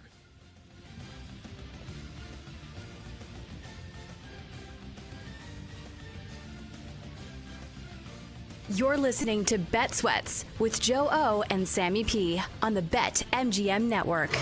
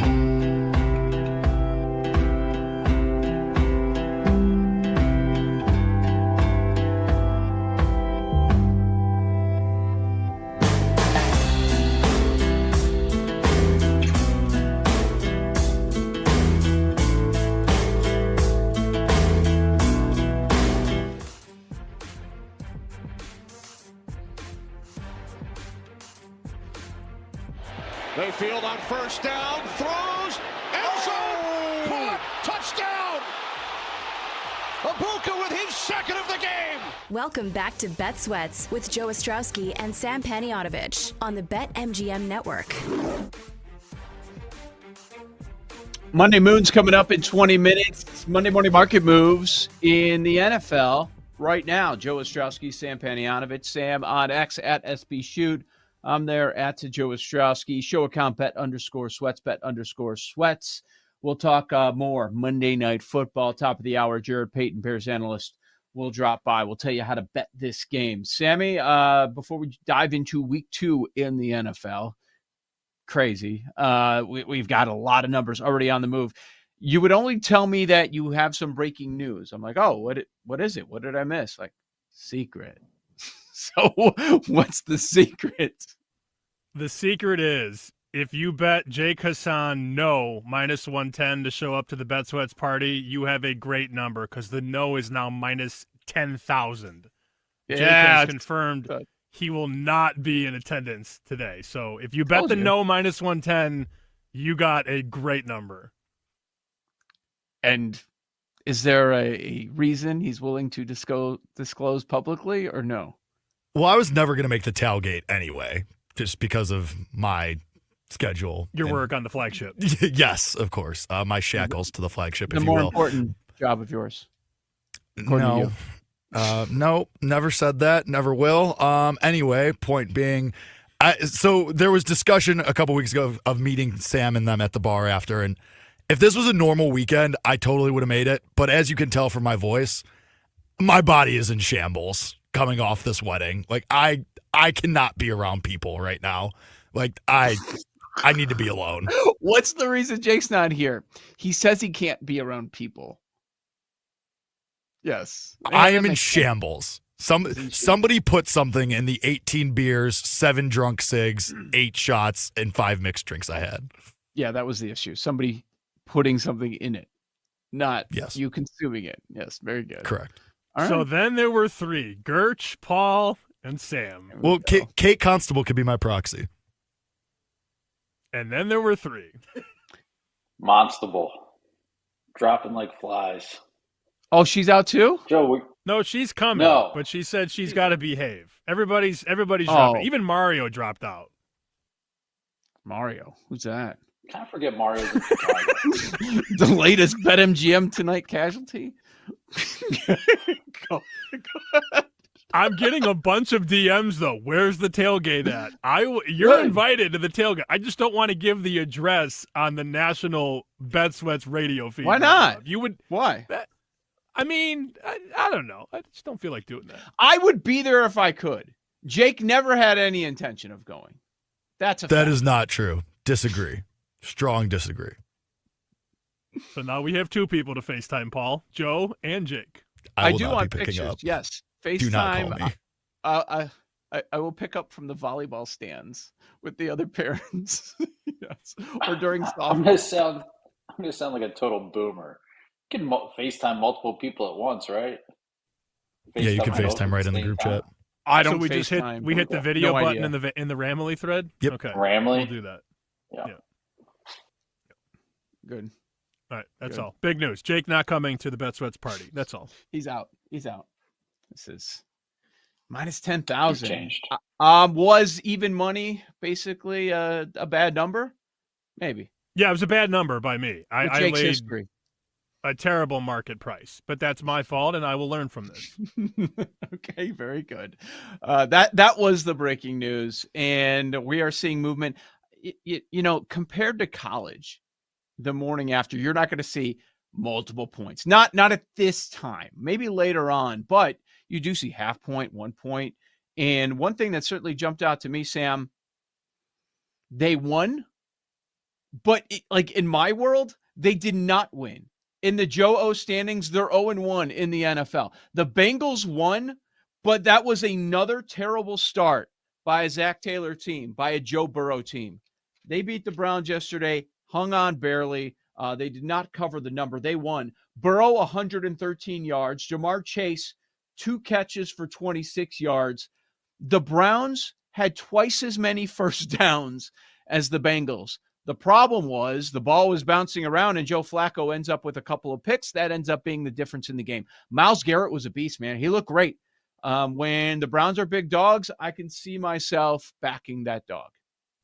Well, the dog is getting backed here, Joe. Superbook opened all the NFL lines last night, Sunday night. They opened Cincinnati as a 6-point favorite. Whoa. 6. And the market is now 3.5. So a huge, huge push on the Jacksonville Jags from +6 to +3.5. Oh, wow. Okay. So that was immediate because last night our buddy Jeff Sherman tweeted out. When he tweeted out, it was already down to 4.5. So that was an immediate move because you know this. They post it and then he'll tweet it out shortly after, but not too long. So it was like they saw that 6 and they took it.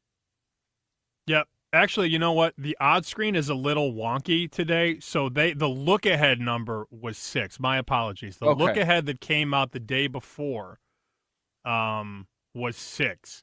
When they reopened yesterday, they opened 4.5. So that's my apology there. The look ahead number though was 6. The reopen number was 4.5. But still, we were talking about a number where Cincinnati was a 6-point favorite 5 days ago.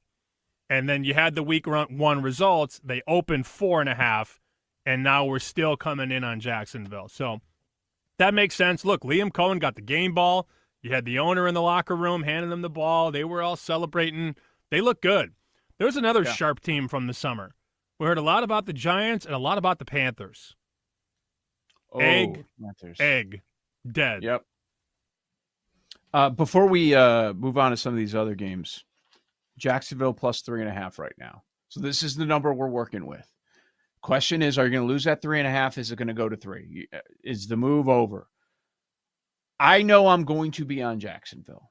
I will be on Jacksonville in this game. I don't know if you're there with me, but now I'm thinking, okay, are we going to get some buyback on the favorite at all? Or is this thing going to a field goal? And then you lose that hook. Chris is at 3. Big offshore shop, big market moving book. They are at 3. It's going. So I think you may want to take some 3.5. I mean, you'd rather have the 3.5 than the 3. Of course. And if Chris is at 3, that's pretty telling. Now there may be some people that want to come in and whack the Bengals at -3. Always possible, but this will probably close. I'm going to guess 3.5 is a really good closing number guess. How about the Miami Dolphins being favored at home against New England? So this opened, I want to make sure I get this right because, again, the screen's a little wonky this morning. On the 7th of September at 6 o'clock p.m. local time, they opened Miami -2 against New England. Game is in Miami. Okay. How about 1.5 and 1 right now? So even though the Patriots lost and I thought looked pretty bad, the market's still moving against Miami after an awful 33-8 loss to Indy. Whew. Taking a look at Sunday's forecast, sunny, 85 degrees in Miami. So those early in the year, correct me if I'm wrong, you would probably know better. Patriots don't bode well in Miami, right? On the road. They're used to the cooler temps. Most of those players, even though they're younger, going on the road playing 85, they're going to be on the bad side. They're going to be on the sunny sideline, which always piss Belichick off. Yeah. Boy, I don't know, man. Like, you look at that Miami performance. So what are we going to get now? What do you think? Is it going to be a bounce back? Are they going to show some life, some pride, or is it just going to be a lost season? That's basically the argument you're having in this game. I did not like what I saw from the Patriots. I am not excited about betting them, especially on the road. So I might find myself buying that Miami dip. This number in the summer is Miami 3. When they did the look-ahead lines for the entire season, Miami's 3. Mm-hmm. And now you're Miami 1.5. I don't necessarily like Miami big picture, but they still have the talent, I would think, at receiver to make this New England defense sweat. I mean, Christian Gonzalez not being out there for New England was a huge deal. Huge deal. Yes, sir. And you know that Vegas game might have been uglier if Brock Bowers didn't get hurt. Now, Bowers is going to be fine, or so they say, but Bowers only played in like 33 snaps. So a lot of that damage was done without Brock Bowers. Waddle did get banged up for Miami yesterday. That's something to pay attention to. We'll see. We'll check the injury report, but early in the game, early in the week, the market is moving against Miami. That's not surprising given how they performed in week 1. Okay. Another here. Let's get some moves here. And these are not massive moves, but it's coming off of key numbers. So it's certainly worth talking about. San Francisco reopens -7 at New Orleans. New Orleans, remember yesterday, they lose by 7 at home. They're home once again. This number came down. So a little bit of action on New Orleans here, not on San Francisco. The market is 6.5. I see a juiced 5.5 at a very public shop for some reason. Look, I mean, San Francisco, that game came down to the very end against Seattle, but the Niners dominated. They outgained them by 154 yards. Darnold with 150 passing yards, Sam, and almost all of them go to the number one receiver.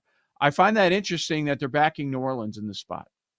Paul's guy, Smith and Jigba, had a monster game, including Massive. a huge catch in that fourth quarter to set up what could have been a game-winning drive, but Darnold had the fumble. JSN was great, and the targets were there. I saw the route tree. I think it was Bill Barnwell put the route tree, and he was all over the field. For any bet against San Francisco, it just feels injury-related because we know McCaffrey played hurt. Kittle got hurt in the game. Jennings got hurt in the game. Juwan Jennings.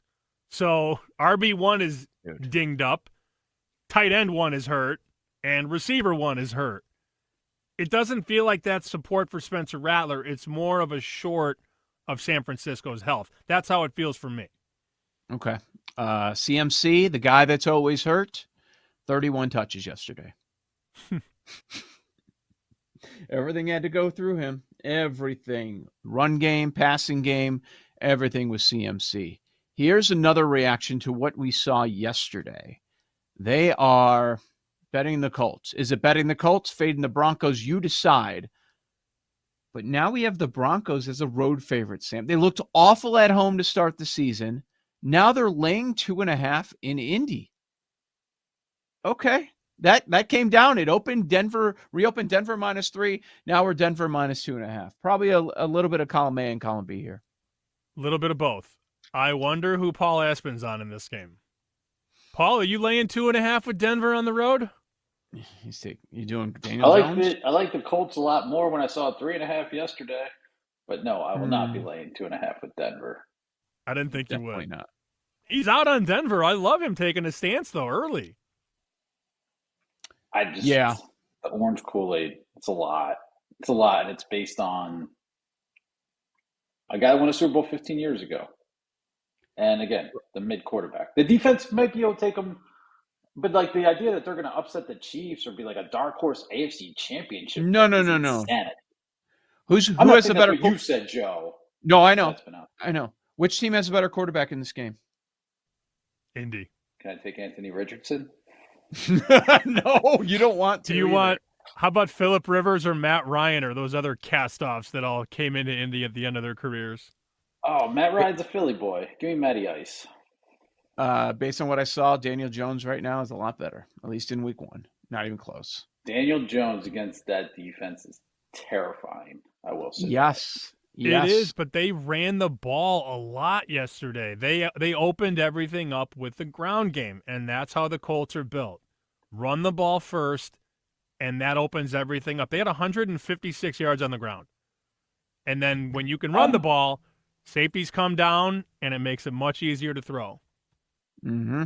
I'm going to assume they can't do that against Denver, unfortunately. But we'll see. Yeah, big difference. So that's why they're a short favorite. It's going to be interesting to see where that number goes throughout the week. Game of the week, we can't ignore it. Don't see much movement in the market so far, but we've got to talk about Kansas City opening in Brazil with a loss. Philadelphia closer than expected, but they get the win at home. Extra rest here. Long travel for KC after the Friday game. Philly is a 1-point favorite. 1 point at BetMGM in Arrowhead. The Chiefs trying to avoid an 0-2 start. I think these defenses are better than both offenses. That might be crazy to say. No, it's not. Jalen Carter gonna play? Is he playing in this one after Spitgate?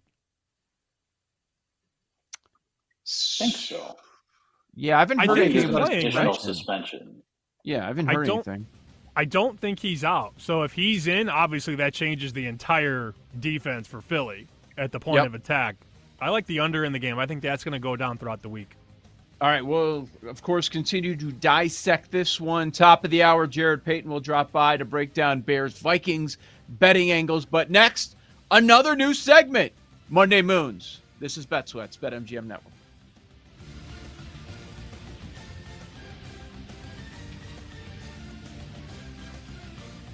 You're listening to Bet Sweats with Joe O and Sammy P on the BetMGM Network.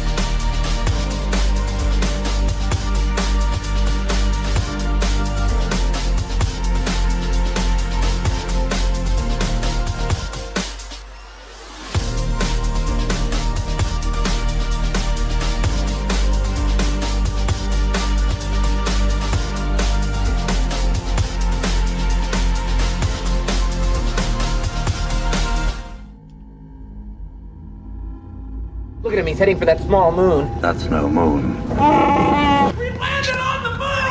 It started with me telling Joe that I just blasted a game to the moon. You have an Aries sun and a Libra moon, so that means that the sun and moon are opposing each other. Fade them to the moon. Why some say the moon? It is juice to the moon. Can we talk about Gore Moon? We choose to go to the moon. Pacers, moon. We choose to go to the moon because that challenge is one that we're willing to accept.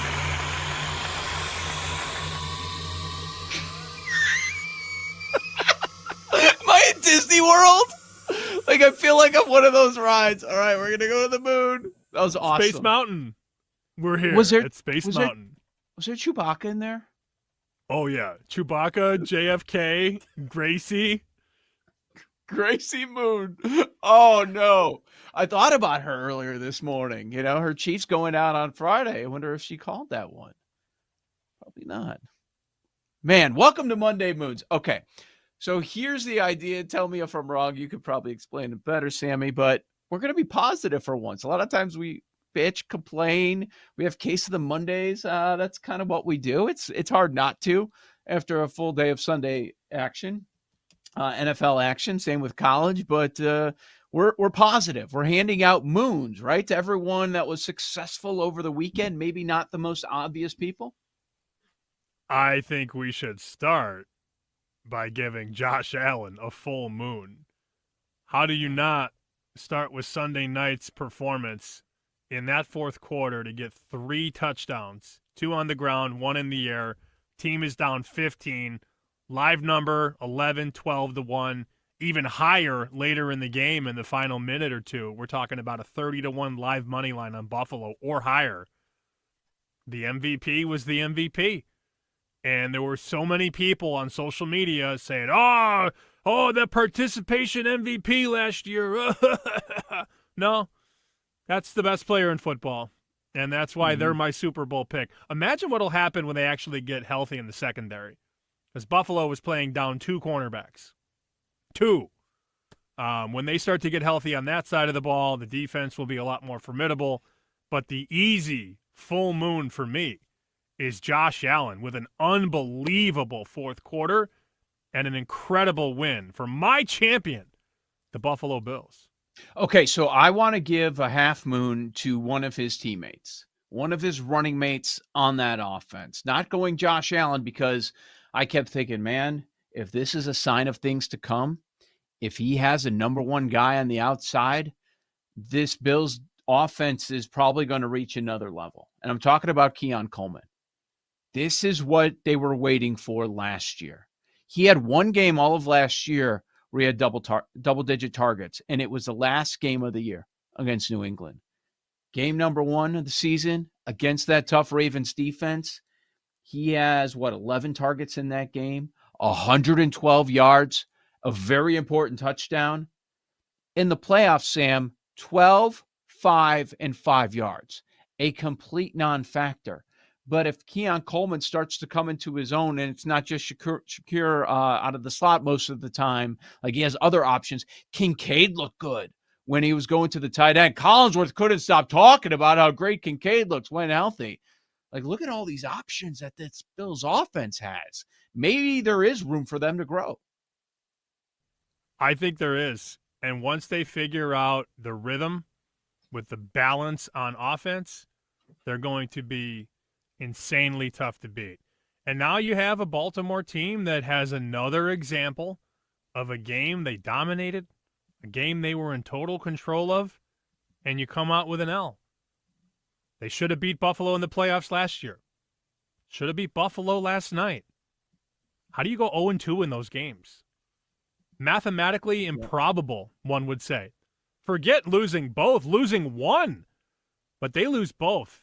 That Baltimore team has a lot to prove to me. And you and I discussed, I have Baltimore as the highest power-rated team.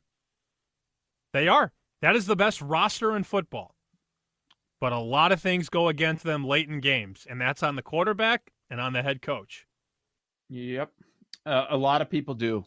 I don't think anybody's going to disagree with you on that. Maybe they would now. Maybe they would this morning. We'll see how people adjust their numbers after what we saw last night. Before we go to the fellas, anything else you want to throw out there? Any other moons you want to hand out?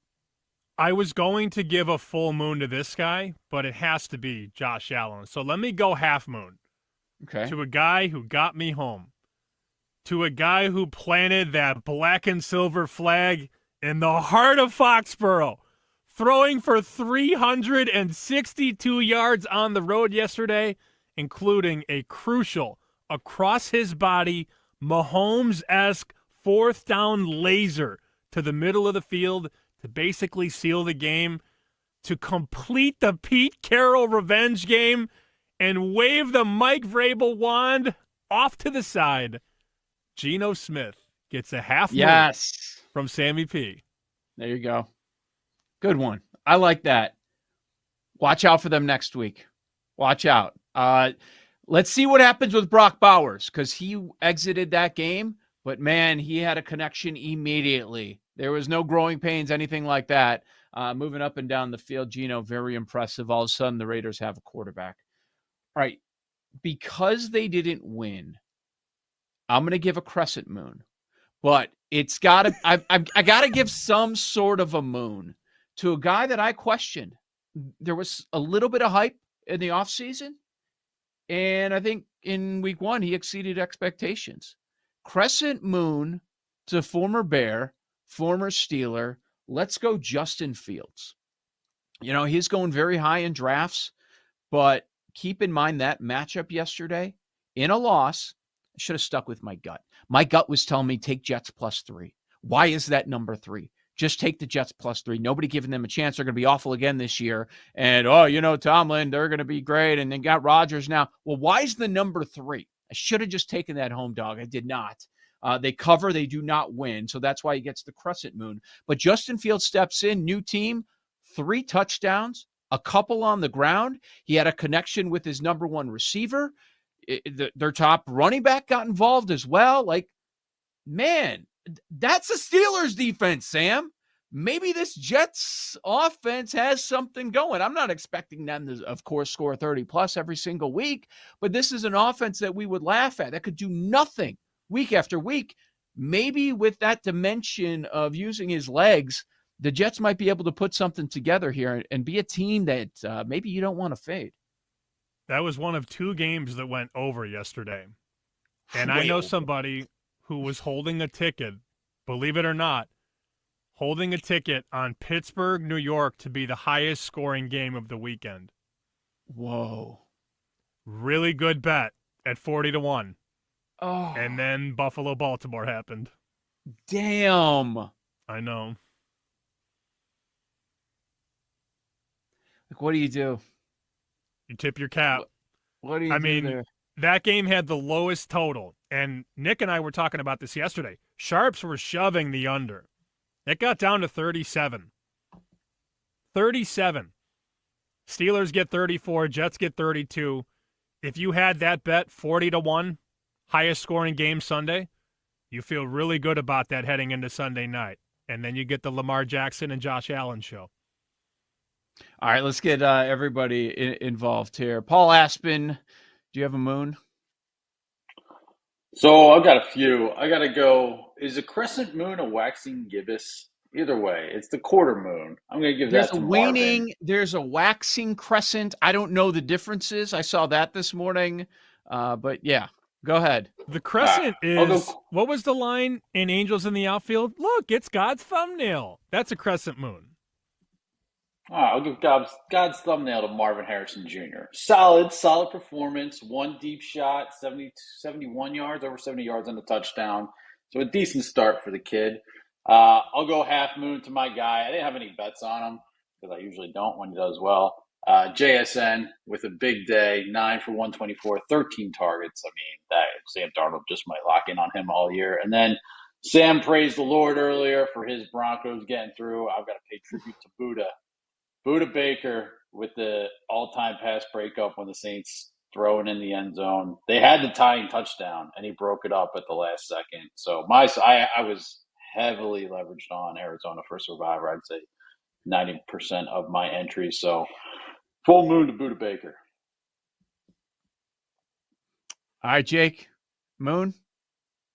I won't belabor the point on the Raiders, but that was one for me as well. Half moon to the Baylor Bears, had them on the money line. That was quite the sweat on Saturday morning in the Groomsmen Suite again. And full moon to my ex-girlfriend's father, who thankfully extricated me from a conversation after she cornered me to tell me how much I ruined her life 5 years ago at the reception. That was really fun. Had a great time. Also, honorable mention full moon to Sam, who just started ripping gummy bears about an hour ago for his breakfast and asked me if I wanted any.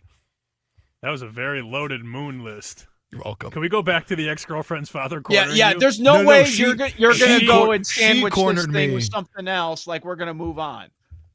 She cornered me legitimately. I was walking to the bar to get a drink, legitimately pulled me out of line and goes, "Were you going to say hi to me today?" And I was like, at some point, probably not this early before I had multiple drinks.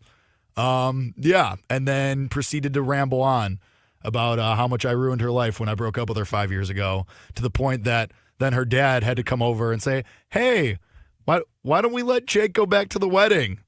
That was really fun. That's so he did.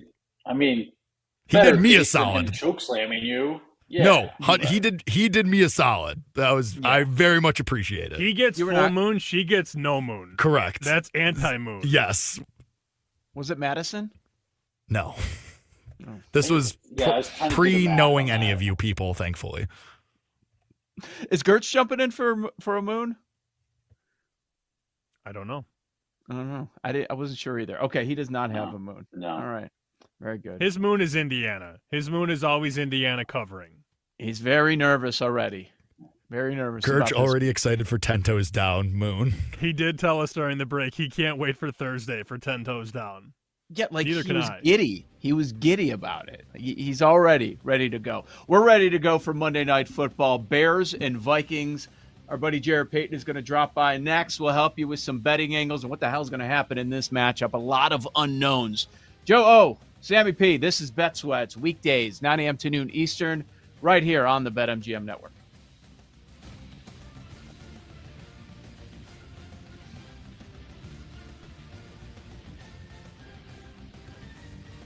You're listening to Bet Sweats with Joe O and Sammy P on the BetMGM Network.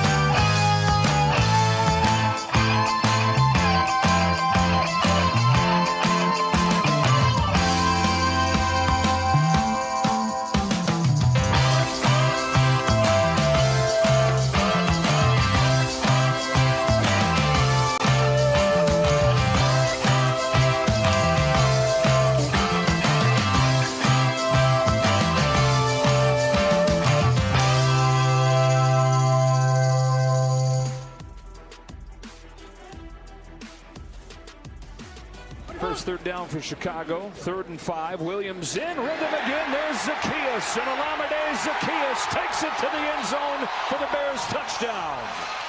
36-yard touchdown to finish off a 93-yard drive to start this game. Welcome back to Bet Sweats with Joe Ostrowski and Sam Paniotovich on the BetMGM Network. If there's one thing we know all about, it's Bears hype, and it's here once again with the start of the season. Monday Night Football, the Bears and the Vikings. Welcome back. It is Bet Sweats right here on the BetMGM Network. Joe Ostrowski, Sam Paniotovich. Sam, Ben Johnson, your favorite for Coach of the Year. Go back 365 days. Matt Eberflus was the favorite for Coach of the Year. We'll see how it goes for Ben Johnson tonight. We'll bring in Jarrett Payton, a Bears analyst. He's on WGN News here in Chicago, also here about 670 The Score. JP, how you doing, man? I'm doing great, man. Better than Sam's picks for Coach of the Year, but it's all good. What's going on, fellas? I actually did not pick Matt Eberflus last year. Joe is just being Joe. We were laughing, though, because every year this hype ramps up. You know this. You've lived it. You breathe it. Every year. Every year it's the year. There's a lot of similarities between Cubs fans and Bears fans. Last year the win total was 8.5, and Matt Eberflus was the Coach of the Year favorite this time last year. Turn the calendar. As Joe said, the win total is 8.5. And the new head coach is the Coach of the Year favorite. It's like, it's a vicious cycle, JP. And some of these coaches, one of them is eventually going to break it, you would think. Yeah, I hope so. I mean, it's time for one of these guys to be able to break it. But I think the hype, it's every single year, you guys, and we all know this, right? We know that Bears fans come in optimistic that this is the year, things are going to change. This is a little bit different just because of getting Ben Johnson and kind of knowing his resume from being in the division and seeing what he did in Detroit. I think the hype was a little bit more. Plus, I think it was coming off of a year where you saw Caleb Williams struggle when it comes to taking sacks and trying to stay upright, but you look at the yardage that he put up and you're thinking, holy cow, the Bears fans are all still searching for a 4,000-yard passer. He was pretty darn close. And so everybody's like, maybe Ben Johnson is the right guy, the guy to get Caleb on track and to get the most out of him. So I think the hype going into this season was doubled. But my biggest thing coming into the year, you guys, was just telling Bears fans to kind of like taper your expectations just a little bit. Like pump the brakes a little bit. Let's enjoy this. Let's enjoy what the beginnings of what could be something special, but know that it's probably going to take a couple of drafts for him to kind of figure out what he wants to do and to have his type of roster.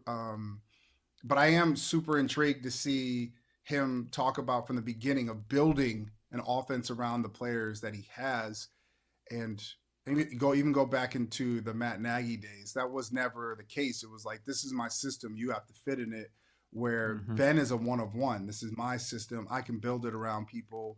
And for me, I'm here for sustained success. I want long-term success. I want this team, the Bears, consistently in the postseason, in the hunt for the postseason every single year. So I'm not expecting that this season. So but I'm expecting it long term, and hopefully that comes with Ben Johnson being one of those guys that is Coach of the Year. Yeah, I'm on the same page with you. If you want to build it right with longevity, slow down. Bears fans, and it's not just Bears, it's other fan bases, 0 to 60, because they see other teams go from worst to first place. Like that happens with this league, with injuries or just everything hits perfectly. And the one successful season that the Bears have had since Lovie Smith was Matt Nagy's first year. So they think that can happen. Like, okay, it's all going to go right. Like, no, it's not that easy. It can for 1 year, but long term, you've got to build it the right way. So I'm glad you bring that up. Everybody wants everything immediately. I think about the run game. We know Ben Johnson wants to run the football.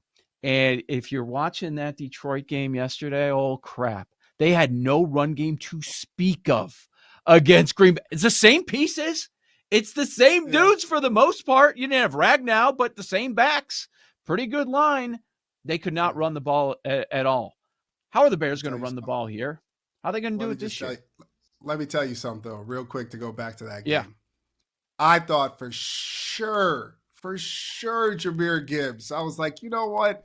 It was, I think the line was like 60, so I don't know, it was 60 something, maybe 70 yards. And so I was like, you know what? I'm going to just take 90 rushing and receiving. That's going to be cake for Jahmyr Gibbs. And when I went to check the app, I was like, are you kidding me? So that was a big part of what Ben Johnson was all about. It was establishing the run. And that's going to have to be the case for the Bears. And I know everybody wants Caleb to have the success that here in Chicago that, listen, we all do. I want him to be super successful. I would love for him to throw for 4,000 yards and a bunch of touchdowns and not a lot of interceptions. That would be great.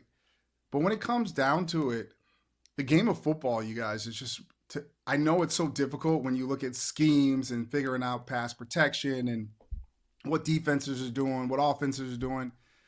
But it's still built on the principles that it was built on and the foundation that's running the football. And to have success in the league, at some point, you have to be able to run. It is very rare that I've been going to Super Bowls since 99 to give out the Walter Payton Man of the Year award. Every team that gets there more than likely has a run game. They can run the ball. It's very, very, very rare. I think that one year, and a good offensive line most of the time. So that year that the Bengals went with Joe Burrow and lost, I was like, that offensive line was horrible. But I was like, it's not normal. So for the Bears, it comes down to DeAndre Swift and can he be the guy? And I don't know if it's just him being the guy. It has to be in some ways pretty similar to what was going on in Detroit for Ben Johnson. I think it's going to have to be a mix of lightning and thunder. Can you find that balance? Is a guy like Kyle Monangai going to be a rookie, be able to come in and be that power for you?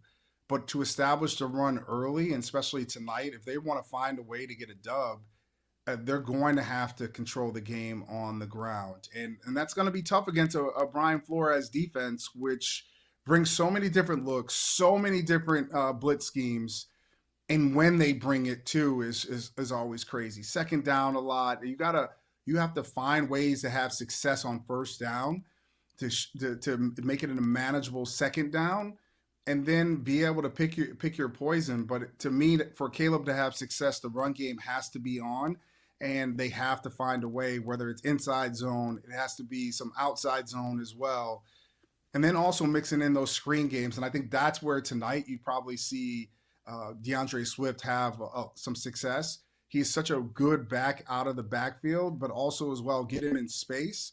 And with them bringing pressure, I think it's going to give them opportunities for the screen game with the running backs to be able to get those chunk yardage plays. What's your pulse on the total tonight? 43.5 total points between both teams. When I throw 43.5 out there, what's your reaction? I think it's low for a reason.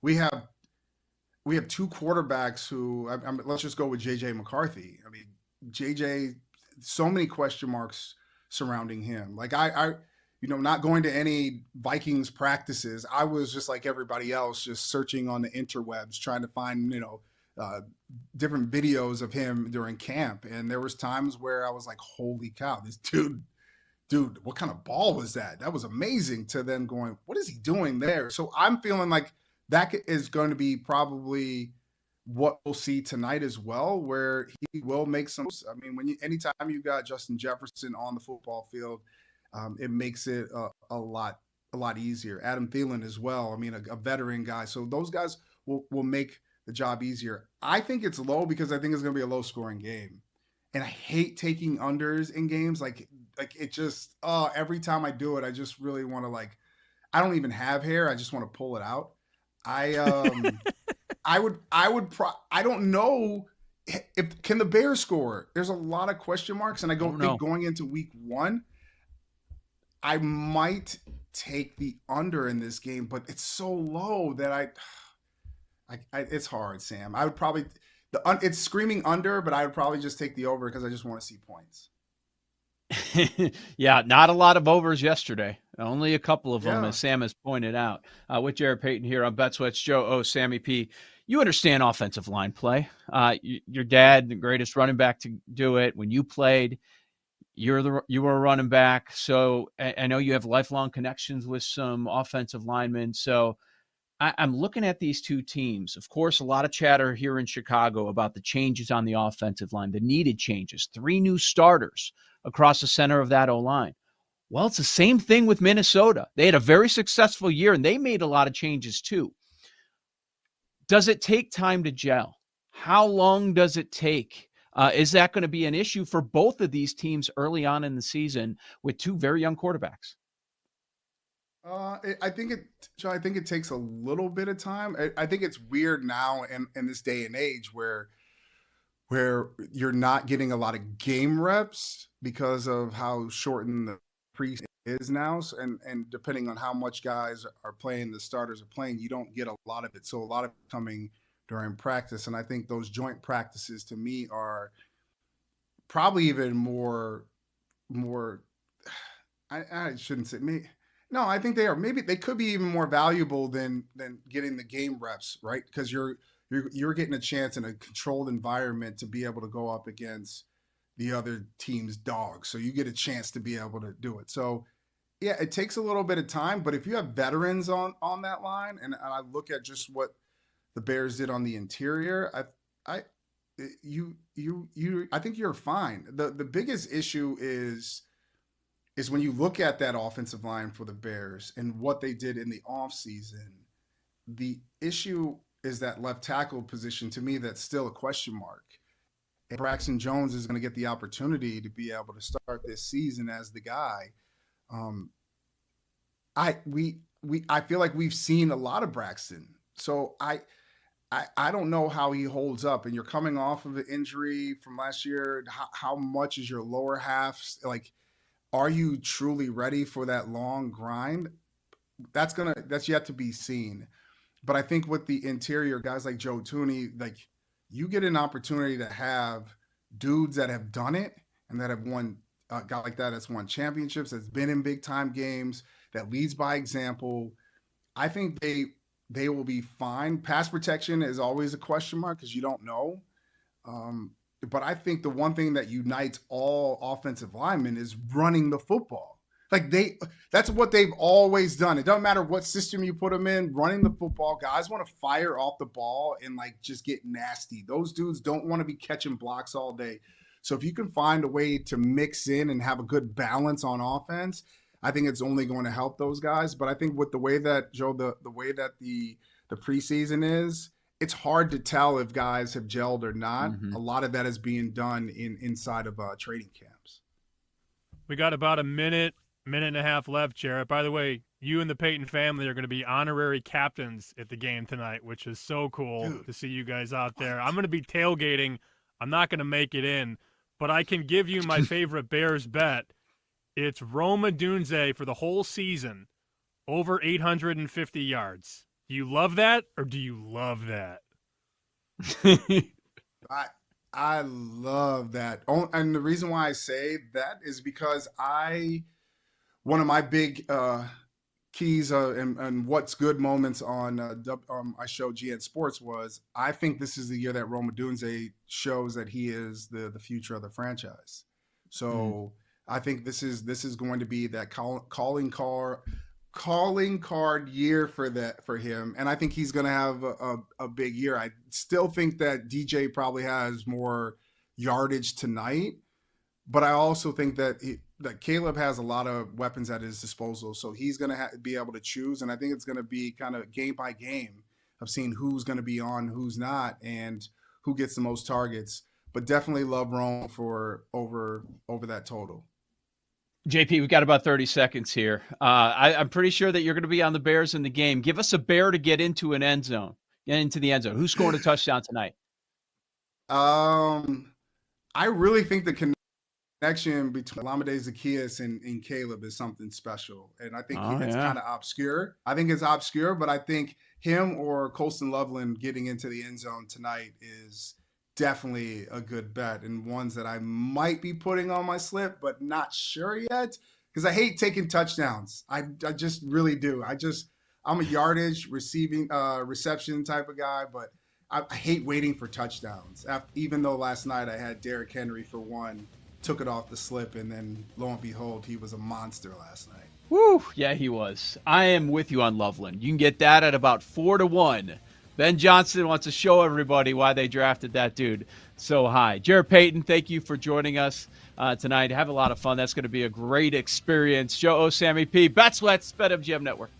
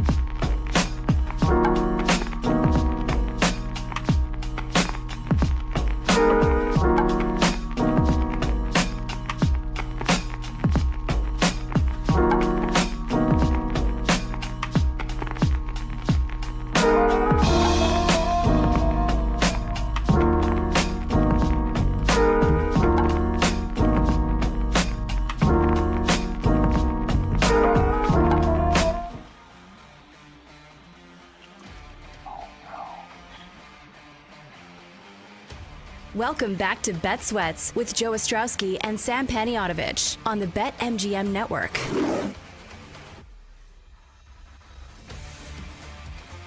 All right, we're going to find out where the room is at for Monday Night Football. Joe Ostrowski, Sam Paniotovich, Bet Sweats, thanks for hanging out. Fun checking in with Jared Payton there. He was telling us during the break about his parlay from Sunday Night Football that missed because of the Ravens leg. Ravens to win, hits everything else.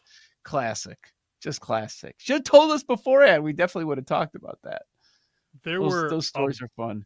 Bunch of parlays last night that I saw not only from my friends but on social media. Book It Trent had his surgical 6, and Trent is notoriously a self-proclaimed fade god. That's what he calls himself. It's in his Twitter bio. Yes. Trent's very funny. Great follow on social. So he gave a surgical 6 yesterday that was 10-1. It's a money line parlay. Bengals, bang. Cardinals, bang. Buccaneers, bang. Jaguars, bang. Broncos, bang. Ravens. Last leg to complete the 6-leg parlay. Oh, imagine if you are 5 out of 5 and your last leg is up 40-25 in the fourth quarter. That's a winner. That should be easy. That's a layup. Nope. Killed a lot of parlays last night.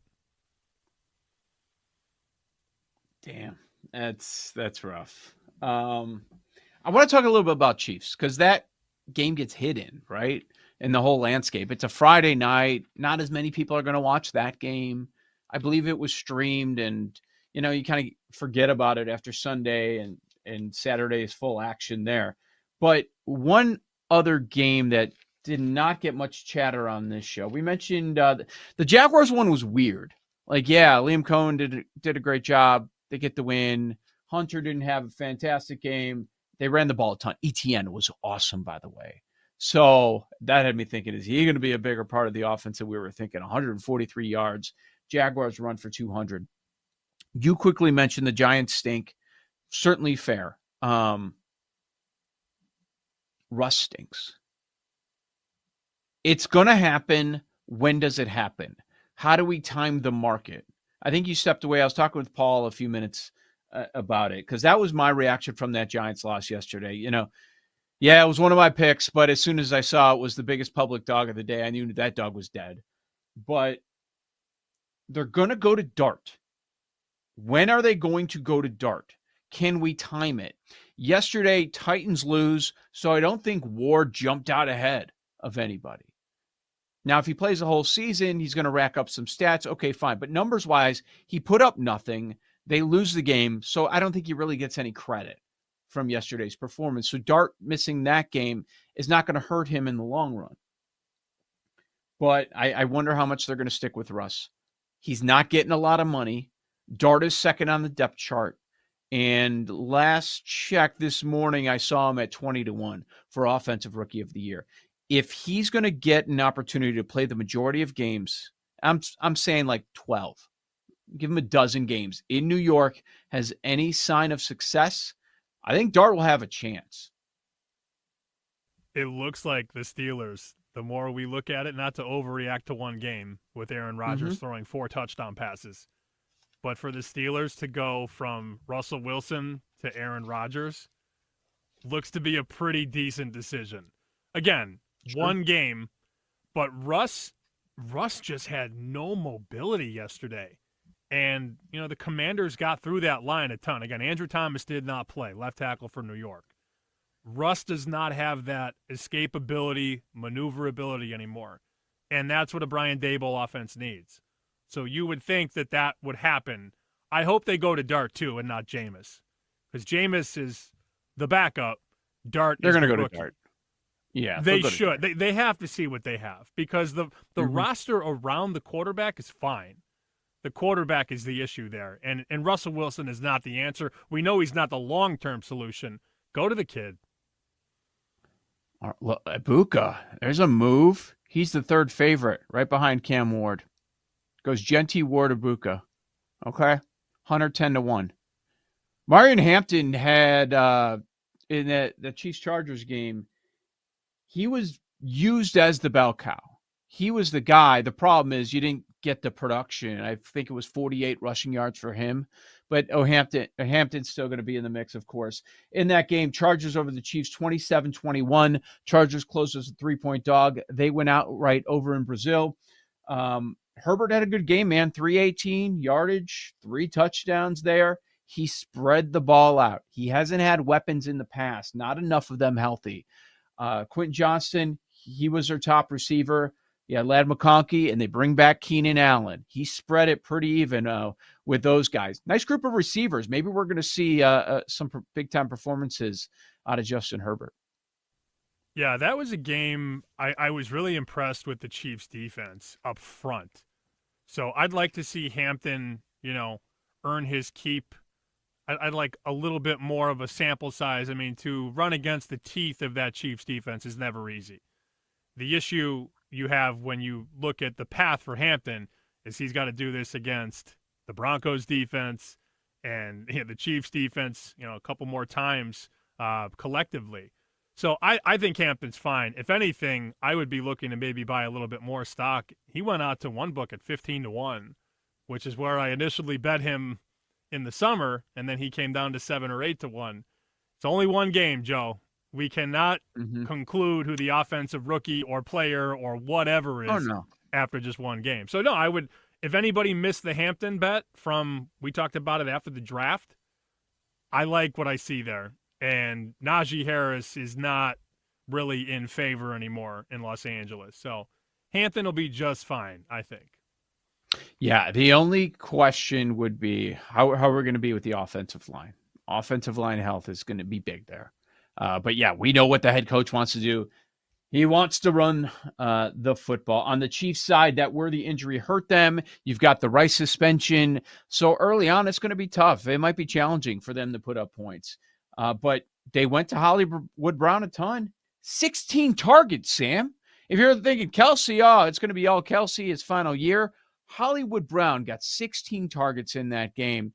He looks to be a guy that's going to get all the looks, at least early on. We'll see what happens with Worthy, but with the Rice suspension. And Kelsey gets that first touchdown.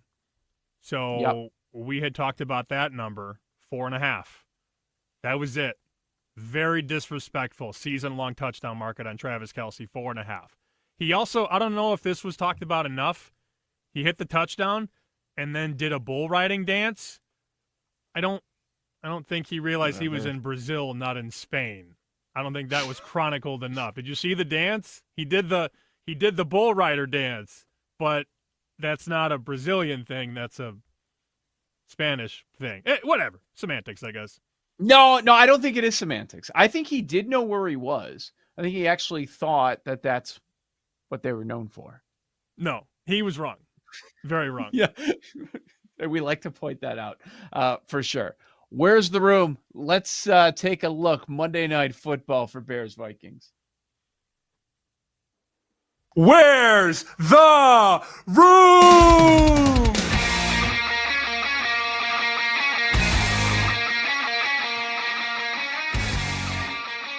I'm chuckling because some of these bets are very, very stupid. Here's the thing. Maybe we've mentioned some of these bets today and we'll be scared off. However, there are only so many props to choose from. So when you have a single game, it is the props market. We've got most bet player props. We've got most bet anytime touchdown scores and most bet first touchdown scorer. Sam, you tell me, where do you want to start? Player props, anytime touchdown, or first touchdown? Wherever the wind blows you, my friend. All right, let's go with your guy. Player props. Number 5, Rome over 47.5 receiving yards. That's number 1? Number 5. Number 5. So we're working our way up. So I don't think that's a big deal. Number 4, McCarthy over 16.5 rushing yards. Okay, so they go with the quarterback there. Number 3, Loveland over 2.5 receptions at minus 165. Okay. I like Loveland yes. too. Gotta lay the 160. I like Loveland, but I'm going touchdown. I'm not laying minus 165 for 3 grabs. How about a guy that JP just mentioned, Zacchaeus, over 18.5 receiving yards at -130. I did notice that at most other books, that number is into the 20s, but MGM is keeping it at 18.5, but you got to lay a little bit of juice. That's the number 2 prop right now for the public. Zacchaeus over. Good grief. Yes. Yep. And number 1, Caleb, 25 plus rushing yards at -110. I have a buddy who's going to the game tonight. He's a Vikings fan, big Vikings fan, so take this with a grain of salt. He says the Bears are going to have negative rushing yards today. Is it the guy I met at the bar? Yes. Yeah. He says negative rushing yards. Is he being a little hyperbolic? Probably. But if you really think about the Bears' running room, it's not anywhere near one of the best in the league. I think they're going to throw the ball a ton. They're going to have to because they're going to be in 3rd and 5, 3rd and 6, 3rd and 7 a ton. I do not think the Bears are going to run the ball with a lot of success. Negative rushing yards is a wild take, but I did laugh when he said that this morning. He's like, the Bears are going to have -3 rushing yards. I know what he's saying. So, well, let's bet Swift unders. Alt unders is what he's saying. Bet Johnson wants to run the ball. I don't trust any of these running backs. I don't trust Swift for a second. I don't care who he's running behind. Not against this defense, do you? No, I don't. I mean, I love this Minnesota defense. Yeah. I've probably been talking to John a little bit too much, but the Grenard number for sack, when you brought that up this morning at +2.25, I think he's going to get a sack for sure. I mean, nothing is a layup or a lock in this racket, and I hate people that say that. I don't know how they're going to stop all these guys. Van Ginkel, Grenard, Hargrave, Jonathan Allen. Like, you can't. It's an undouble teamable defense. You cannot double team them. So you got to pick somebody, and you got to put them on an island. And Grenard is a tough matchup, and he's not a household name. You know, if this was a guy like T.J. Watt or Myles Garrett or Aiden Hutchinson, if that was his name, he'd be +150 to get a sack. But because a lot of people don't even know who he is, he's +225. He had 12.5 sacks last year. In the 2 games last year against the Bears, he got a sack in both. Yes. He got 2 in one game, 1 in the other. Why is this the number? Tonight. Why is this Caleb's the number? going to also Caleb holds on to the ball way too long, and I don't think that's going to get 68 last year. I don't think you can fix that overnight. Yeah. The whole goal for Ben Johnson is to bring Caleb Williams along. It's not to fix him for Monday Night Football Week 1. It's to iron out his game and correct the bad habits. But that's not going to happen in 60 minutes tonight. That's not going to happen. He's going to take sacks. He's going to. I love it. I love Grenard for a sack tonight. That might be my favorite bet. The more and more we talk about it. Okay. Anytime touchdown scores, I'm going to start through the most popular, number 1, and work our way down. You can guess who it is, right? Who's the biggest star on the field tonight? Justin Jefferson. Yeah, +125.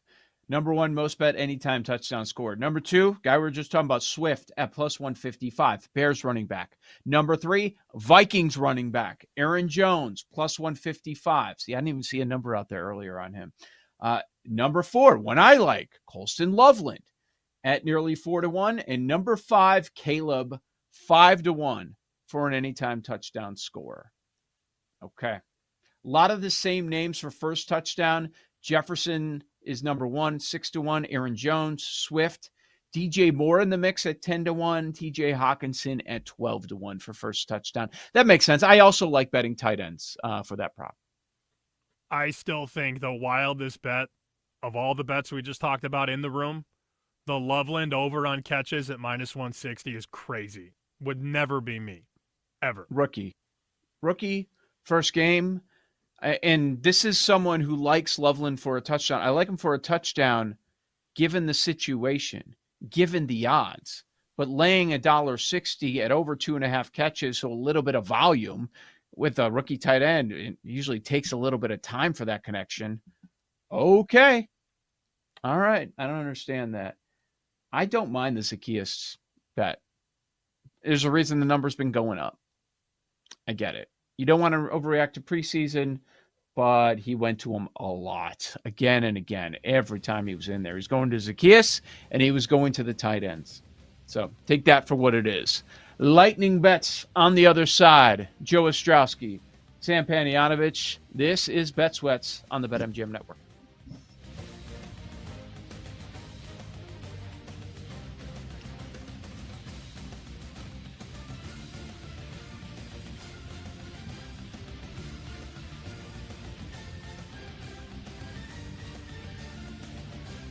You're listening to Bet Sweats with Joe O and Sammy P on the BetMGM Network.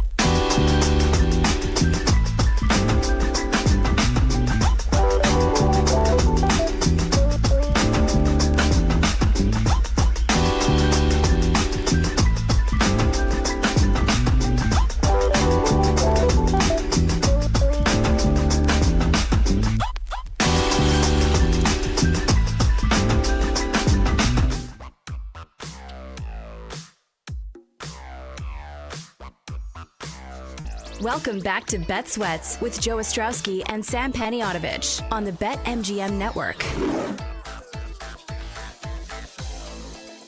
Oh, man. Joe O, Sammy P. This is Bet Sweats, BetMGM Network. During our Grenard conversation, received a message from one of our listeners, Brandon, and he mentioned the Green Book. We were talking about the Grenard price. I got to double check to make sure that's still out there. But he said the Green Book has Grenard for a sack at minus 119. So there you go. The plus 225 is a lot nicer. Yeah. Let me see if that's even still available. Yes. But you're going to see that. I saw that yesterday with Parsons. I was talking about it on game day. And I saw one book had minus 140 and another book had plus 125. Not as big of a gap, but a massive difference. So this market and some of these websites, when you look it up, where they show different prices, they're not always up to date and they don't show everybody's price. But yeah, take a couple minutes and shop around if you plan on betting something, because you're going to save yourself a lot. Like when we're talking about a 65-cent gap, like that's obviously worth your time. Right. I like a Dunze tonight, and there's a huge range on him. So the receiving yardage number is as low as 46.5. Oh, never mind. BetMGM just went to 47.5. I guess they're listening to Bet Sweats. So 47.5 is the low end. The high end is 50.5. If he lands at 49, I mean, come on. You're over 47.5, you're a winner. You're over 50.5, you're a loser on 49. You got to get the best of the number. I use this website every day during the season. FTNbets.com. They have this thing called the prop shop. You type in a player, type in a team. It populates the player in every market that's up. 47.5, 47.5, 47.5, 50.5, 50.5. Where are you going if you like the over? To the 47.5.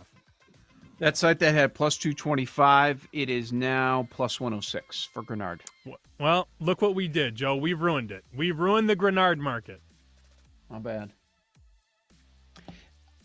I think it's still a good bet. He's getting a sack tonight. Yeah. Yeah, it's still a good bet, but you want to shop around on those. He's the second favorite after Van Ginkel to get a sack. How about that? The top three guys in this market are Vikings. Van Ginkel, Grenard, Hargrave. Tell you something? They do have a better defense and a better roster, but if Caleb Williams can be the best player on the field, the Bears could undoubtedly win. We got an update from Bob, who had that parlay. He had that 9-leg under parlay. Yes. 8 of them hit, and the last one is Chicago, Minnesota, under 44.5. Looks like he took your advice, and he bet over 43.5 for a nickel at even money. So if it lands 44, he hits the nuts. He would middle this. Mm-hmm. He'd hit the under 44.5 and hit the over 43.5. He also did some bets on over little numbers. He went over 39, smaller bets with profit boost. But he did end up hedging. I believe the payout was about $1,500, right? Or was it 1,700? 1,700 was the initial bet. So he's putting about a third of that on over hedges. But he's like, look, I didn't bet anything, too. There's that angle as well. I don't mind it. I don't hate it. It depends what kind of bettor you are, right? Or how much risk you want to put out there. And he risked nothing. It was just a free bonus bet that was sitting in his account. He's like, okay, I'm going to look at it, use it. It's a good angle. Smart angle. Division unders. You had a bunch of divisional matchups, and I think he bet all of them. Maybe there was another under he threw in there that was not a divisional matchup, but man, there was a ton of them. Great job. Yeah. Great job. So he's saying his minimum take home is $815. Best case scenario, it lands on 44. He'll win $2,500. 2.5. I hope that happens for I hope his he sake. wins. I know. It could very well do that. And then you don't have to mess around with, maybe I'll get a bigger middle. I'm going to watch the live line. You don't need that sweat. It's like, okay, I'm just going to take what they're giving me. I'm going to take this right now. It's free money, and that's how some people do it, and some people want the bigger payout. It depends what kind of better you are. All right, Sam. So, okay. We could talk about it because you brought it up earlier. GRP becomes a tout, selling picks for $100 a pick. Bit self-deprecating in his video. Made the worst bet on the board. He took Miami in the pick that he's selling, the pick that he's charging. No idea how many customers he has. I don't know if he has one customer that's paying $100 for those picks. But I just saw a video during the break that I was playing for you guys. Didn't have time to get through the whole thing. His next pick, he posted it. How's that work? You're charging $100. That's what I was playing. Yeah. That's so what I was playing. playing. Maybe he's giving everybody a freebie because the pick was so bad. Because he felt so bad about it? Okay. So now we have our pick, right? We're going against it? What is it? What's the bet? He's mad he didn't get it last night or earlier when it was 7.5. He took the Jets. Oh, really? We can find the Bills at -6.5 right now. I hear Jake clacking. I think Jake is looking it up to fade. I can't tell. Yeah. Can't confirm or Fade deny. Moon? Are we willing to do this after one game? We're like, okay, you're the fade, the new fade god. I understand the natural letdown spot for Buffalo after exerting itself late in that fourth quarter and beating one of its biggest rivals. I understand it situationally. Sure. But are the Jets going to do that again on offense? I don't know. That's a lot. Total 45.5. Whew. Did seem like the Bills had to empty the kitchen sink just to get there. But, man, that offense is scary. They have so many receivers. And Keon Coleman, if that's a glimpse of what we're going to see this season, man, I don't want to go against them. 6.5, I have no 7? thoughts yet. I have no thoughts not yet. on Georgia's week 2 pick. I need time to think about it. Okay. But I want to see what happens. I can't wait. I love this. It was so bad. He had one pick, and it was done immediately. As soon as the game started, it was over. It was perfect. Love it. Okay, official picks for tonight. Sam, where are we going? I like Adunze over 47.5 receiving yards. I do. I think he's a 1,000-yard guy this year, and I've talked about this on many shows. Over on his season-long number, 850.5. I think he has a big season. He's their best receiver, and I think Ben Johnson will figure that out right away. Maybe he already has. So I like over 47.5, but I do have the Vikings to win the game, -120 on the money line. All right. Very good. I've got a couple of touchdown props for tonight. Let's go Jordan Mason. Vikings, backup running back. We're getting a little bit of value. I'm not going with Aaron Jones, even though he's a Bears killer. We're going 2-1 with Mason to get into the end zone against this Bears defense. And on the Bears side, we're going to go Colston Loveland. He is now 4-1. 4-1 for an anytime touchdown. Damn.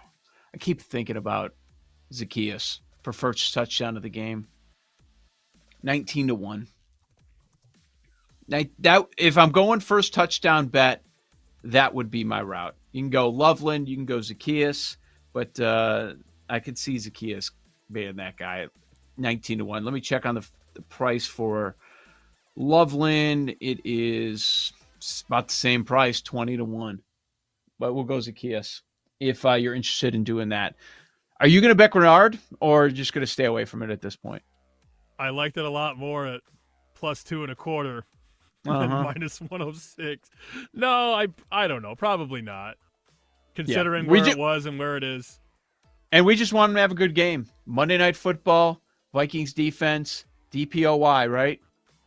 I have enough Grenard stock. Yeah. I have enough tickets floating around on Grenard at 100-1 or higher. I'm good. Just grab a sack or two, maybe 3, maybe 4, maybe 5. Yeah, and then we can talk tomorrow morning about how much the market has moved on him for DPOY. All right, let's get to the fellas. We'll start with Paul Aspen. Paul? That's where I was going, Joe.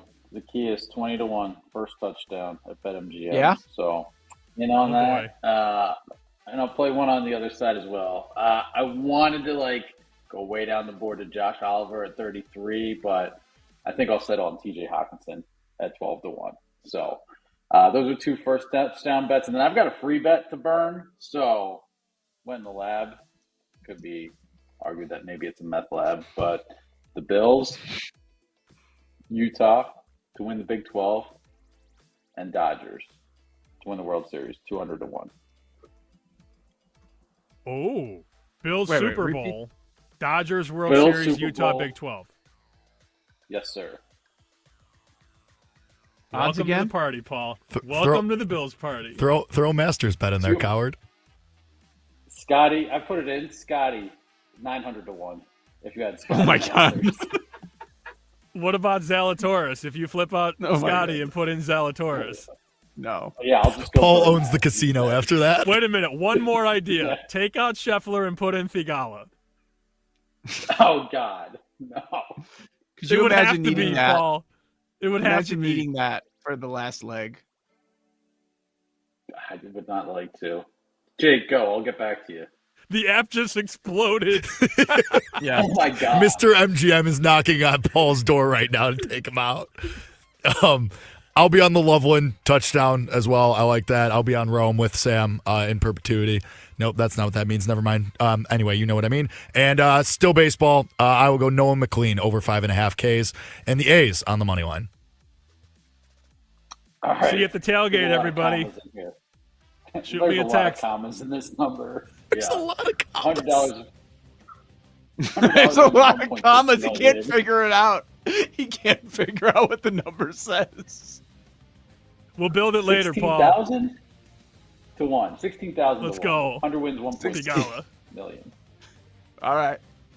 Have fun at the tailgate. I expect many photos. Jake, see you there. For Sam and the fellas of Joe, we'll talk tomorrow morning, 9 a.m. Eastern. Bet Sweats, the BetMGM Network. Thanks for listening to Bet Sweats. If you missed anything on today's show, make sure to listen back on the Odyssey app or wherever you get your podcasts on the BetMGM Network. Make it legendary.